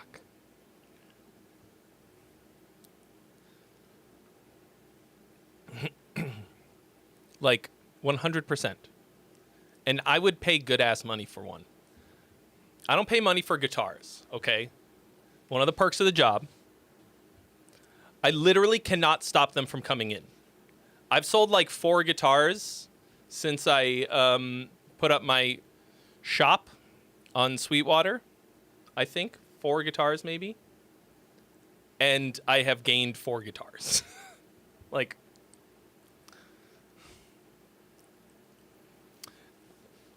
There is someone who 3D prints headstocks for Strandbergs, I think, but... Like, I just think these companies are leaving money on the table. Create a Snapchat filter that puts a headstock on the guitar. There you go.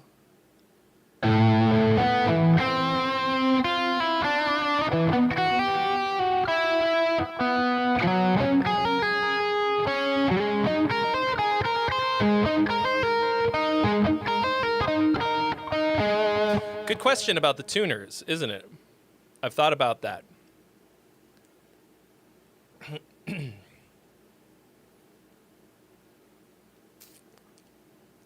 I think it would have to have the tuners. I think they need to make fake tuners. I think they need to make tuners that are like... that look like tuners, but they're really light. Because I don't want it to add too much weight, because that's one of the ergonomic parts about it. But I don't know. Mordecai! Oh, I bet you would, Charles.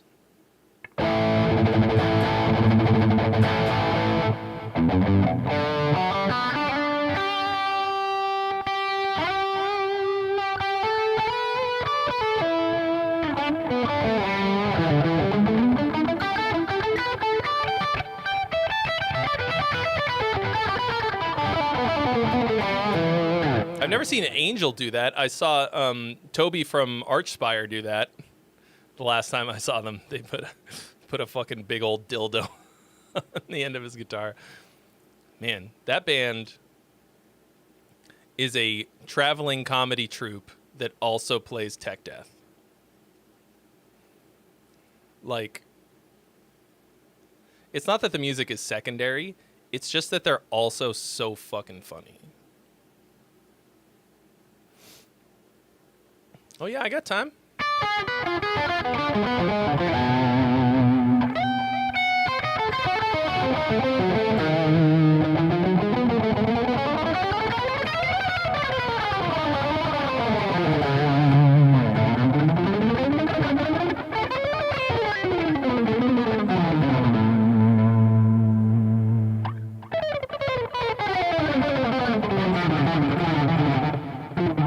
What the fuck was it?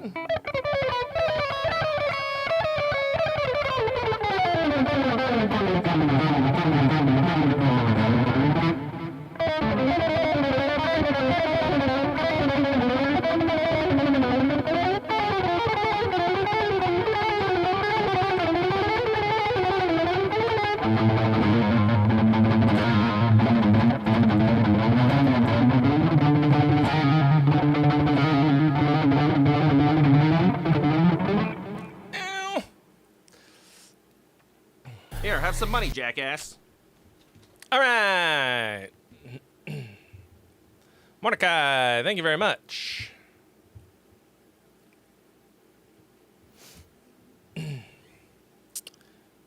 Three by 3 dark matter cabs. I don't know what that is. Yeah, Rudy gave me the guitar manual. Manual! Oh, look at that! No, wait.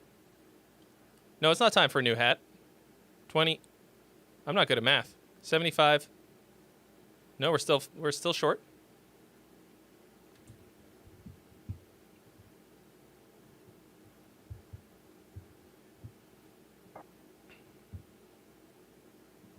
Unless I'm not doing the math right. Oh. We are now. All right.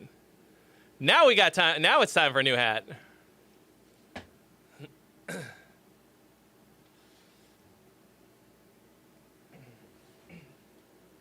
Or at least there it is. All right, BRB.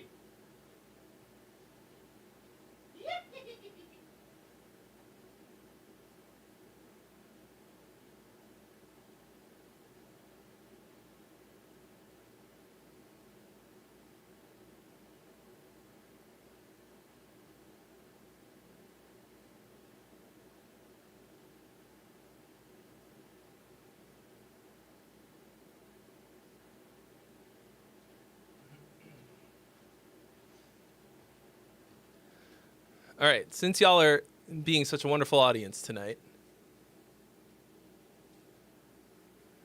we're running through a lot of wigs.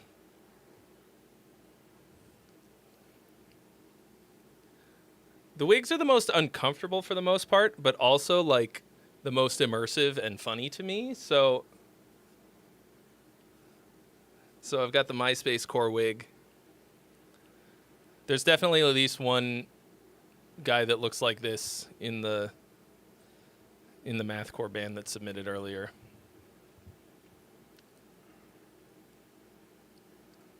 It was at 70. It was already at 75 when the 1999 came in. 75 plus 20 is 95. Yes, it's true. I butchered the Olaf wig. I need to get water. I'm so sorry. Just hold on for 2 seconds. I gotta fill this water up, and then we're gonna listen to Mordecai and Girth. BRB. Please, friend, enjoy music.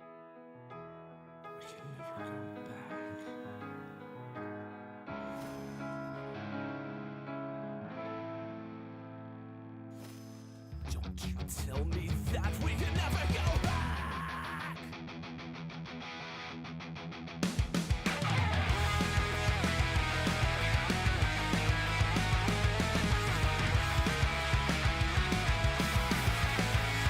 I have a time machine, reading her diary, swearing we would never change. It's not too late. Under the tire swing, her eyes were poetry, watching as the seasons change. You got too late. Don't you tell me that we can never go back. We can never go back.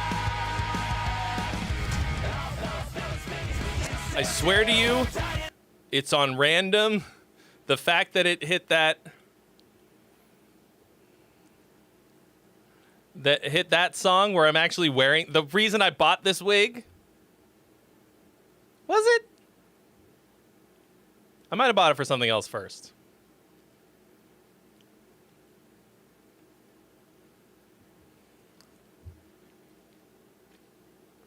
Gatorade does have what plants crave. I actually drink Gatorade every day. Although I think it's actually Brondo is the quote. Okay. So this is a it says sent it off to drop and the Bandito for some vocals and stuff and got your drummer working on it. Interesting. Kind of just came together over the course of 48 hours. Structure feedback, please.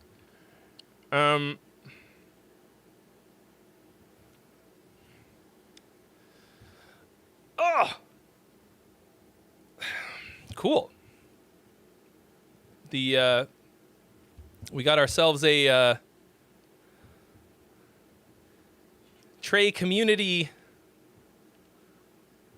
collab. Anyway, let's go. Desolation in Orbit.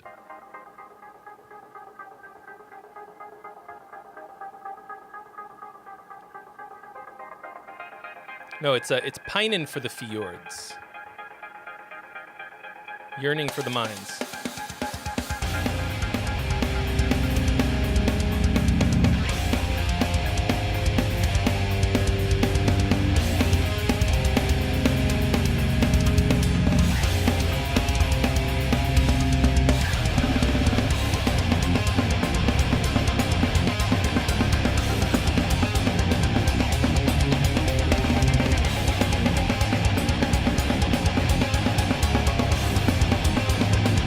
This is cool.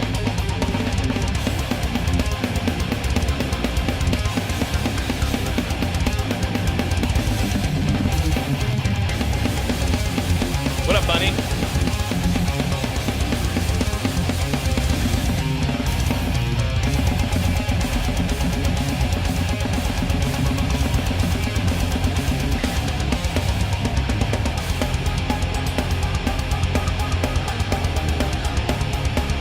I think your little key thing is awesome.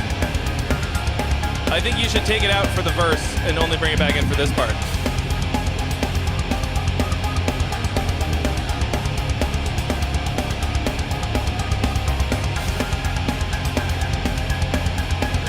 Vocals are on the way. They're working on them now.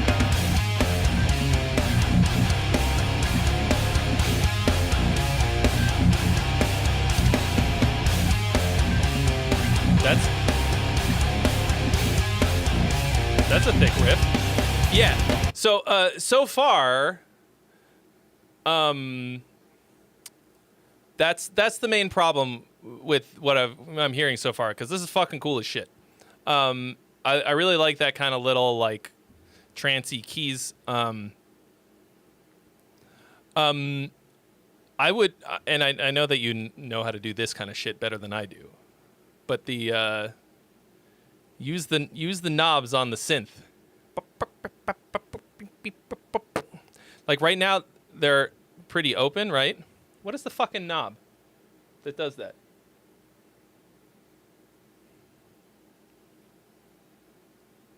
Attack, decay, sustain, release.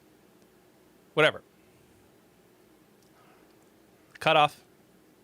Whatever's gonna make it go from bang to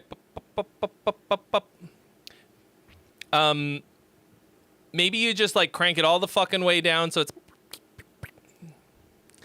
look at you guys. Oscillator, cut off. ADSR, cut off. Or is it a filter? Maybe it's cut off. Cut off. Is it cut off? Jackal. Is it a jackal? Is it jackal? Anyway, I don't really care what it's called, but you'll figure it out. But like, there's a whole fucking world of dynamics in just those kinds of adjustments, or just cut it the fuck out.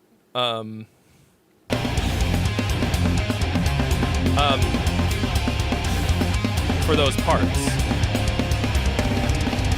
because what it's doing is creating a right. It's saturating it and making it feel full. So that's going to be a, that makes it a really useful dynamic tool, because when you bring it in, it's going to make the part feel important.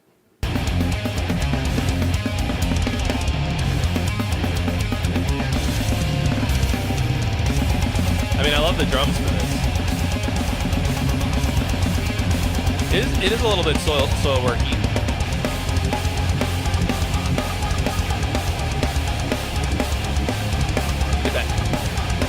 Yeah.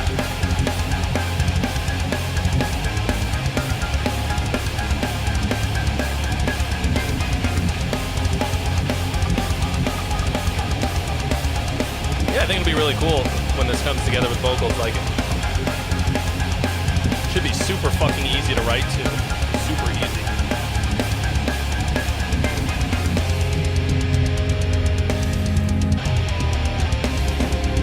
Bit, you know, Iron Maiden chords.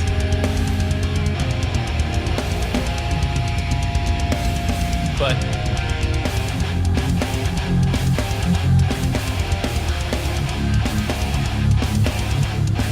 and like, even in this form, like, the production is mostly pretty good. Like, it sounds fat. The snare is loud, but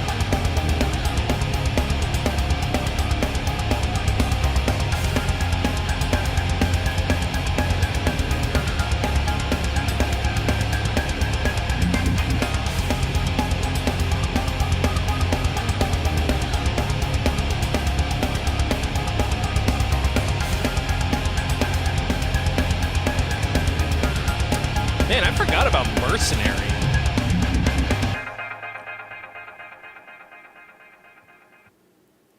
Mercenary's fucking cool, man.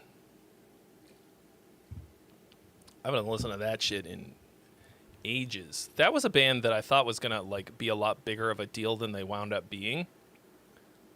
Do they still exist? Okay. I mean, the structure is... I'm gonna listen to it again. It really is the synth that's making the whole thing feel a bit one-sided, you know? Or one-dimensional. Like it feels a bit like one continuous part. So that's obviously that's a pretty easy fix.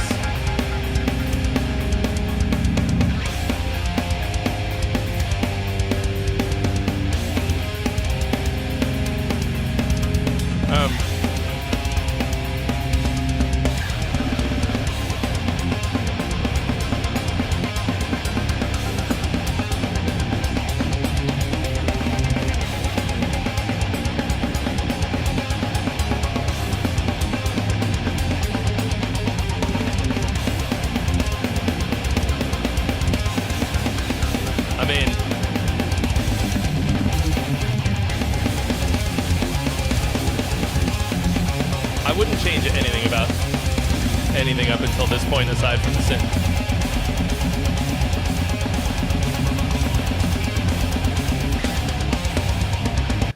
I would actually go the opposite direction here.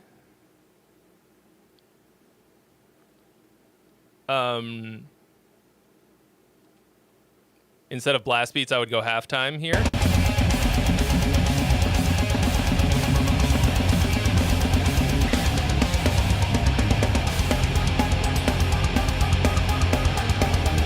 As a setup for this.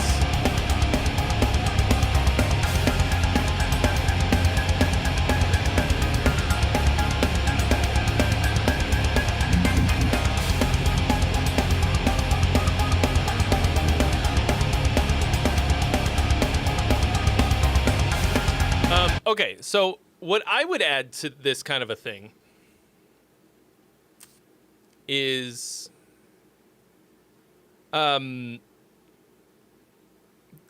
like 2T figures, right? Parts where everybody hits together. I think you could use something like that leading into the chorus. Like a like fuck, I mean, whatever. Like whatever the hammer some piece of your motif, some section of the riff, something. I feel like people super duper sleep on that. That's such a huge thing in metal, in like really good classic metal songs, and I feel like I don't hear enough of it. I mean, Lamb of God uses it a lot, uses that kind of shit a lot, and they overdo it. But I mean, the synth is what makes this ultra unique for me, though. Like, without it, it sounds like a million other things. Like, I think it's like I said, it's just in here too much. And it'll be part of the, it'll be part of the mixing thing. Like you'll have to be careful getting it right in the mix. But yeah, automating the whatever knob it is that you need.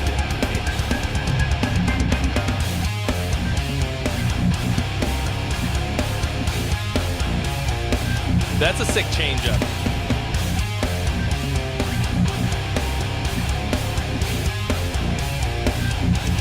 You know what might be cool at this part? If you double time the subdivisions of the synth with it more staccato.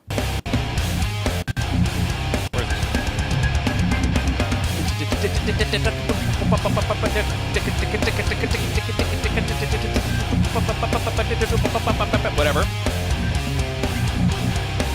Or something that just has a bit more rhythm.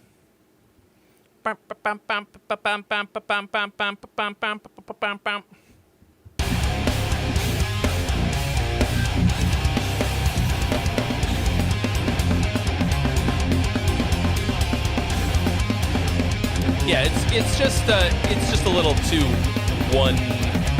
It just makes it feel like one part. So something I don't know.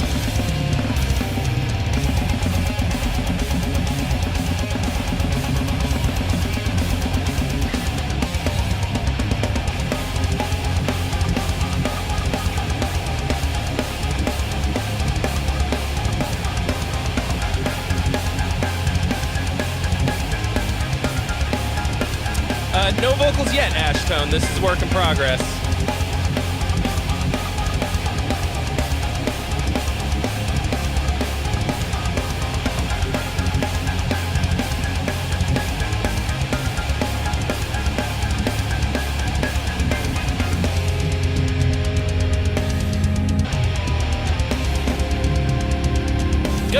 Good, Ashtone. Having a great stream.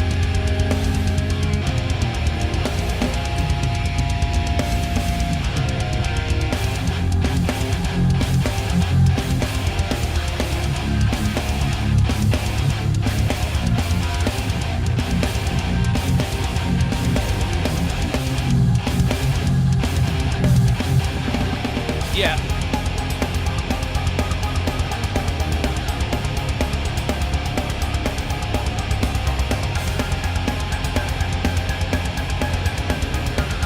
Yeah, I mean, what will happen overall is going to depend so largely on what the vocal does. And this is just first draft.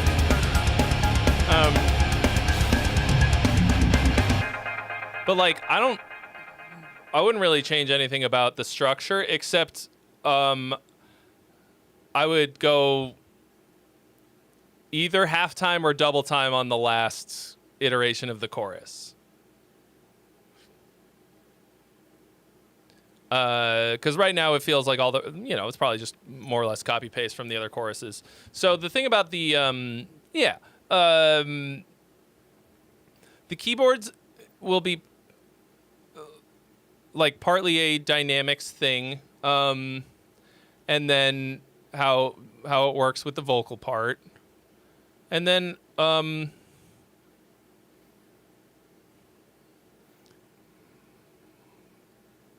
don't think it's gonna take much to finish this off. I mean, it's structure-wise, it's very straightforward. It's it all hits. It's not like anything super duper new. Like, it's not like anything groundbreaking, but it sounds fucking awesome.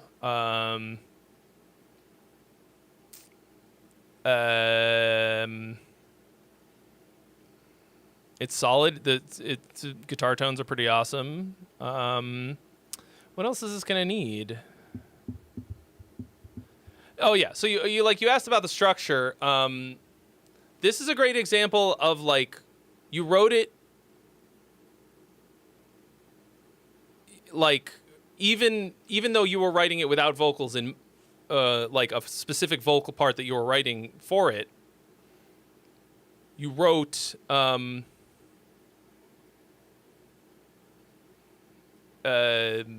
you wrote it in such a way that it was written for vocals to happen on top of it. Zyme does that a lot too. I think I talked about this last week actually. Like, if you know what you're doing, you can write songs. Yeah, as a bed, exactly. Write them as a bed for vocals. A lot of people don't do that. They just write riffs and stuff, and then they're like, they let the fucking singer figure it out. You know? You're going to be screaming a lot. I mean, I feel like it would be so easy to write great melodies on this. Like, it's like there's no part of this that you couldn't write a melody on. But anyway, it's I'm looking forward to how it'll be. Like, it will be interesting to hear the Bandito on this because, well, only because I've only ever heard him sing music where this is the appropriate hairstyle. You know what I mean? But it will. But to me, that's cooler.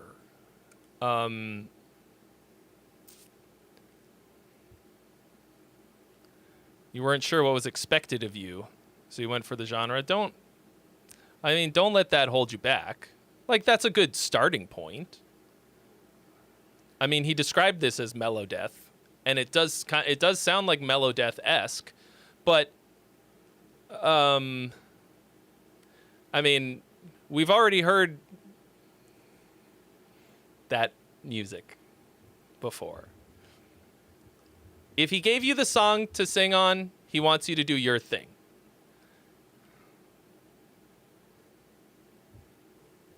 You know what I mean? Like, just be yourself. Be yourself, that's all that you can.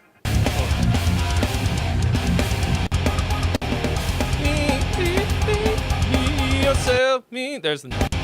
Self, it's all that you can do. There, I wrote your song for you. Self, it's all that you can do. Be the best one of you that you can be. Follow your dreams. Soar through the clouds on the back of a dragon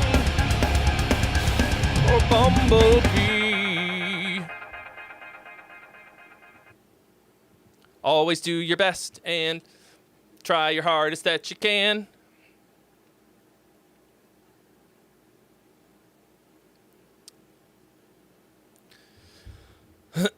Yeah.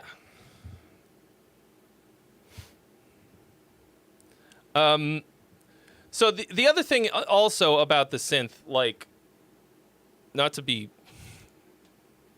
beating a dead horse, the you know, it's only, as far as I can tell, it's just a one thing. You know, like, you might change up the synth sound for a different part, you know, for the verse and the chorus, whatever.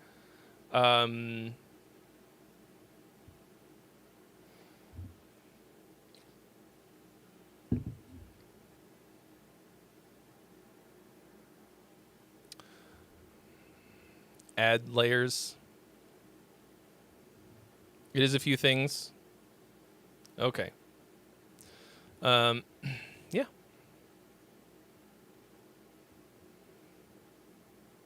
Great. And then we're currently waiting on Girth Brooks to export, because he said he needs redemption, because he wants us to know that he's actually good at mixing. The thing that we heard earlier was not representative of his mixing skills.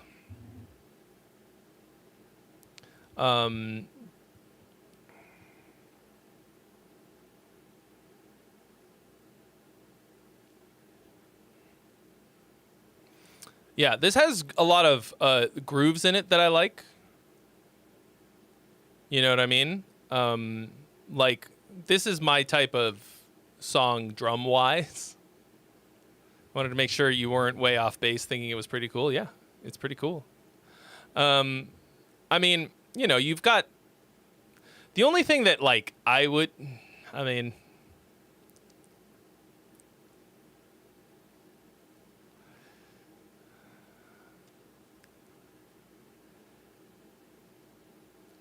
Like the whole chorus is just I think with one small exception maybe Iron Maiden chords back and forth.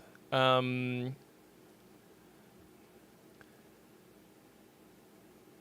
think there's somewhere in there that you could throw in something else to give us a little bit of a surprise. Like, you don't have to completely fucking change them up. Just like, I don't know, like, see what the Bandito comes back with, and then maybe try you know, like, reharmonize one moment. Like, to me, that's what if you have, like, a loopy type of a pop chord progression, you know, like the Magic 4 chords or some Iron Maiden chords or whatever, you can use just a one chord that's not any of those to, like, highlight a really important moment, like the ending or some, like, really important lyric or something like that, to really make it pop.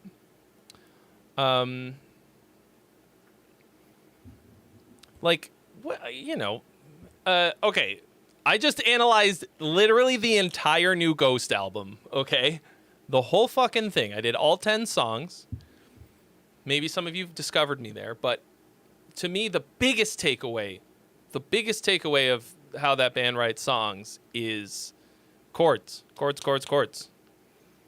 And they're super fucking good at using these stock pop fucking 1, 5, 6, 4, etc. chord progressions, but not just as these running loops like they'll use in boring pop songs.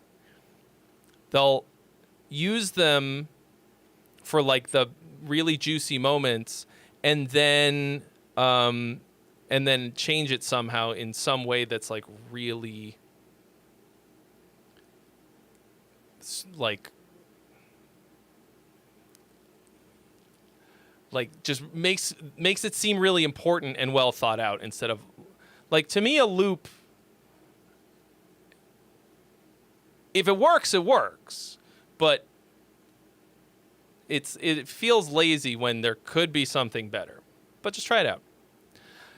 Bandito, I think if you think of it like that, like, if you're worried about disappointing, you won't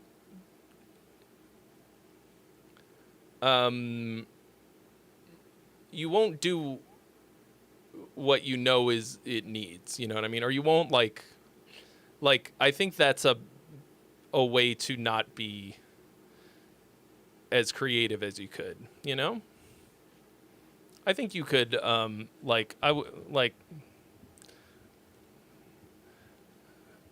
put it this way. Worst case scenario. If it doesn't turn out whatever, like, we'll just work on it until it's what it needs to be, you know? Like, I think you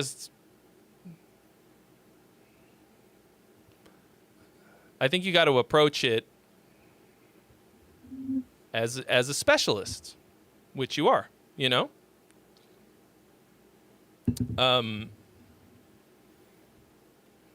Like, for me, as a jack of all trades, a jack off all trays,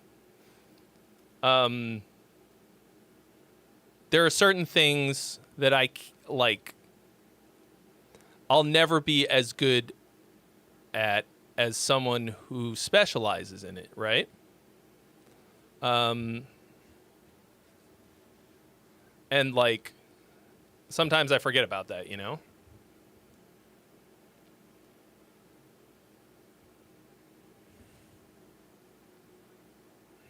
I do jack off all Treys whose bodies I inhabit. Not other ones. So don't apply. Don't be like, well, my name's Trey. Application denied.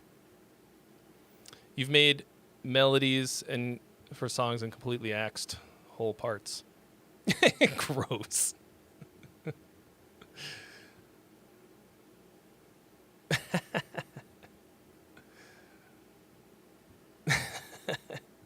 Gross.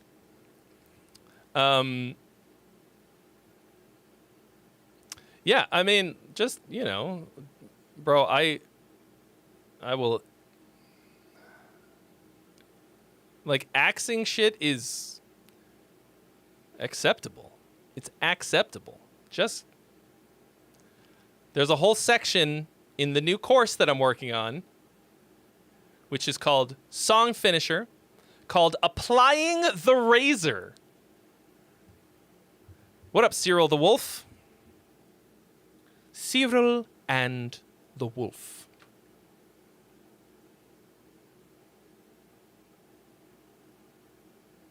What was I going to say? Applying the razor. Why did I pick this up? Somebody asked me a question. Oh, right.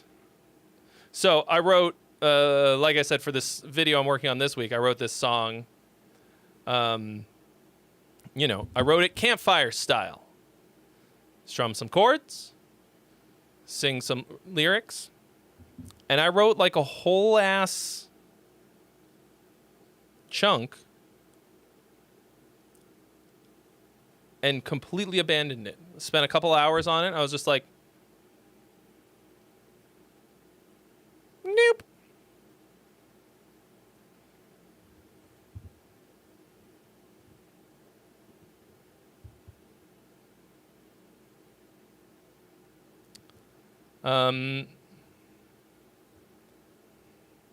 It's fine. It's great. Like, imagine if everybody released everything that they wrote. The world would be full of so much shitty music. Like, way worse than it is now.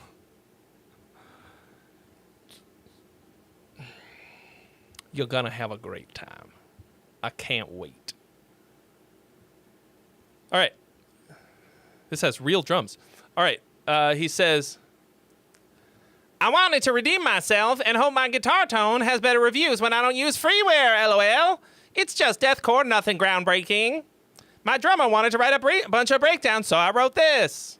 I also added the modulation to mess with him. It's all 4/4 and the tempo doesn't change, but nobody ever believes me.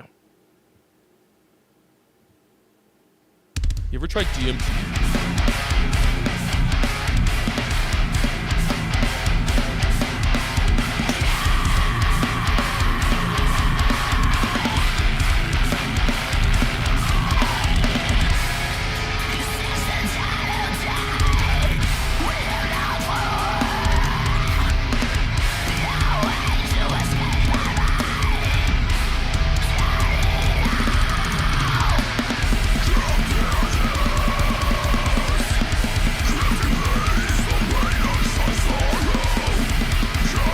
It does sound considerably better than the last one.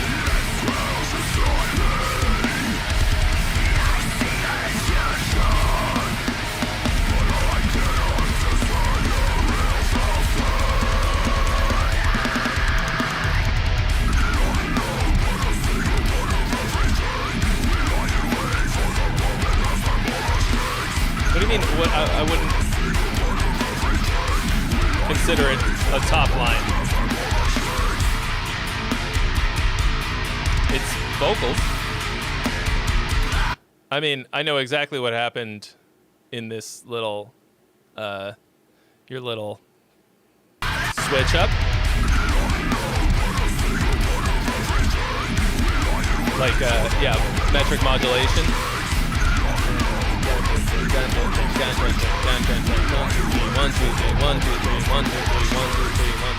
Yeah. So it's like 1, 2, 3, 1, 2, 3, 1, 2, 3, 1, 2, 3, 1, 2, 3. So it's so this is 1, 2, 3, 4. Okay, but it's subdivided, and the beat feels like a 1, 2, 3, 4, 5, 6, 1, 2, 3, 4, 5, 6 type of thing.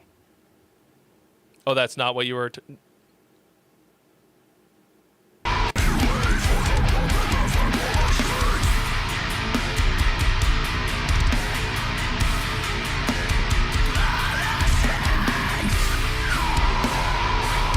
I mean, that's a tempo change.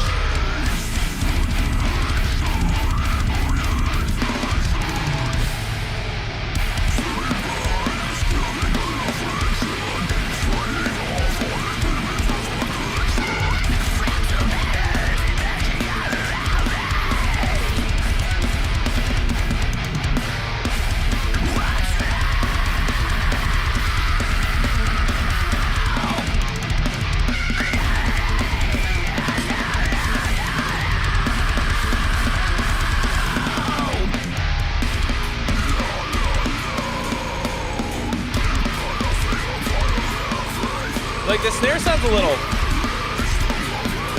dry or something to me.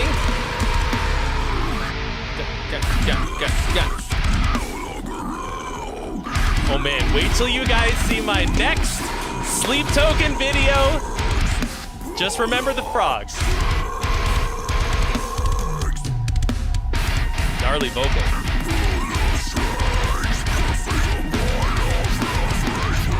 Look. Screaming, death metal vocals, gurgles, rapping. Those are all top lines.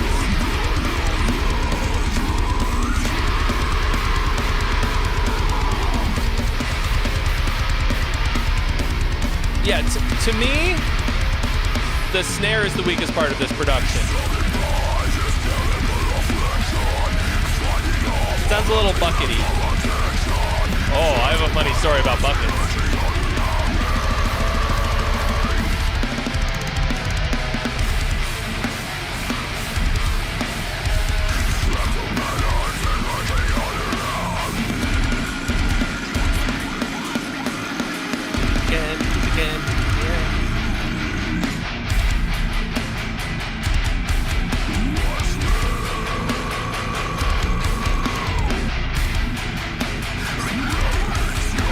It just lacks top end.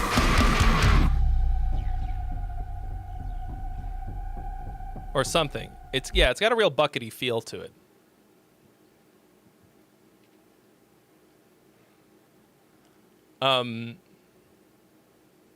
So I bought a bucket and a funnel this week. Sounds like I'm about to tell you how I built a GIMP dungeon or something. Nothing nearly that interesting. So I'm working on a video where I write the evilest song that I can. Right? Like, and I'm not just talking like ye old evil metal music. Okay? I'll see you later, Mordecai. I'm going to make the evilest sounding thing, and not just the evilest sounding, like I'm making it actually evil. It's a whole thing, but one thing that I'm doing is I'm making something called a synthesizer.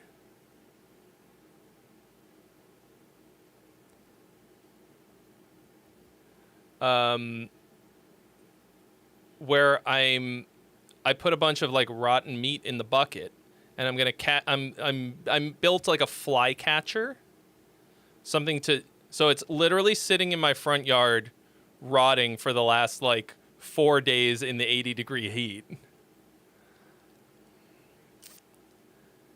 And I'm trying to attract a bunch of flies that I will then sample and turn into an instrument. It's quite foul. I mean, look, it's not any worse than having a compost bin. It's just that I'm actively trying to get it covered in flies. Like, who's, like... And also, like, I'm trying to make it evil. It's literally identical to a compost heap, except for all of the things that you're supposed to do with a compost heap. So far, it doesn't even smell bad. I'm kind of like, what the fuck, man? Like, how many days does it take? It's literally just like a bunch of bacon that I let go past the date. I didn't even like waste any food just for this. It was just stuff that I was like, fuck. And some like uncooked pork patties, same fate, and some raspberries that went wrong. And then people also said use apple cider vinegar.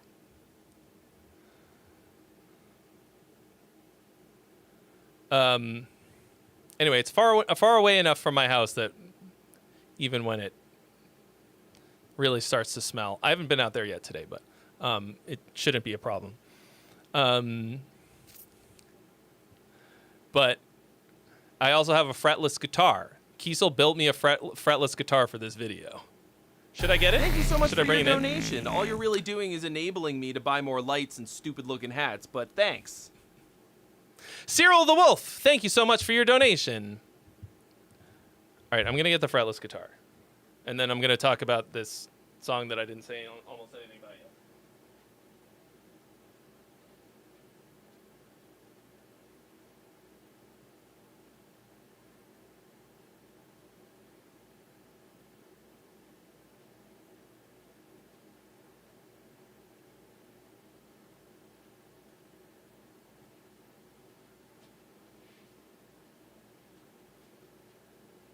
I don't know if I played it on a stream yet, have I?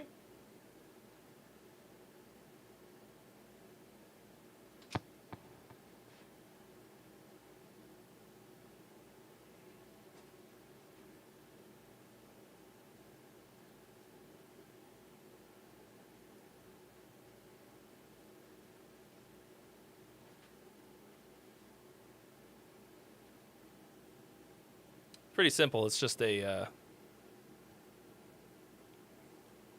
what is it? Aries.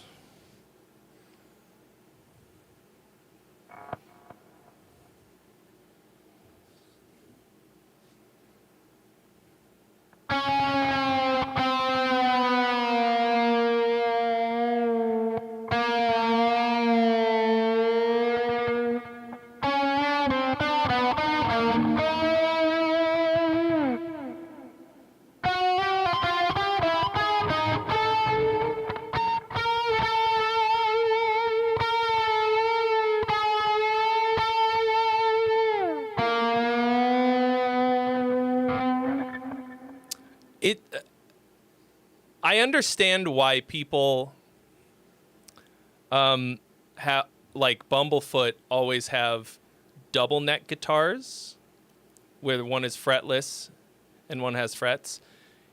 It is absolutely folly to try and play chords on a fretless guitar. Like, I can kind of get away with a power chord. Nope. I'm out of tune. But like, it is nearly goddamn impossible.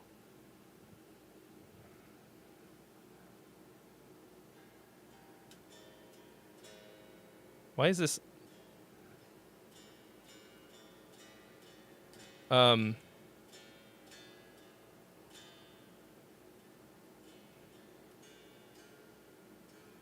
This was in E flat for some reason.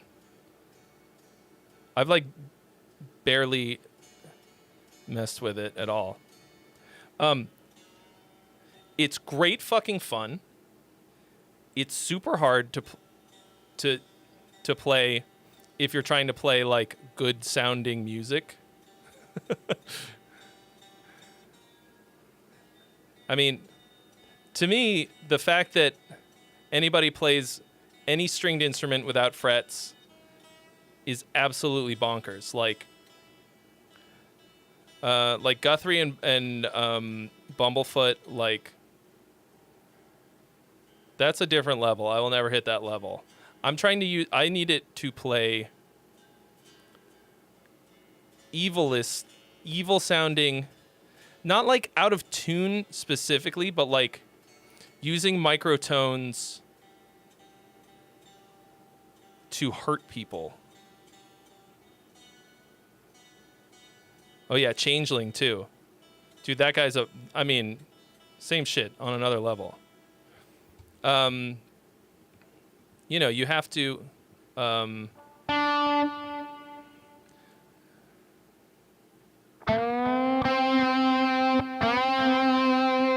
you got to use your ear.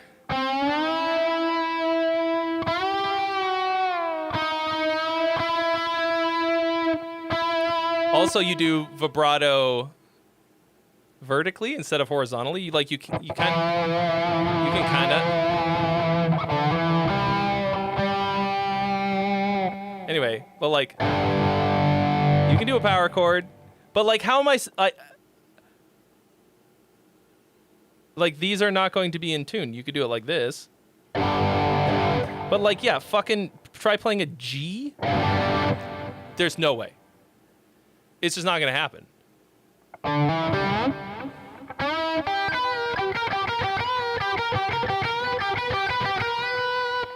But for melodies, it's super fun.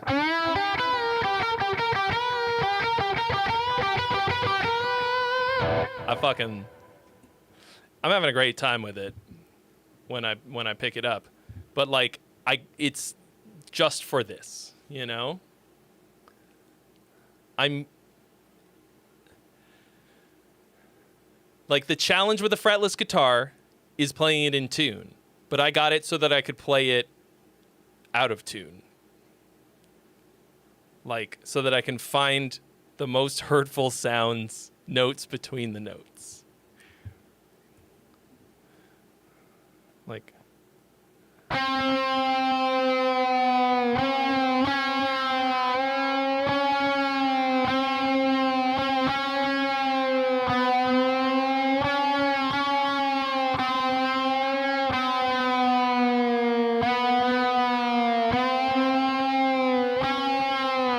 like get fucking AI to steal that. Like anyway. We'll see what happens. It might be a complete fucking disaster. Might be an absolute disaster.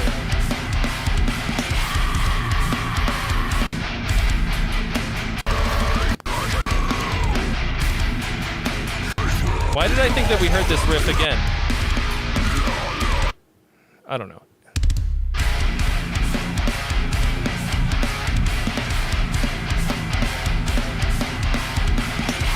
Yes, Steve DiGiorgio's badass.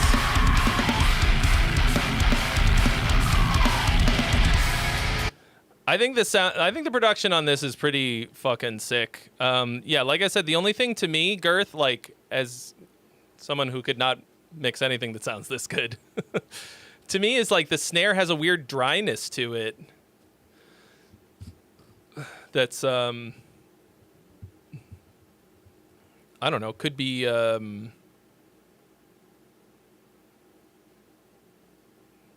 stylistically something, but I feel like it could be. It doesn't sound bad. It just feels like it doesn't fit. I don't know. Okay. But like Big Time Redemption. Whoever it was that we were saying should send you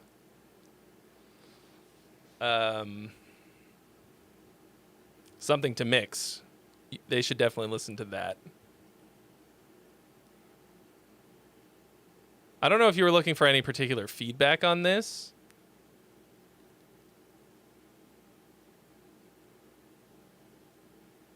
Aside from just redeeming yourself.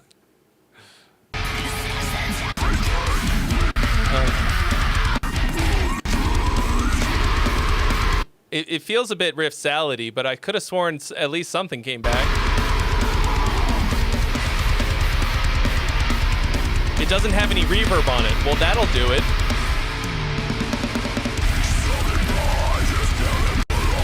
Man, why does the snare sound so dry?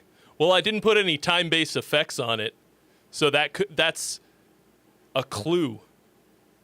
That feels like a clue to me. Which way is the right way for this monstrosity?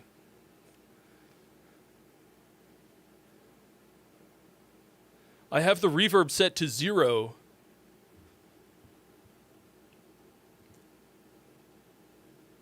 I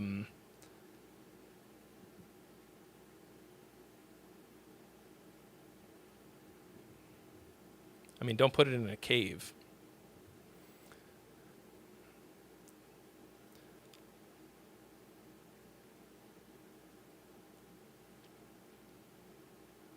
Basically, just use the same riff through the whole thing with just variations. Yeah, you had like a ba-da.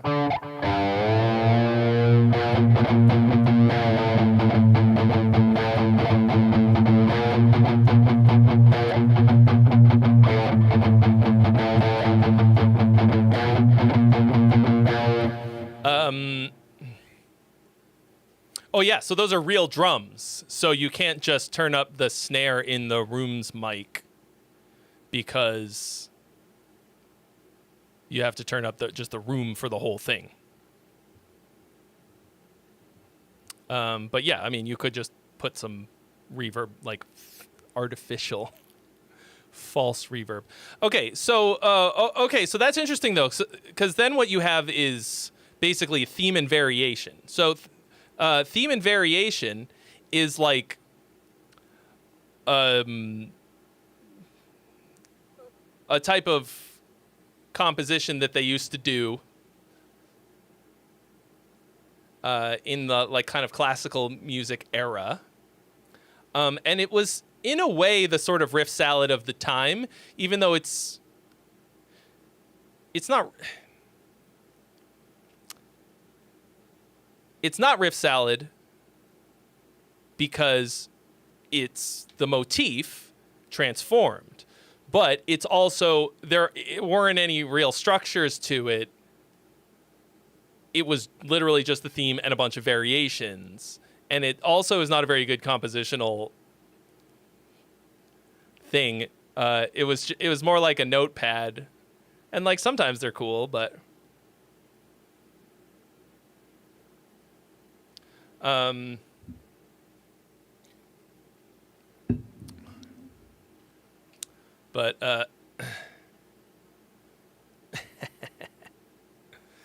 man,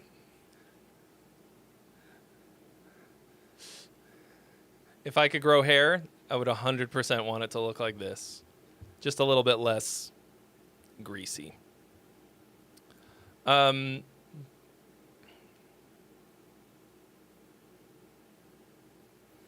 Cool though, dude. Yeah, I mean, it sounds pretty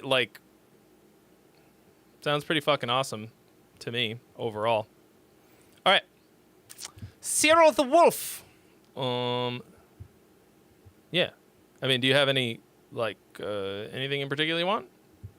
The legacy we leave is in the moments we create.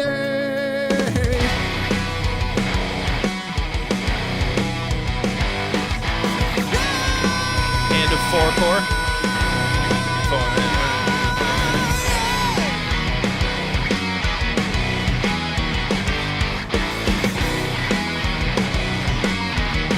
This is already too many times for this intro.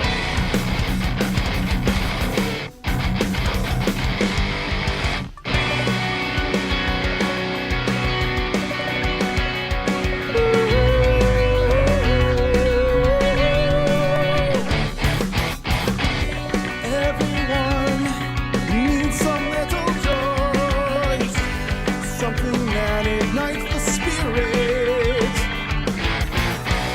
Pastel horses or robot toys, whatever helps us perish when we're beaten down. The vocals are really underproduced compared to everything else. They feel really raw. They feel very dry and uncompressed, which is just making it hard for me to hear a lot of it.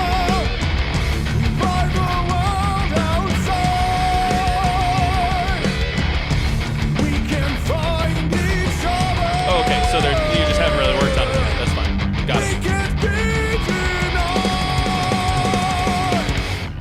Here's where we gather our new and closest friends. Where it matters, the spark will never end.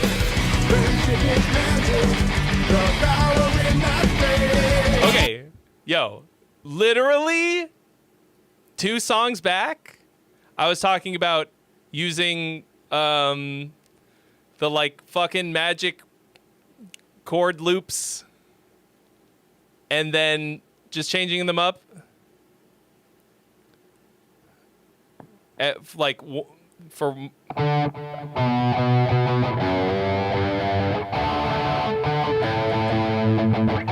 is the wrong guitar for almost everything. So this is the 6 4 1 5 6 4 1 5. Okay.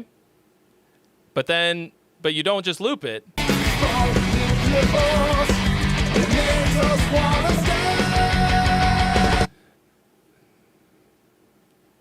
So I was talking about how Ghost does that.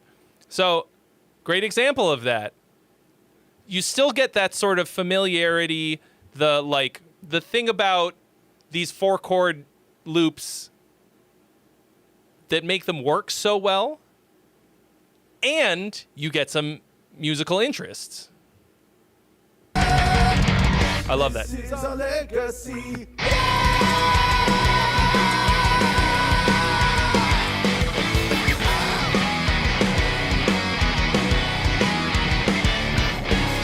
You got the idea from the square hammer? Yeah. Yeah, Ghost's super good at that.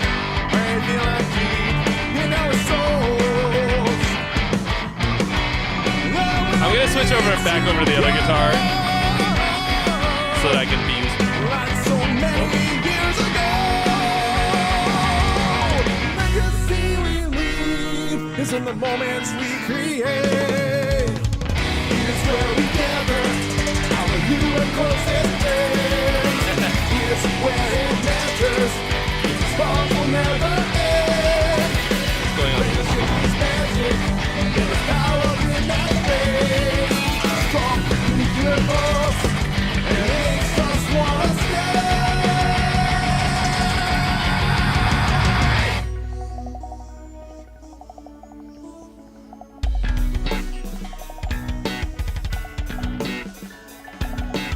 Legacy we leave is in the moments we create.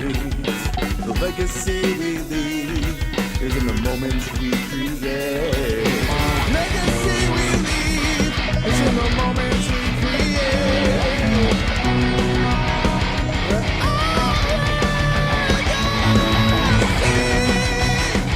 Yeah, a lot of this feels really wordy.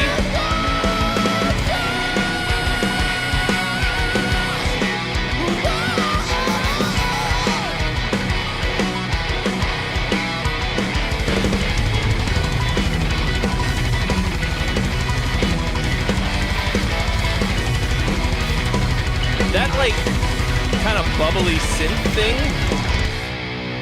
doesn't really feel like it's working for me. Here's where we gather our universe is great. Here's where it matters. Bonds will never end. I think it could maybe work for certain parts, like in the organ. It makes us want to stay.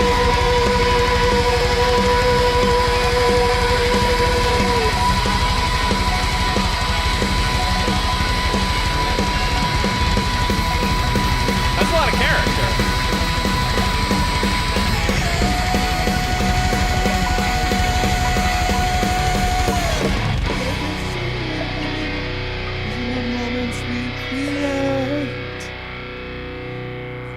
The lyrics are like pretty corny to me. I don't know what this song is about, and I can't tell what all of them are. Your melodies are mostly pretty cool. It's it is very anime-esque. I hate that those words just came out of my mouth, because I also hate it when other people call my music anime music, because it doesn't fucking mean anything. Because you listen to anime music and it's all completely fucking different. But it does have a certain type of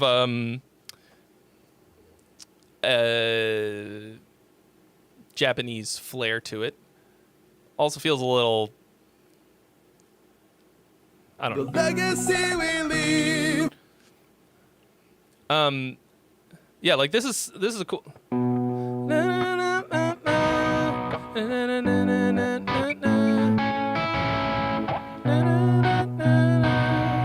So this is always a fun twist. This is the butt rock version of the Iron Maiden chord progression, where the one chord is major.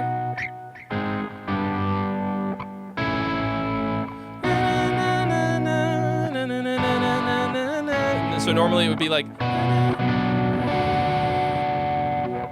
but instead it's major. That's cool. You write lyrics to video game tunes. Okay. I mean, yeah, so it's Is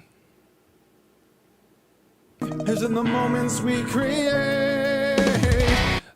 I just think that that's a hard line to sell. The legacy we lead, and in the moment is in the moments we create. The flow of that, like the phrasing of it, the melody and the everything works together super fucking well. But it sounds like a Hallmark card.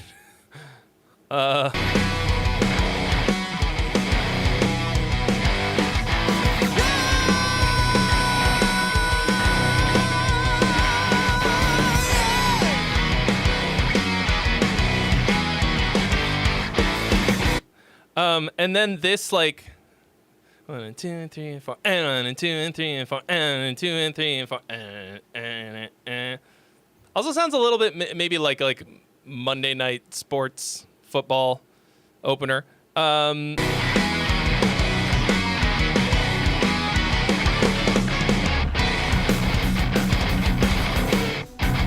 these harmonies are a little goofy sounding to me.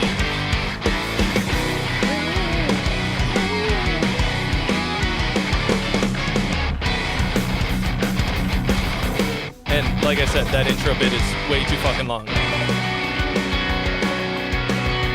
And then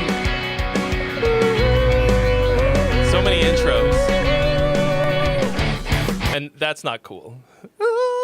Like, that doesn't add anything. So this right here, so this is the same part as this.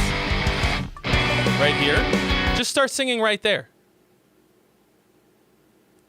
After you cut out. And this, like, this heavy riff that comes here also doesn't add anything. It's cool, but, like, Everyone needs some little joys. Everyone. Ignites the spirit. Pastel horses or robot toys. Yeah, it just feels really, a lot of the lyrics feel sort of improvisey, messagey, sort of,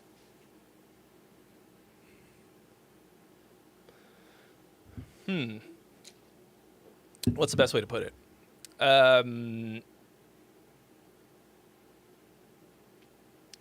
You're not saying the thing without saying the thing. You're just saying the thing. Everyone needs their little joys. That's fucking super true.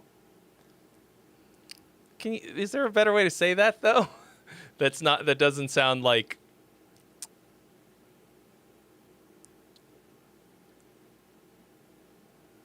I don't know. It sounds like something, old ladies would say as they're sewing together and drinking tea. Everyone needs their little joys. A knitting circle. Whatever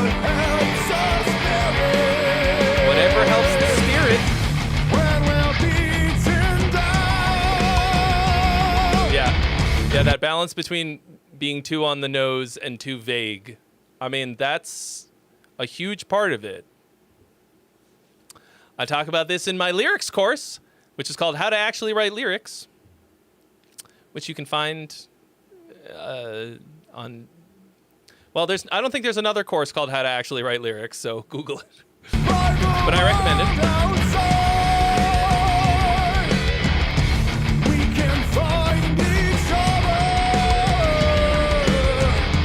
Okay, here's a question. What is this song about?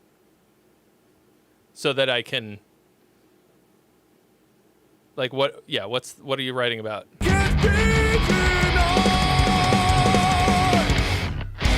where we gather our new and closest friends. It's where it matters. This bond will never end. Friendship is magic. The power in that face. Strong principles.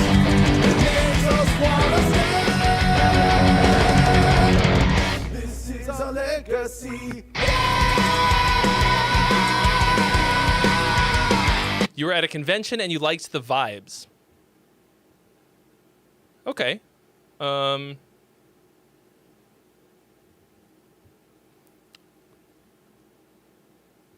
Specifically a brony convention. I didn't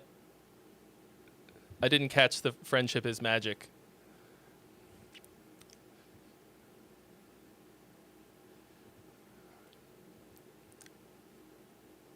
Feels like you should, if that's the case, you should incorporate some gallops.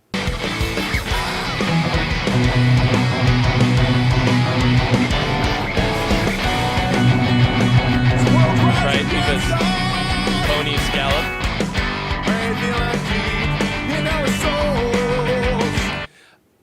But the problem is that it's actually too vague. Right? You've got these sort of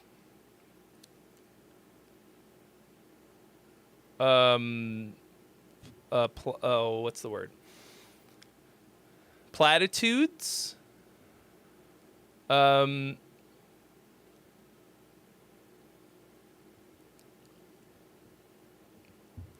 than like,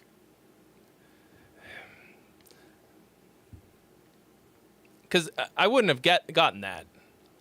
See you later, King Jade.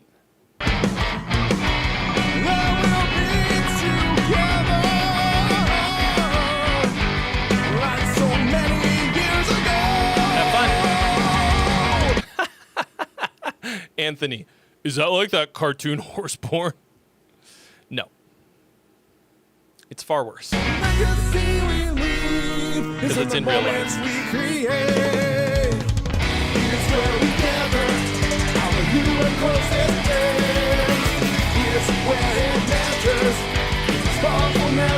No, it's just adult fans of My Little Pony.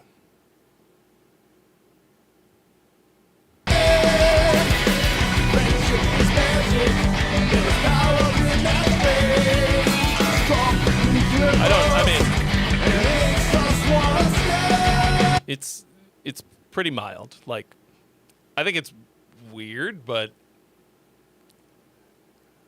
I have no business calling anybody weird. I spend hours every Friday night playing fucking dress up for a bunch of mostly adult men. What, I'm gonna I'm gonna give somebody a hard time for being a brony? Come on.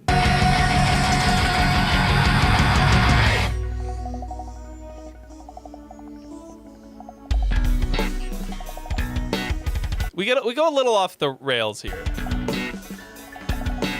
Legacy we leave is in the moments we create. The legacy we leave is in the moments we create. So this is your absolute. The clip button stops working sometime during the stream. Oh, there it is. I guess I gotta hit it twice. You've got. This is your absolute fucking hook here, okay? And this is a really good hook motif. What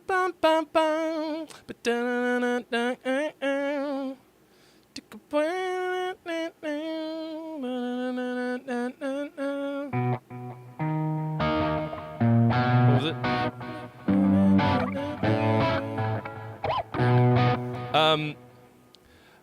I think you should change the words that you're singing to something cooler.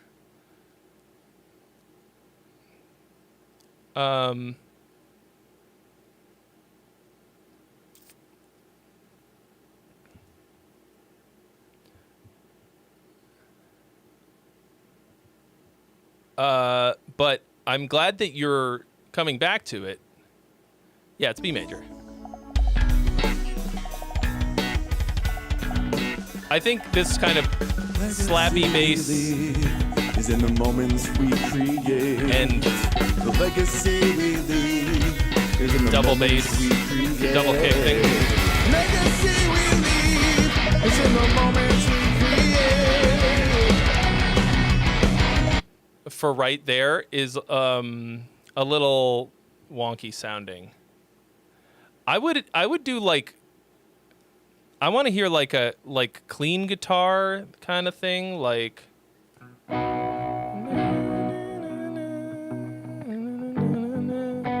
Maybe one guitar strums. While you get the other one doing a little.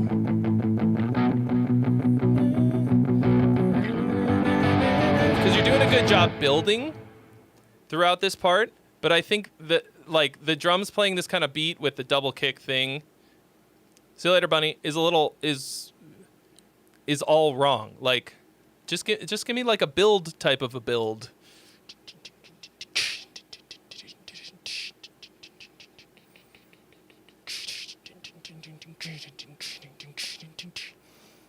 Because once you actually hit.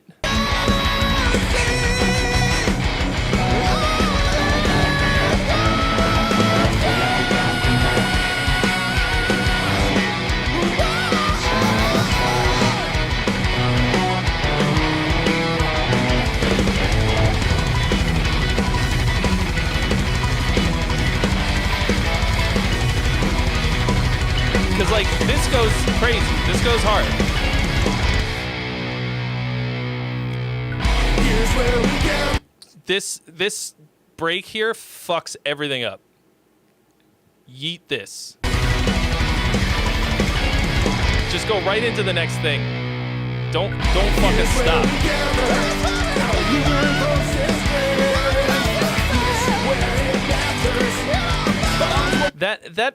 That synth is not working for almost any of this.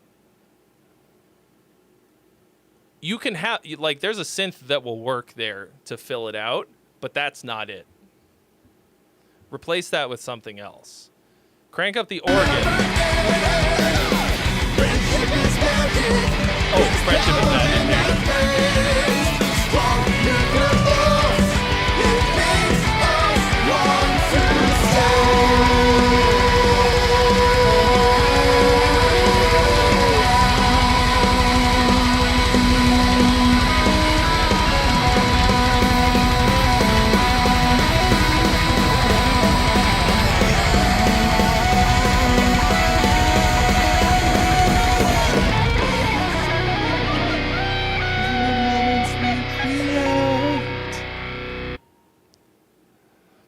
I think there's probably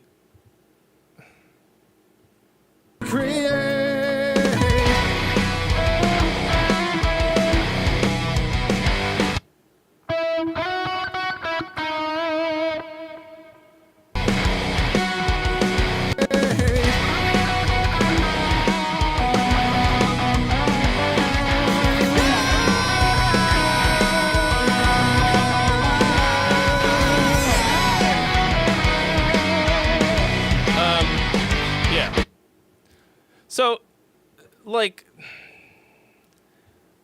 as a whole, there's a silliness to this that to me feels a lot like the parody power metal that I think is kind of dumb. It's a little hard to take it seriously in some aspects because it does sound like a bit like a parody of a lot of the music that I really love. Money for me. Cyril the Wolf. Thank you. Wow. I've never been tipped on a tip before. He says, I feel like I got way more than $20 worth of advice out of this. Well, that's one of the benefits of coming when I'm treading water a little bit because there's nobody else on the list. And it's towards the end of the night. But I appreciate that. Thank you very much.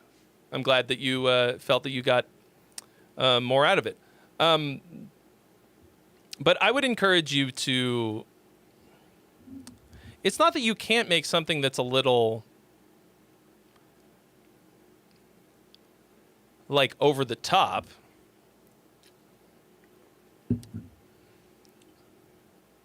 But like, how are you gonna... Yeah.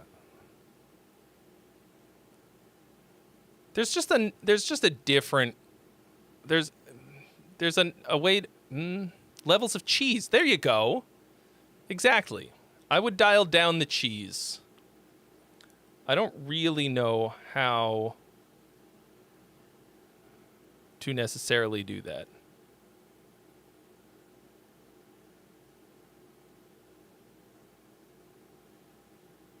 I'm usually at a higher level of cheese than many metal musicians. I have a very high tolerance for cheese. Like, a lot of people think that power metal as a whole is just cheesy. I think there's loads of cheesy power metal, but I don't think Halloween is cheesy for the most part. I don't think Sonata Arctica is cheesy. I think they have cheesy moments, but anyway. You've obviously got the skill, I think, and you've got a huge vocal range. Right now it sounds like, I mean, what I'm hearing in this is probably just a kind of an early pass.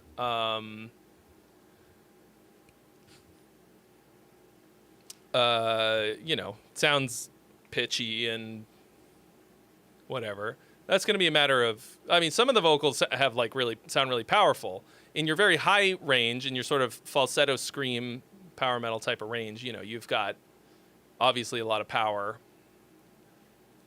It's harder to do that at a more kind of middle of the road way. So I fucking love Black Pearl's White Ocean. That to me is like a great way to write a long song. White Pearl, Black Ocean, whatever it is. Yeah. I couldn't remember either. Black oceans beneath, come and swallow me. Of course, all I can ever think of when he says come and swallow me, Black Pearl, White Pearl, Black Ocean, all I can think of is... Go buy yourself something nice. That, in Clerks, when they're reading he's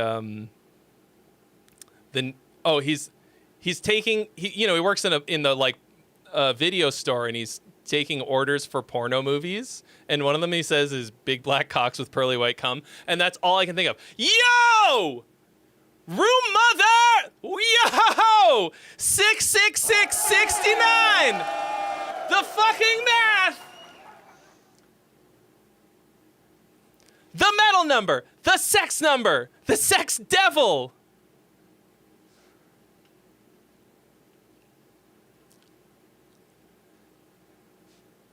Six, 666, the number of the beast. 69 is the sex number also as well. Yo, everybody in the chat say nice right now, or I am going to pitch a fit and cry. All of you. Lurkers. So there's such a thing as a sex worker. Is there such a thing as a sex lurker? I guess that would just be like the cuck chair. 69 is going on tonight. There it is.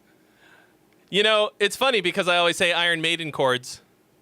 That one does not really have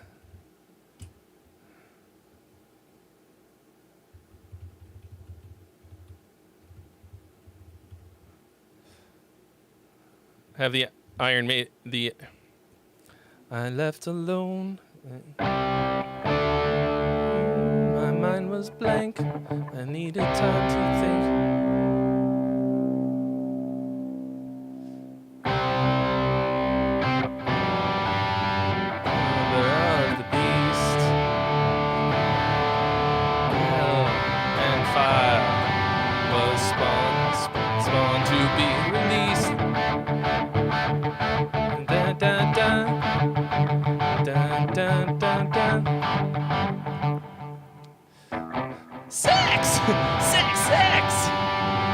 The number of the beast. It's like a 145, or it's like a 4 1. Yeah. Six. The number of the beast. 69 was spawned to be released. Welcome, traveler of space and time, to the greatest stream imaginable. Won't you stay a while?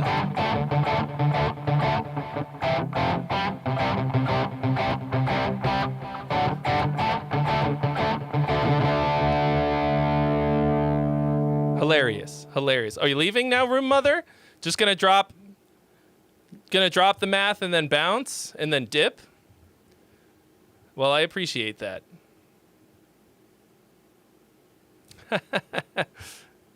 Andy's having quesadilla for dinner.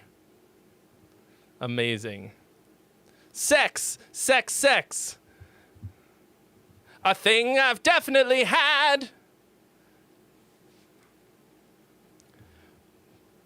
I'm pretty sure it wasn't just a dream.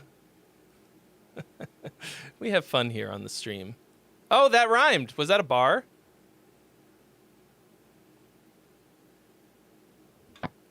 All right, you need to tighten the fuck up, cable. We do math. We wear hats. X-Wolf, thank you for the follow on Twitch, by the way. I was really distracted by doing the dumbest Iron Maiden cover ever. How funny is it that the one time I needed to actually play an Iron Maiden song, it was nothing like the Iron Maiden of which I usually complain and speak. You'd hang every Friday if I just played Iron Maiden covers. I mean, I know next to none.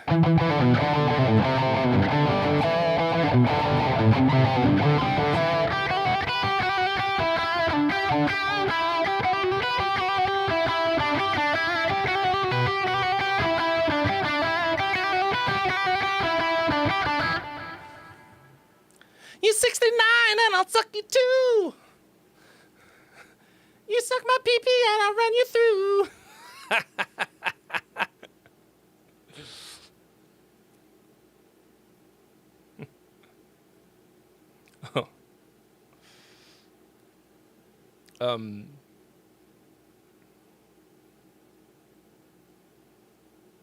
Coincidentally, my girlfriend let me know she's on her way.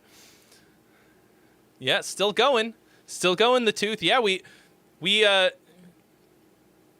blew your opportunity to give us the nicest number, but now we got the evilest nicest number, so that's fine.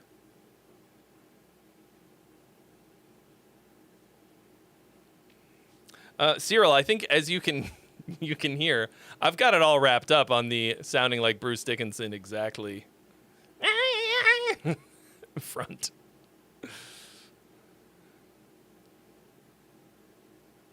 We can still get the ultimate nicest number, $4,200.69. $4,206.90.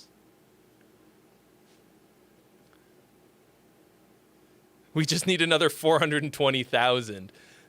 Now that I was not thinking big enough. Okay, so all I need is for somebody right now to donate $420,000, and then we will have 420,666.69. Whew.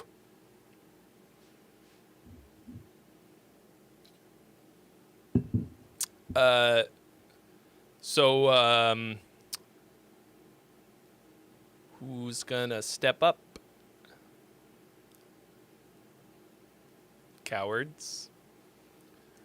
Who's gonna buy me a half a house? Welcome, traveler of space and I time. almost said a house. To the greatest stream imaginable. Can't Won't buy- you stay a while? Who wants to buy me a house somewhere in the Midwest? Young Verticus, thank you so much for your Prime sub on Twitch. Your Amex Black card hasn't arrived yet. No, don't put it on the card. I need it in gold.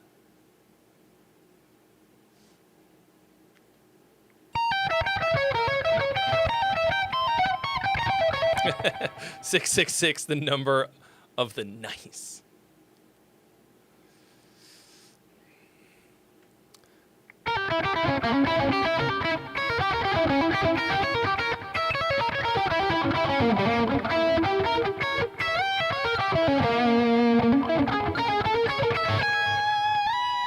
I needed Best Buy gift cards. Oh my God.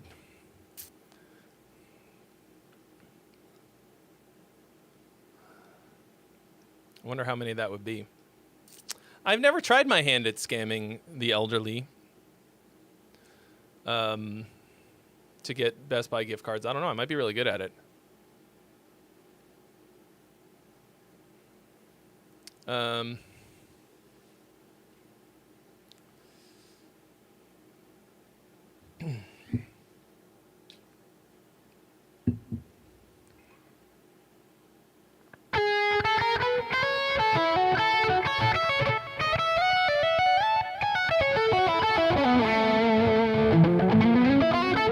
I still haven't looked up the do not redeem it meme.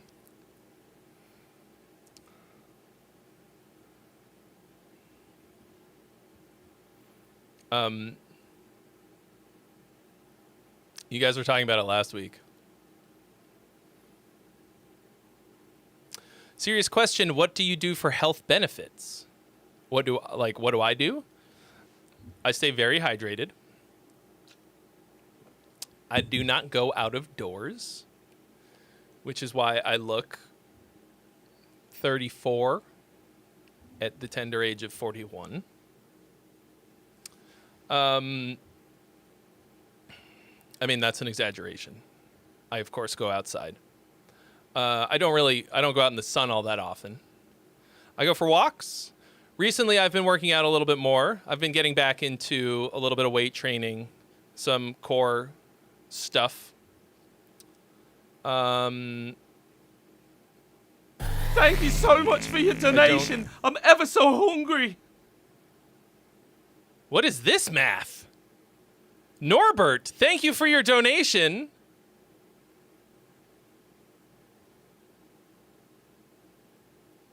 Is it going to turn it to 69,666?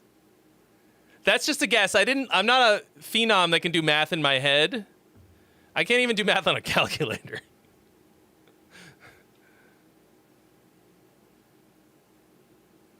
Norbert.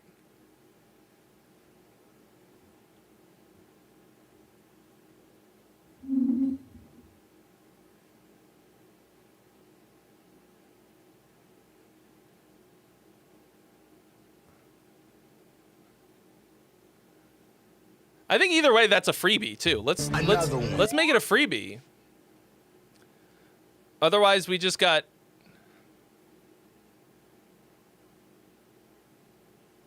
69,420. Oh shit! I didn't think about that. Oh, Norbert, you fucking legend! Yo! How did I not think of that? Because I'm a fucking idiot. Let's see them, guys. Nice. This is a rich palette of reasons to fucking do math. Let me see them.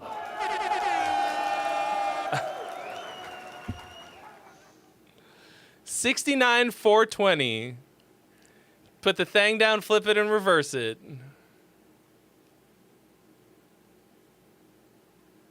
Coming from behind. We thought we'd missed it. We thought there was no way. Push this fucking clip it button 800 times until it... Anyway, there's now a freebie available, so I'm making Zyme do some work if he is in fact still present. So if you were looking for a freebie...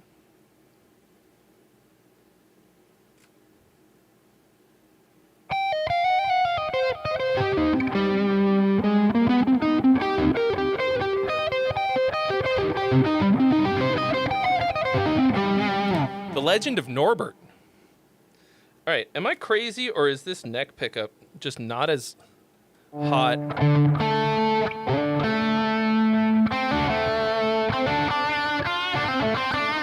As the bridge?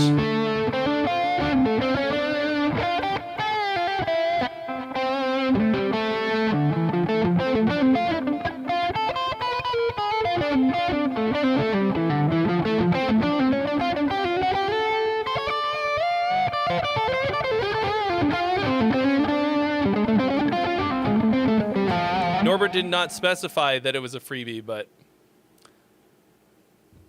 you know what? Let's get some music in here.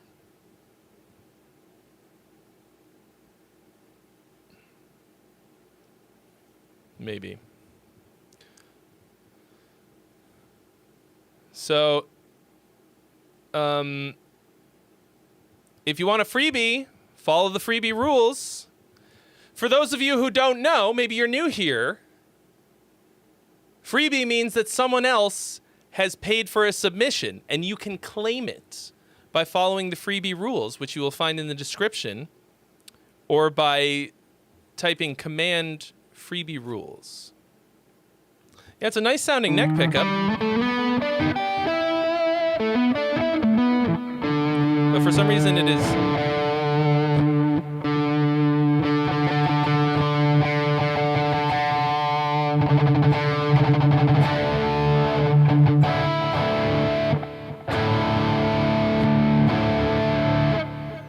I don't know, not my signature guitar.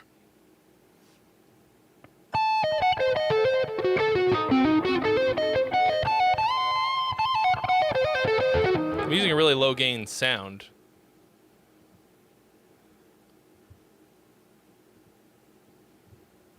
But as you can see, it said, no, you can't see. This is my low gain tone.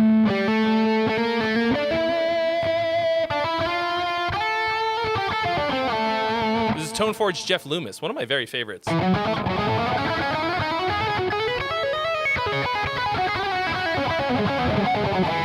I initially used this on the stream mainly because it has gapless patch changes.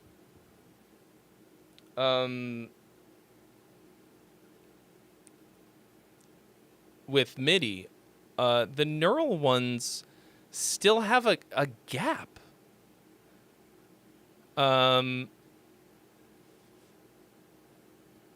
So for like live performance, like I used to sometimes do like song performances of my songs on stream.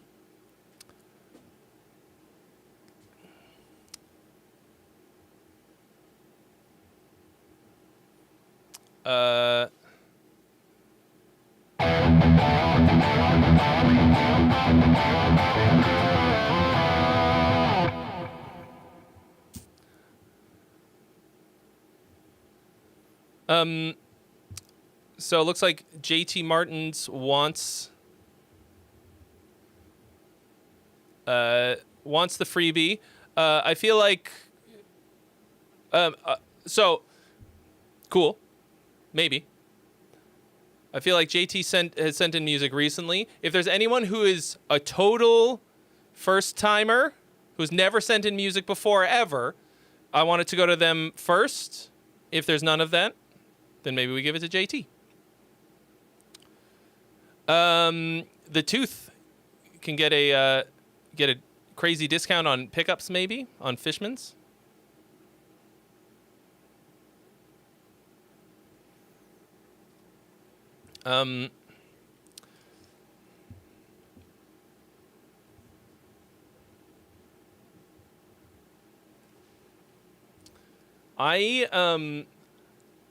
For the most part, I don't really love active pickups.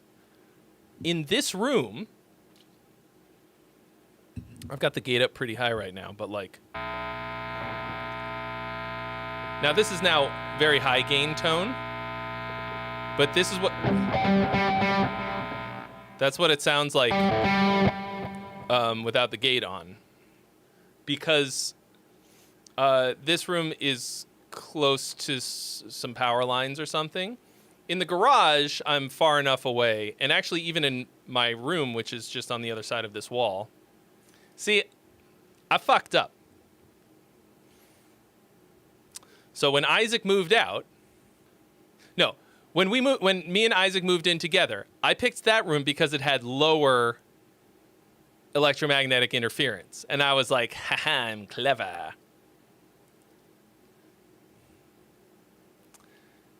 When he moved out, instead of switching all of my stuff into here and making that room the stream room, I just put everything in here, made that whole ass video. Idiot. So it's just not a great room for recording guitars, but with active pickups, they're much lower noise, so it's not a problem. So what I find with Fishman's or EMGs is that, like, it seems to matter a lot less what guitar you put them in. They kind of sound more like,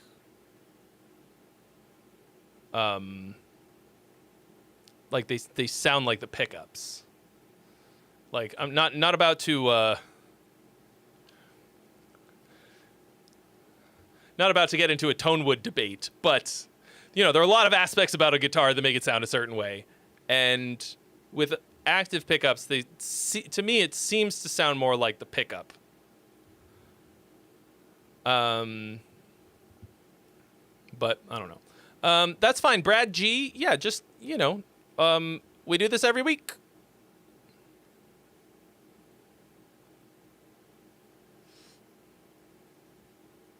Ah. Orbital decay. Yeah. Cool, man. Well, as long as you're able to see it. Even later.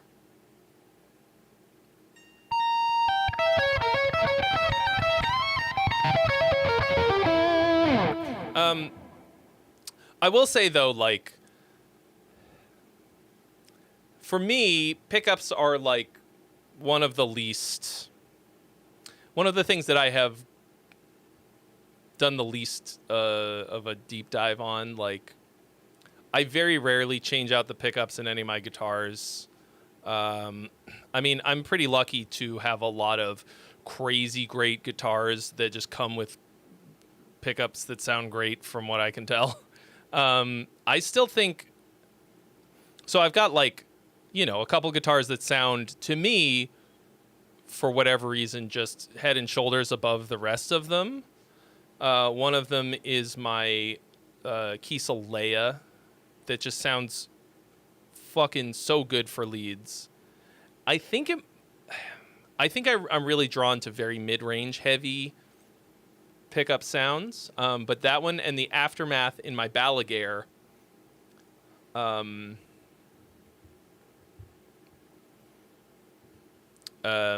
just fucks. Okay. All right, JT has claimed the freebie. Thank you, Zaime.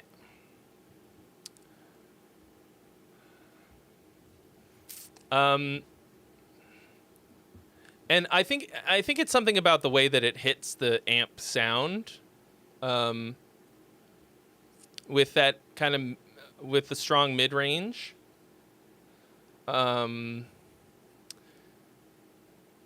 It's like it's different from like boosting or cutting after the fact. Oh yeah, the batteries thing, yeah.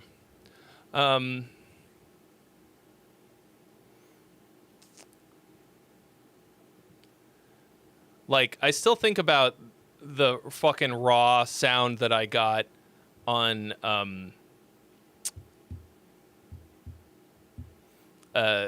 Featherweight. Man, like, just as I was sitting there recording it with the Balaguer with that aftermath in it, I was just like, holy shit, this sounds in the video, you can see me kind of just like, can we just talk about how fucking good this sounds?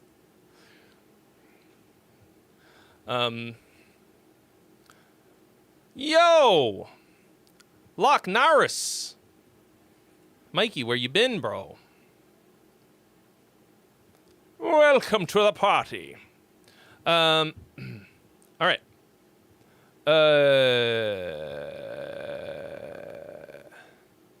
Yeah, so JT, you got anything in particular you're looking for on this track? Any notes or anything you would like to... Do you have anything to say for yourself?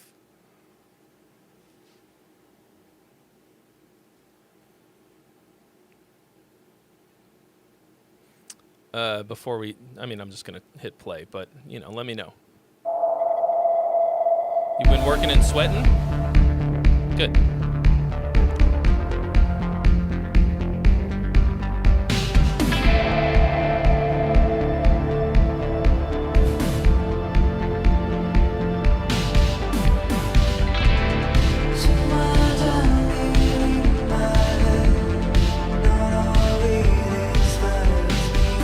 Driving around the city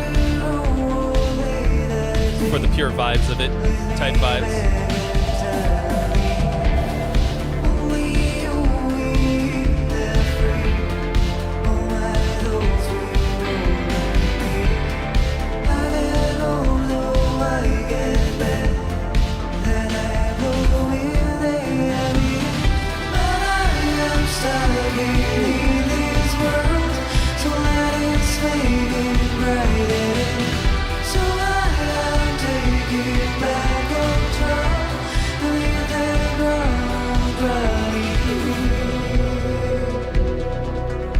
It's not just an accent, it's like a kind of a lazy pronunciation,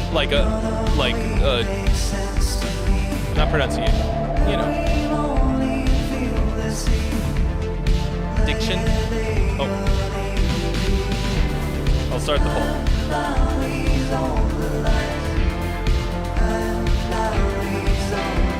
See, to me this is super vibey, but it's not just vibes, you know? Like it's a fucking song.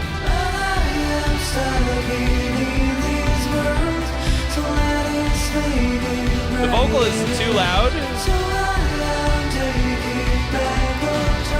Yeah, John. Chorus melody confuses you. I think it kills.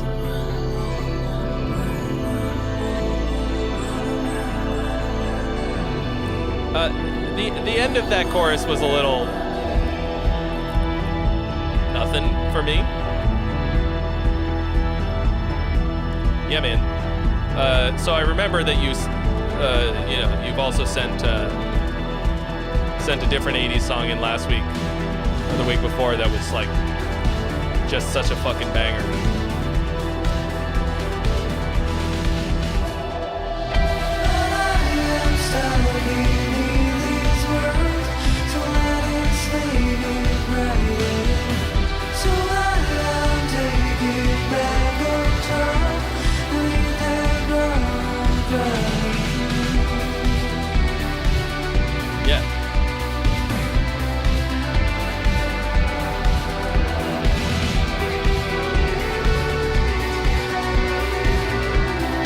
I think it's maybe I said this about the other one as well. There's a washiness to the mix that is working against it, even though the vibe is right. The drums are like lost in a cavern.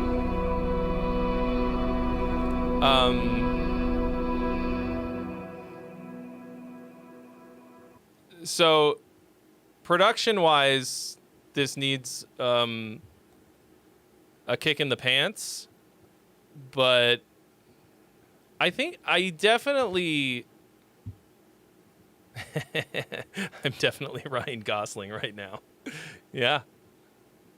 Ryan Gooning. Ryan Goonsling. But like this is fucking awesome. Like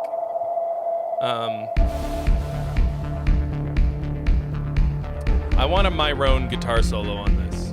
Do you guys know Myron?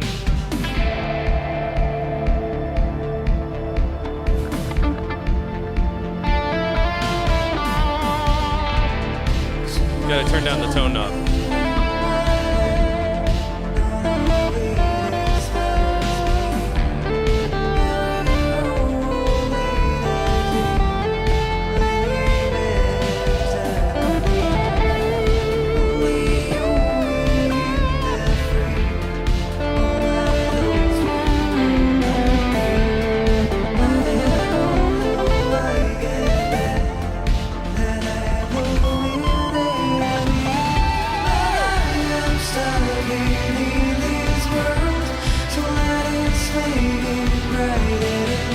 You have to figure out how to control the reverb in this.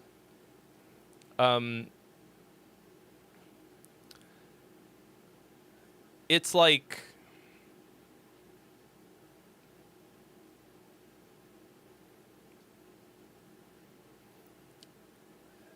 how do you maintain this feeling without it being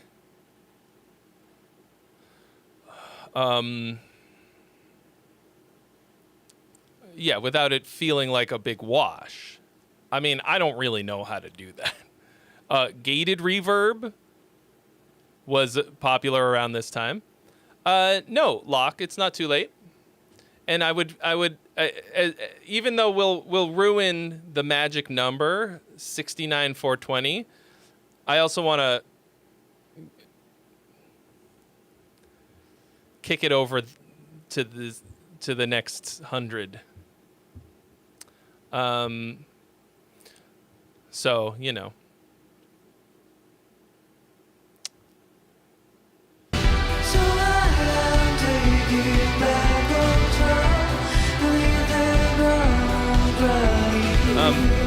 But yeah, there's some kind of a production thing that you need to do.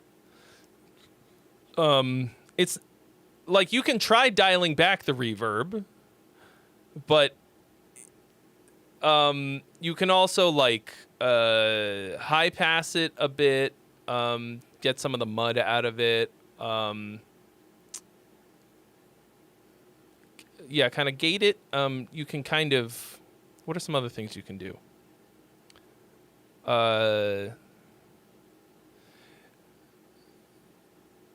Make sure that you're using it as like buses, and not just buy yourself something nice.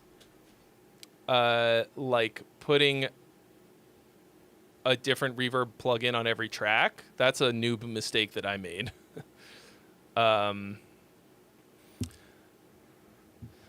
Locke, thank you so much for your donation. You've been added to the list. Everybody say goodbye to 69420.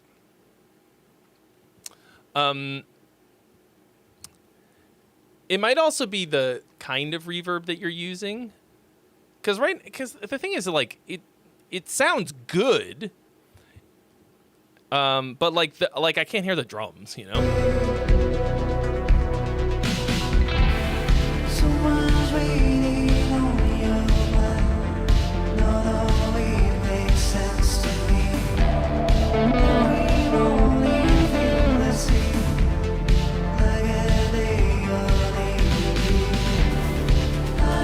You can also kind of like, you can use ducking on the reverb too. Ducking and side chaining. That was the other thing that I was thinking of.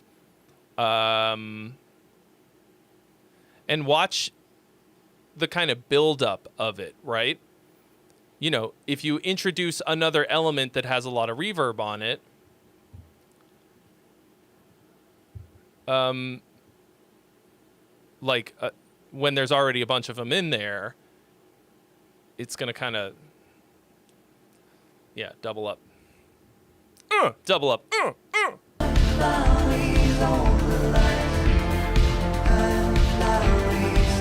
sends and returns. Okay, good.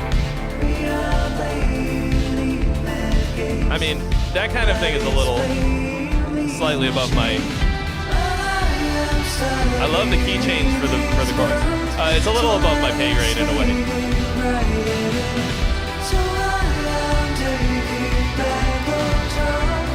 And there's something that you're going to have to do for clarity on that vocal. You might have to smash it a little bit more with some more compression.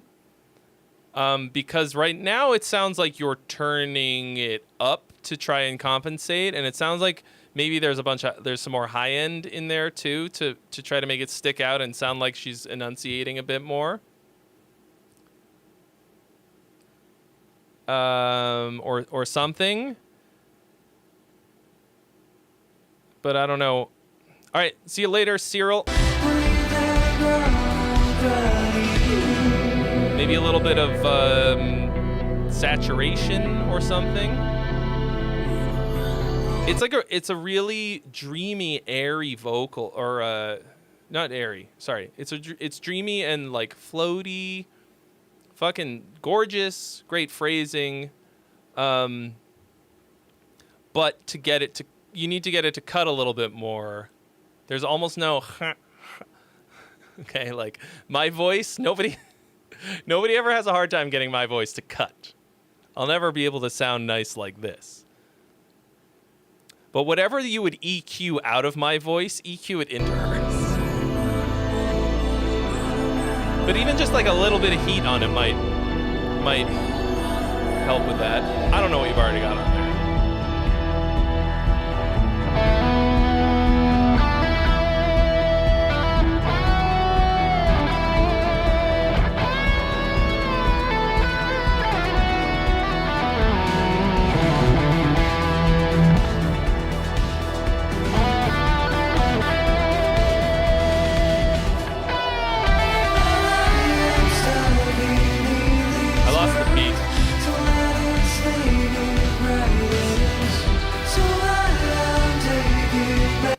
Yeah, the drums are just mush. Fucking mush.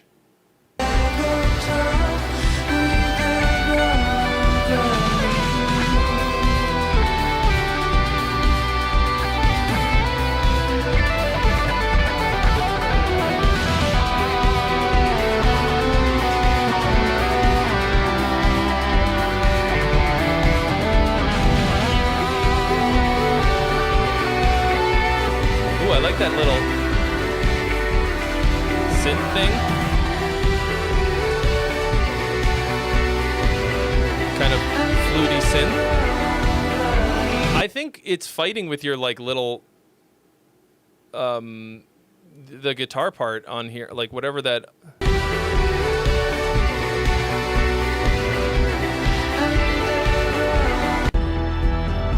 I do think that I was kind of half joking, noodling on this part with a guitar solo, but I actually think it would kind of fucking kill here.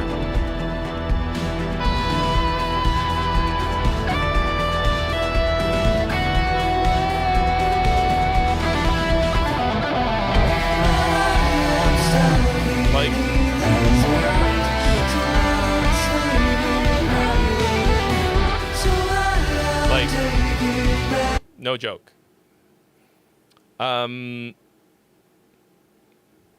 Yeah, I'm just gonna let it run to the end because this is really great, song-wise.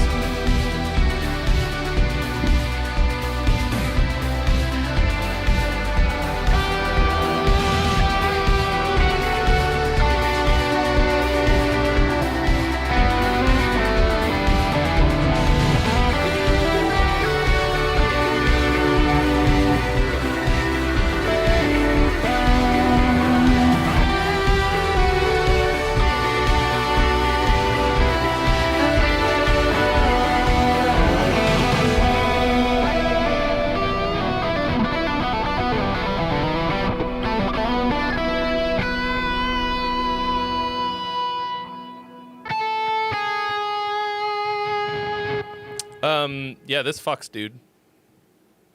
Keep making this music. Get a, you know, get that fucking,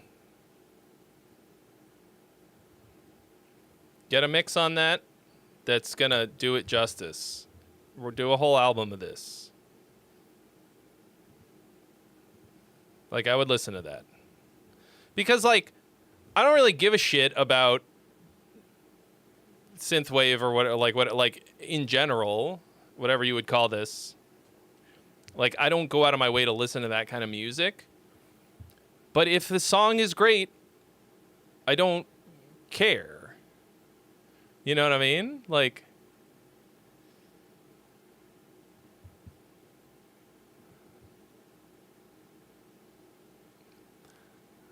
there's a lot of bands that I've heard. I want to say the Midnight. I don't know. Stuff like that I've heard, and I'm like, they hit the vibe. The production's really good. And the songs are fucking boring and so generic and shitty.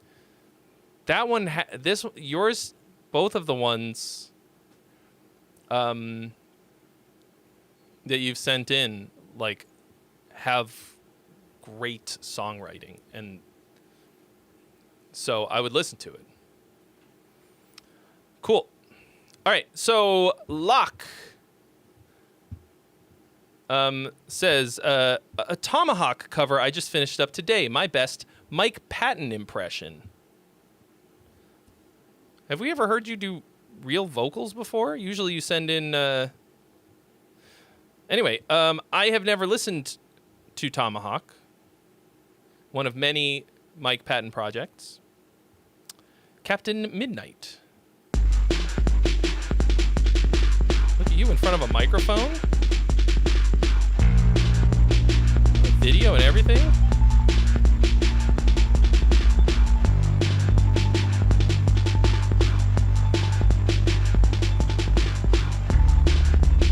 Bro, you look like Worf if he were a human being. Wake up, all the best stops right now. Like a rugged human Worf.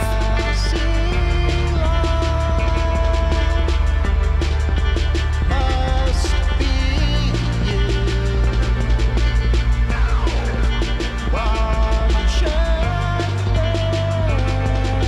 Hello, Jimothy Crack Attack and YNT Perdoma. Yeah, little Christian Bale.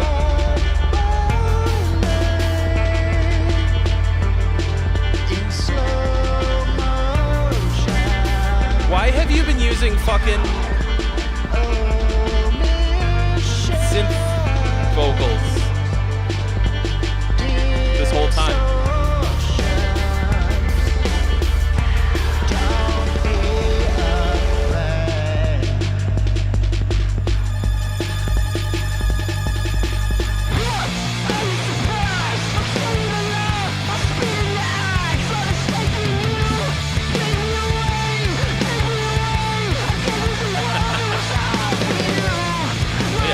Thumbs up here.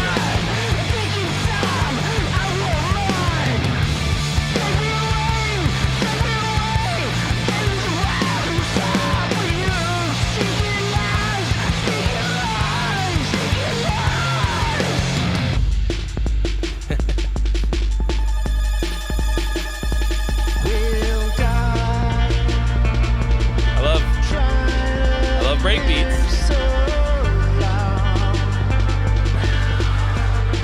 That kick drum has a lot of... I would say maybe it's a little long, like...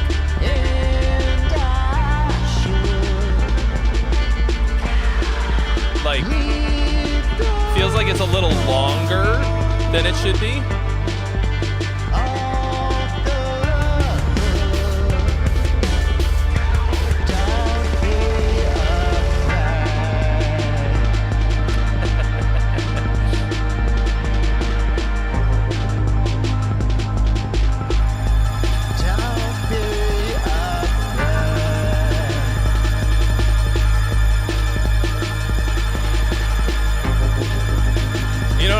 about though? Like, they might be kind of like into each other. Oh, that's the song. Okay. So I have no idea how close this is to the original. I have no, frame of reference. It sounded fucking cool to me. I think you could probably push a little harder on your voice. It sounds like you've got it there, and that all sounded pretty good. Also, like I said, the kick drums felt really nice to me, and whatever you're using for bass, it's really fat sounding. It's faithful to the original. Great. Cool. Yeah, I'm gonna have to let you guys make that determination. Now, like, I'm used to really like short kick drums and breakbeat type sounds like this. And I wouldn't want you to lose the oomph of it.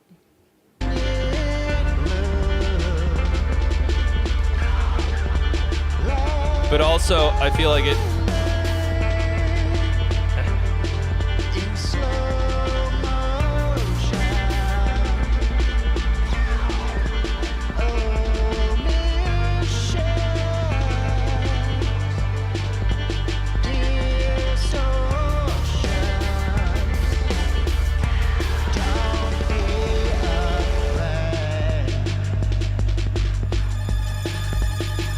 Oh, I'm still going. Oh, this is nothing, bro. I used to go 10 hours. We're only at like 7 now. I'm not gonna go too much longer. Because I'm hungry. But thank you. I mean, I think it's a little funny that you're like, well, I'm not really, like, I haven't done vocals in a long time, like, we've barely heard you do vocals before, and you were like, what am I gonna do? Mike Patton. like, geez. Set a pretty high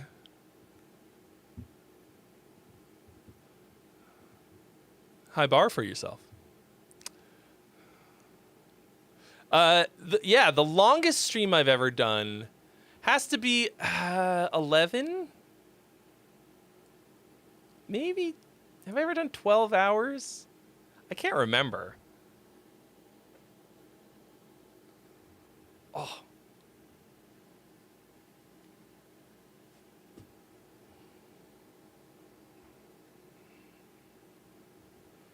I used to do 10 pretty regularly.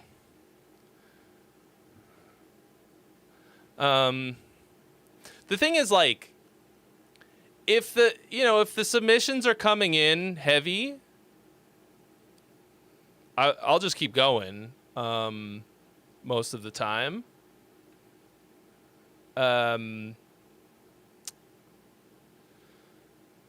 Today's been a really good day. It used to be a lot crazier than this. And, I reflect back the energy that is given to me on these streams. And when, if people are chatting, sending in songs, if I'm making money, if I'm feeling good, I just keep on going. During the pandemic, it was nuts. Nobody had anything to fucking do. Except watch my dumb ass. Yeah, dude, so this is really great.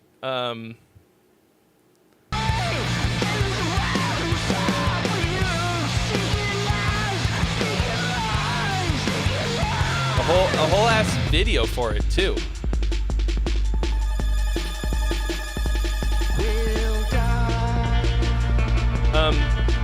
I've never really listened to Ulver. Garm. Was that guy also in Borknagar? I gotta be really careful saying that one.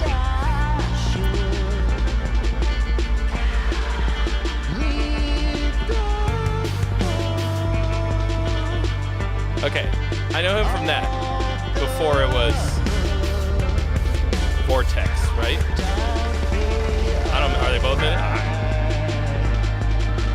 I only had one of their albums. What you call it? Pablo Shred, what up? It's 6 a.m. where you are.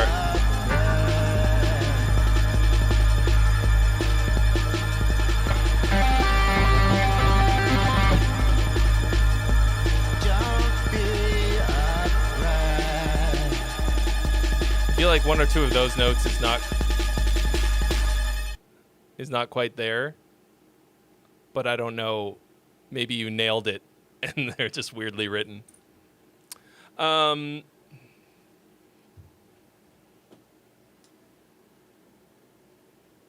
actual thing that's funny about that band's name is the word Bork, which.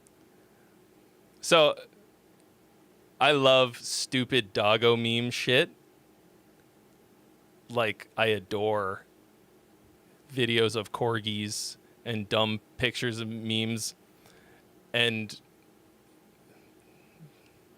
like cutesy fucking millennial bait. And the word Bork. They make the little dogs say Bork. And that's funny to me. What was it that he said in the Serial said in the song earlier?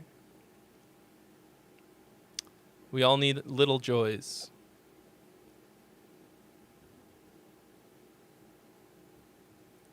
I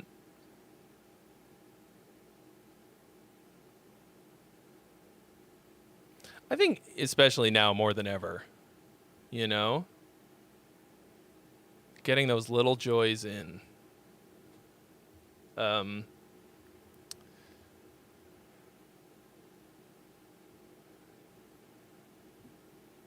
I think I what's the word? Take a lot of that stuff for granted.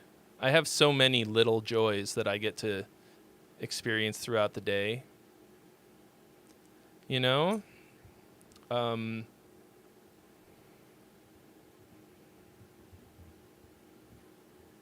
thought of this because weirdly, I saw that, you know, that guy who had the Watch Me Whip, Watch Me Nay Nay song is going to prison for 30 years for killing his cousin. And I was thinking about how fucking horrible that is. And how it'll be really hard to get those kinds of little joys. I know that's kind of a weird random bummer, but like thinking about that kind of stuff actually makes me appreciate things much better. Like I have really engineered my life around having the freedom to do as much of that kind of thing as possible, not killing my cousin. Of just like more or less doing whatever the fuck I want to do, because I'm an irresponsible moron. Like I don't have kids or pets that depend on me. So like if I fuck something up, I mostly just hurt myself. You know, I'm my own boss. I can work or not, as long as I pay my rent and feed myself. I'm not really sure where I'm going with this. But just that, like, those little joys, I'm going to try not to take them for granted. But little, like, videos of corgis skateboarding, that's an indulgence for me. That's my shit. Mr. Gorgon asked what I thought of Star Trek Discovery. There was one season of it that was good. And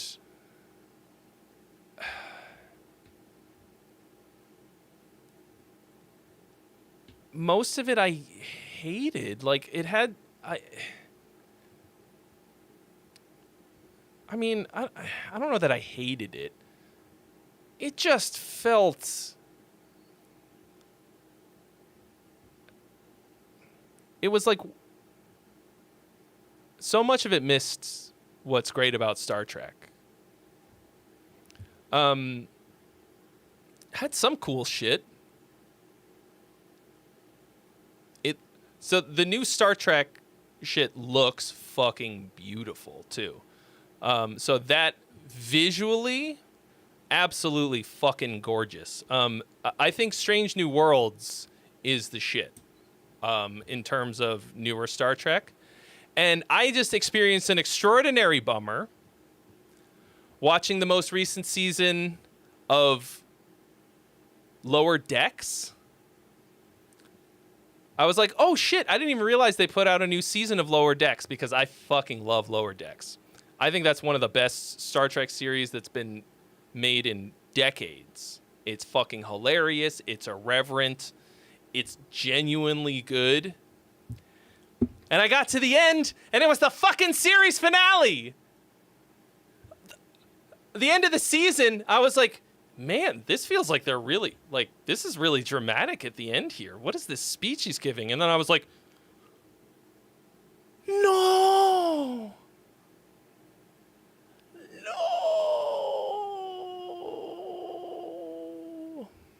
No.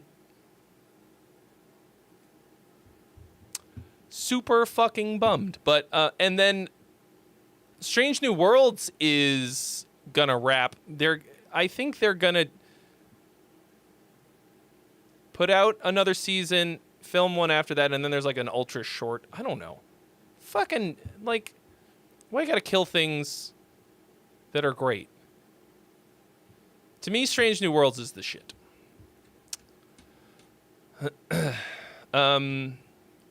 Anyway. No, I loved Enterprise. I mean, like, Enterprise had, like, some shittiness to it.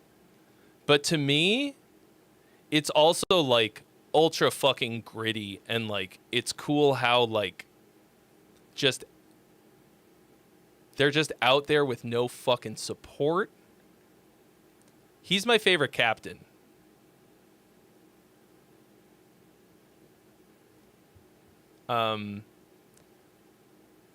I don't know. I haven't watched it in a long time. I'd have to go back, but what's nice about Lower Decks at this point is that it's been so long since I saw the older seasons. I can go back and rewatch them now. Anyway, at the moment, what I'm watching though. So I was watching Stargate.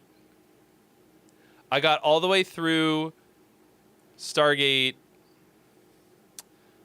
Atlantis. And then all the way through SG-1. Watched all the SG-1 movies. Started watching Stargate Universe. And I'm like, I don't know, halfway through the first season. And it's really good, but it's too fucking serious. I'm like, I watch this shit to relax. And instead we've got the actor whose face lets you know that he's up to some shit. Like, the fact that he's in whatever it is, he's always up to some shit. Cannot remember this man's name. But if you see him in a movie, be suspicious.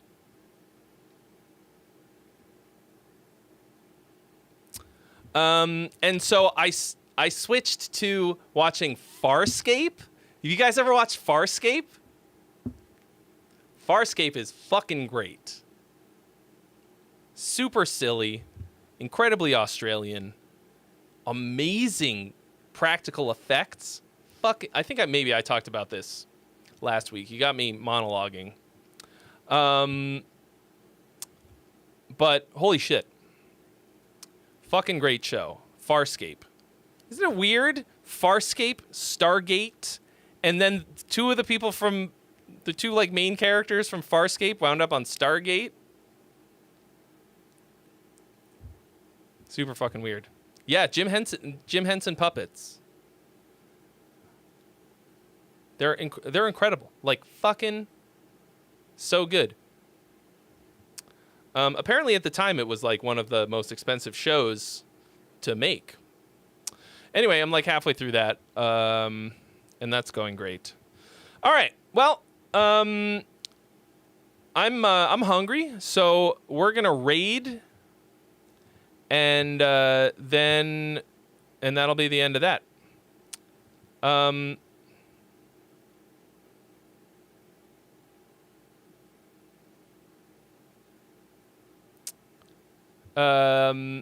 You know.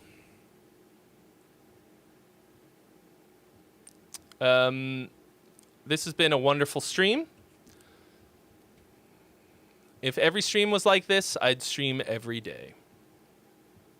And I wouldn't have to worry about making money, would I? Thank you all. What is the code for raid? What do you mean? Oh, you got to be on Twitch.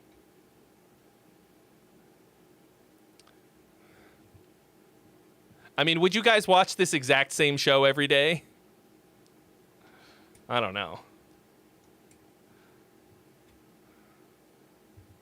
I feel like people don't have enough music. All right, let's see. Who do we raid?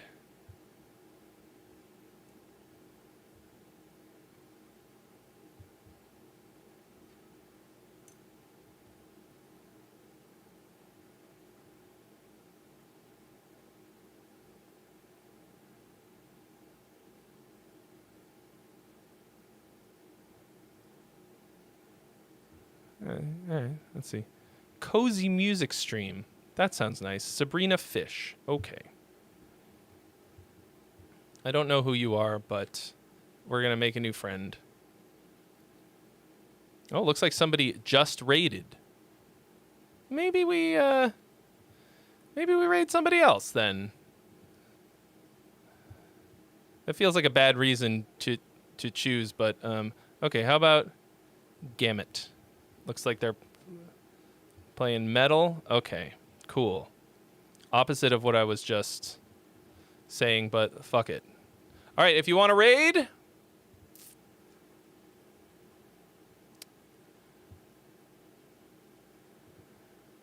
get up on there. Get up off of that dance floor.